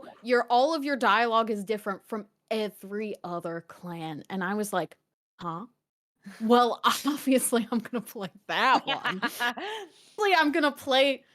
If I have the option, also the appeal of Malkavian for me was if you give me something like the option to play on hard mode in a TTRPG, which is kind of how I perceive Malkavians as a clan. I want to play the most challenging thing. In my mind, what I perceive to be the most challenging thing. Give me something that's not done well very often because I love a little TTRPG roleplay challenge. So I was like, I have not seen a lot of depictions of Malkavians that I like. There's too many XD randoms. I want to see a Malkavian played the way that I perceive them. And so Willow kind of came about while still like weaving in my favorite special niche interests of obviously she has lots of Alice inspiration. Very specifically in the question, someone called it out. She is very American McGee's Alice Madness Returns. Love, great game. That is my specific inspiration for Willow. Roman from Succession. Alice from Alice Madness Returns.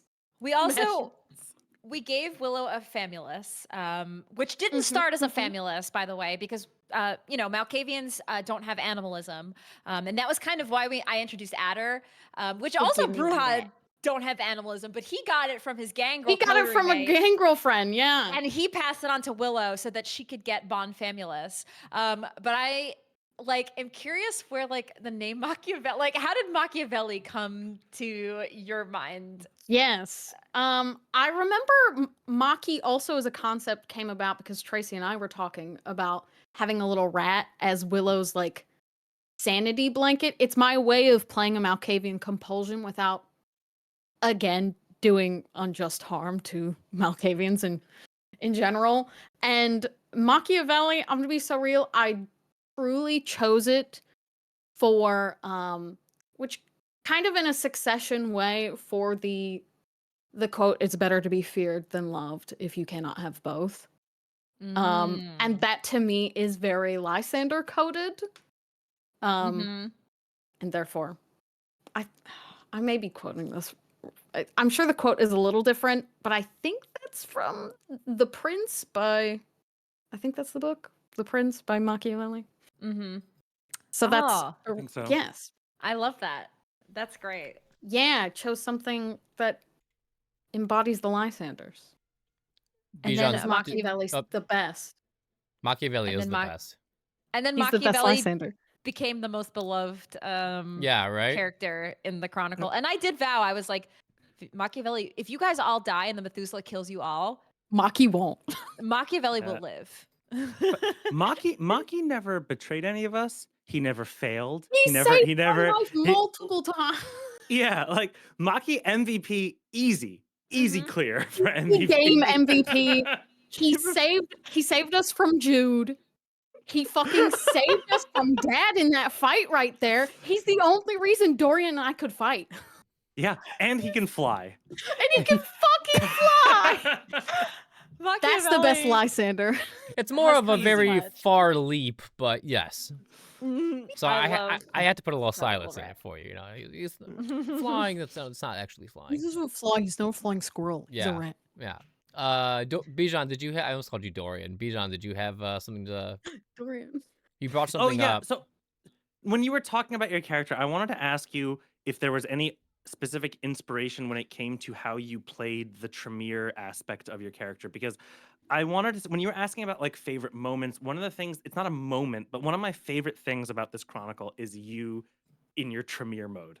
I loved it so much. It inspires me to want to play a Tremere. You're so good at it. Like you always, it's a mixture of like, yes, like the lore knowledge, but I feel like it's more than that. It is like you have internalized, and Laura was also really good at it. And when you two played together, that was so good. That was so good. Khalil and Silas together was truly chef's yeah. kiss. The fact that you both are so good at pulling that vibe and you met each other on that level, like you locked in instantly with the two of you. So anyway, to bring it back to my question, why I thought of it was I wanted to know, like, did you do any prep for this? Did you study the lore for for blood magic? Are there characters or that you thought of? Because this is probably this is one of my favorite characters that you've played. I love Silas. Thank you. I think he's so much fun.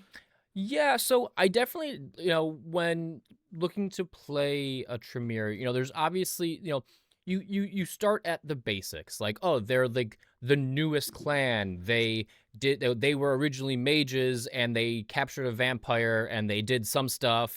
Some people say that the vampire, when they did the magic, like the head caster Tremere, like that's actually the vampire in the caster. The caster didn't achieve, the spell failed, or and Tremere got the vampire's power, or is the vampire still alive inside the mage? Like, no one knows.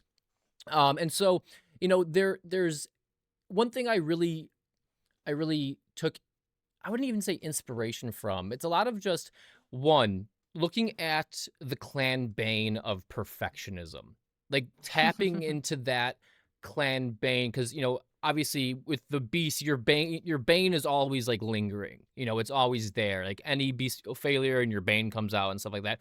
So looking into the perfectionism aspect of the Tremere bane was one of the main things, but also just looking through the books and history of Tremere was at its height, the pyramid collapsed. Okay, now they were at their peak. Now they're in the gutters. As you can see, Chicago doesn't even have a Tremere primogen, even though they were so powerful. The Tremere are like, I think when Tracy and I talked, there's like maybe like 15 Tremere in the city. Like there's like not a lot of Tremere in Chicago.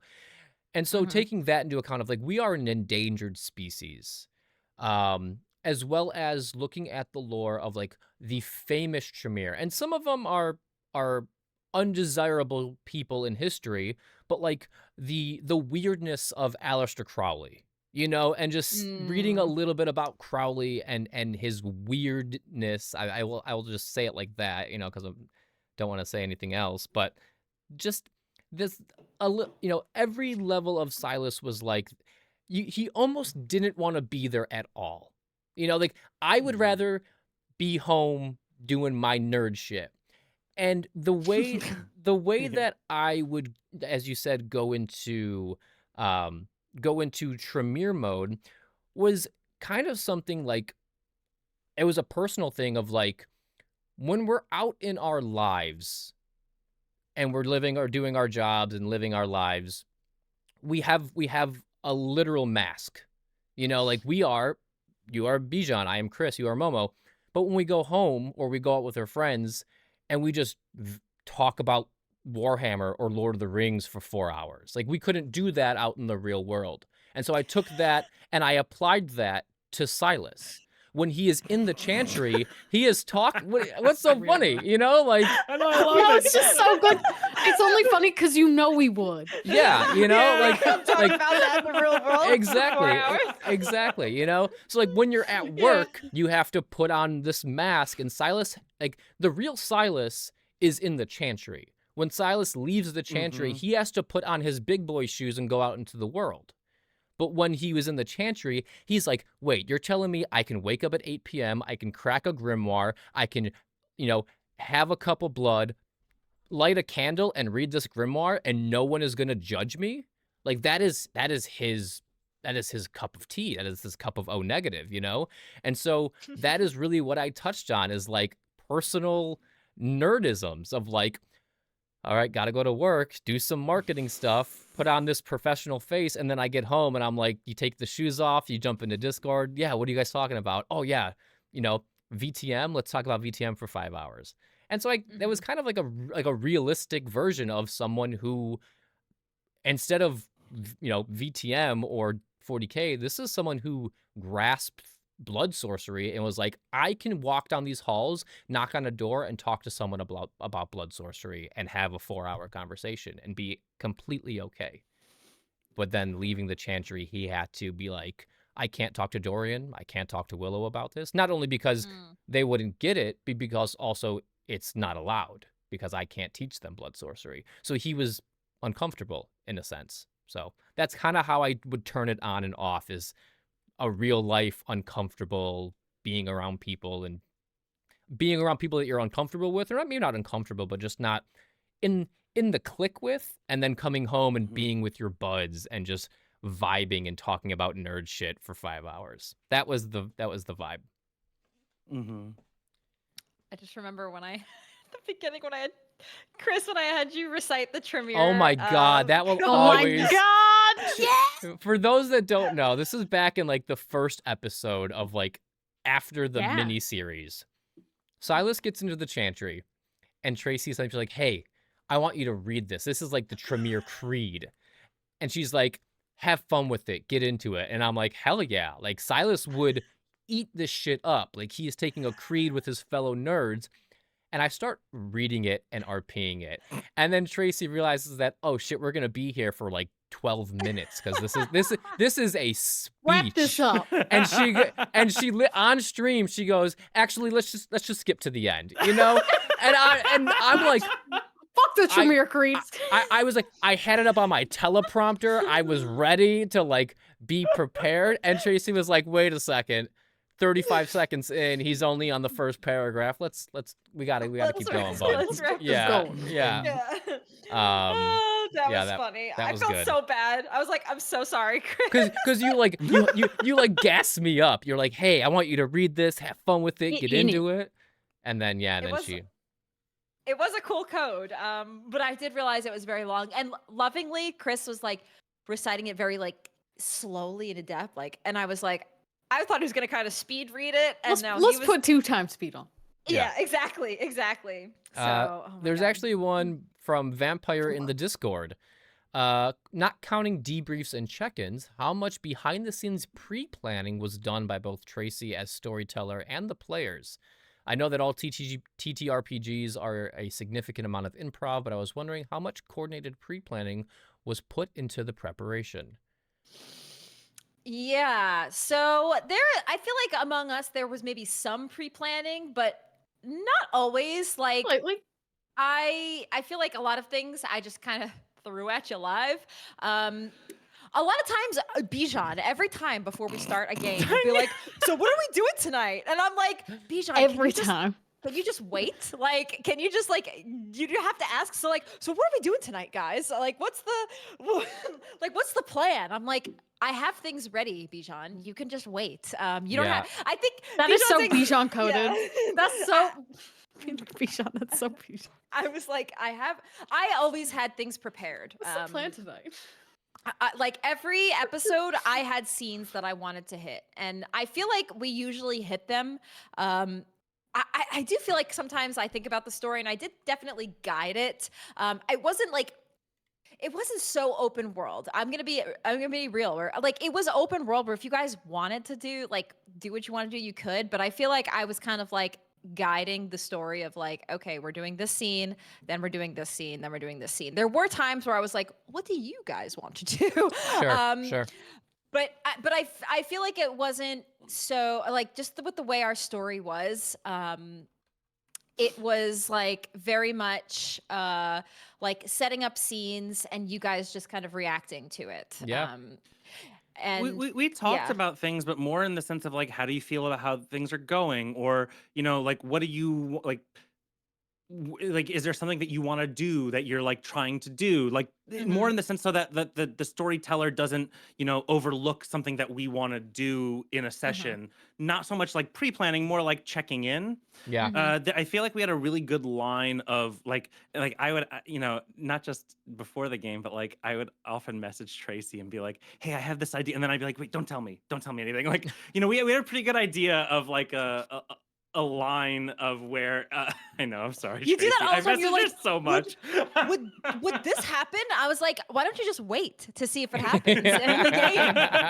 Hypothetically speaking, if I was to do I love this, I just wanted to talk about it. I love this because I think these things. Thank you for being bold enough to ask them, because I'll just sit there and be like, I wonder if I did this, what would happen? Do you think that would? And I'll play out these little scenarios, and I'm just so glad that Bijan's out here just on main asking. Yeah. Hey, so if I go to Cade and I offer this deal, he's gonna say no, and then I can do this, right? That energy, love that energy. Thank you. And but I would also say like very little was like, obviously, like we've all said we've checked in, but like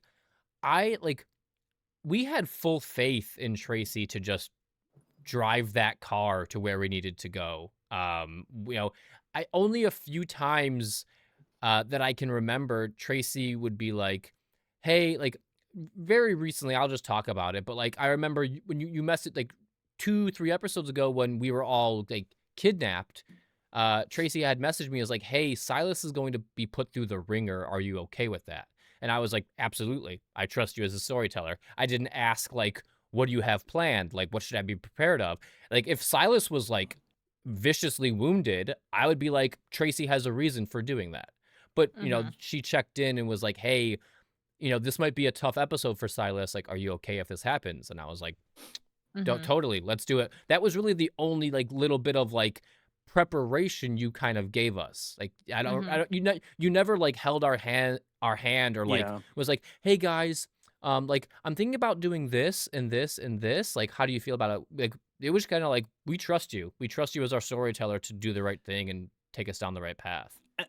And a lot of it was just like reaffirming, because like we had talked about this, like, hey, what are the lines? We do like lines and veils. We do like a lot of like discussion about this stuff. So there was like a lot of like, oh, hey, what do you like? Are you okay with generally like if this kind of bad thing happens to your character? And then there was like a little bit of like reiteration as we would go along, checking in, like more like checking in again, like, hey, we're still cool that like bad things can happen to you, right? Like you're still okay, right? I felt more like it was in that vein than like more so like talking about what there may have been like 1 or 2 times where you would tell us in the interest of like making sure we're focused, like, hey, this is like, let's, I'm going to give you guys some time to talk before you go and do this thing. Or you'll have a moment. Don't feel like you're rushed. You have a moment to talk before you have to go, because I know this is where we left off.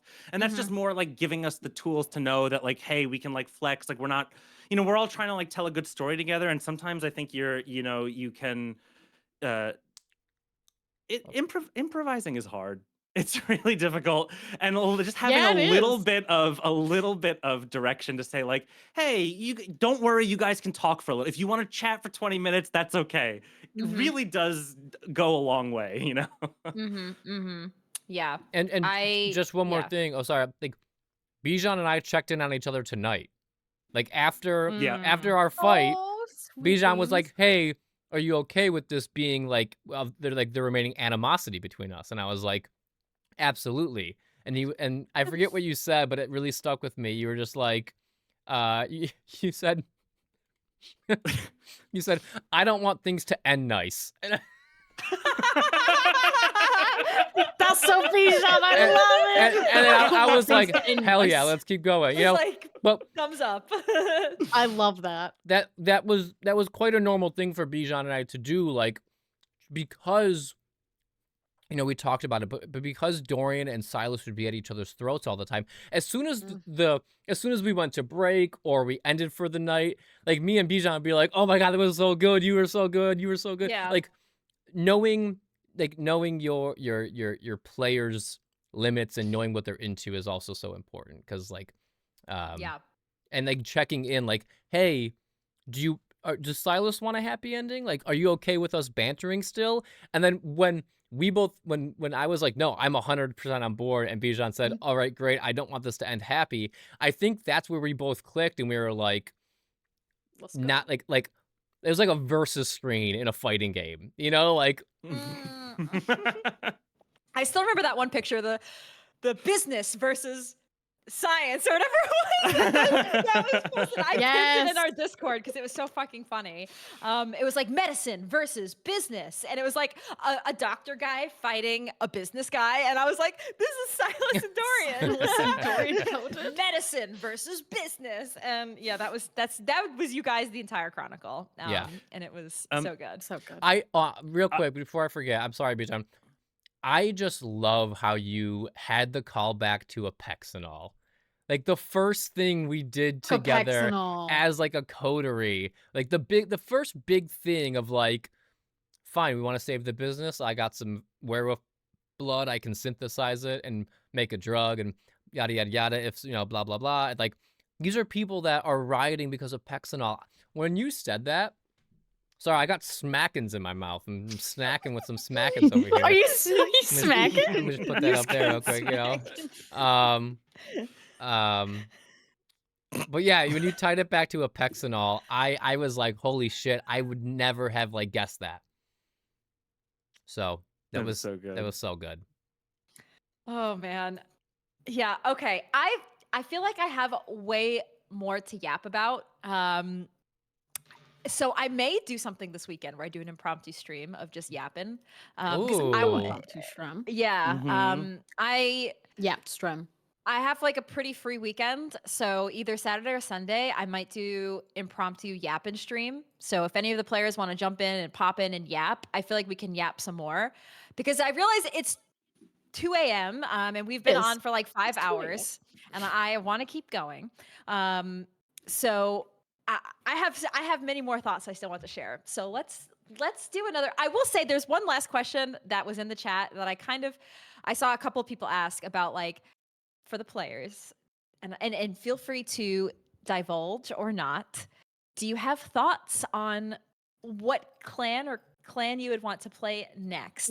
You don't have to share if you want to keep it a secret. I know off the bat. But if you Me if you too. feel open to sharing, I'm sure the audience would love to hear what you're thinking on for your next character clan. Bijan, you want to go first? Sure, yeah. I would say 95% certain that the next clan I am going to play is a Banu Hakim. I am very excited. I Banu like Hakim. Banu Hakim. Yeah. I like Banu Hakim. I like that they have a code that they live by. I think that's an interesting dynamic to play against with this whole idea of being a kindred. And I have some interesting ideas on how to play around that, I think. I'm excited. Okay. Ooh, exciting. I think I said it about midway through this chronicle. I said, I swear it now. I'm gonna play Ministry next. Guaranteed Ministry. I am so looking forward to playing a ministry. I will only be swayed by one other clan though, and it depends on what comes in the way of VTM, depending on the campaign. The only thing I will change it out for is a Brujah, actually. Ooh. Oh. So those are my two on the list for sure. Mm-hmm. Okay. Could be either one of them. Ooh, so excited.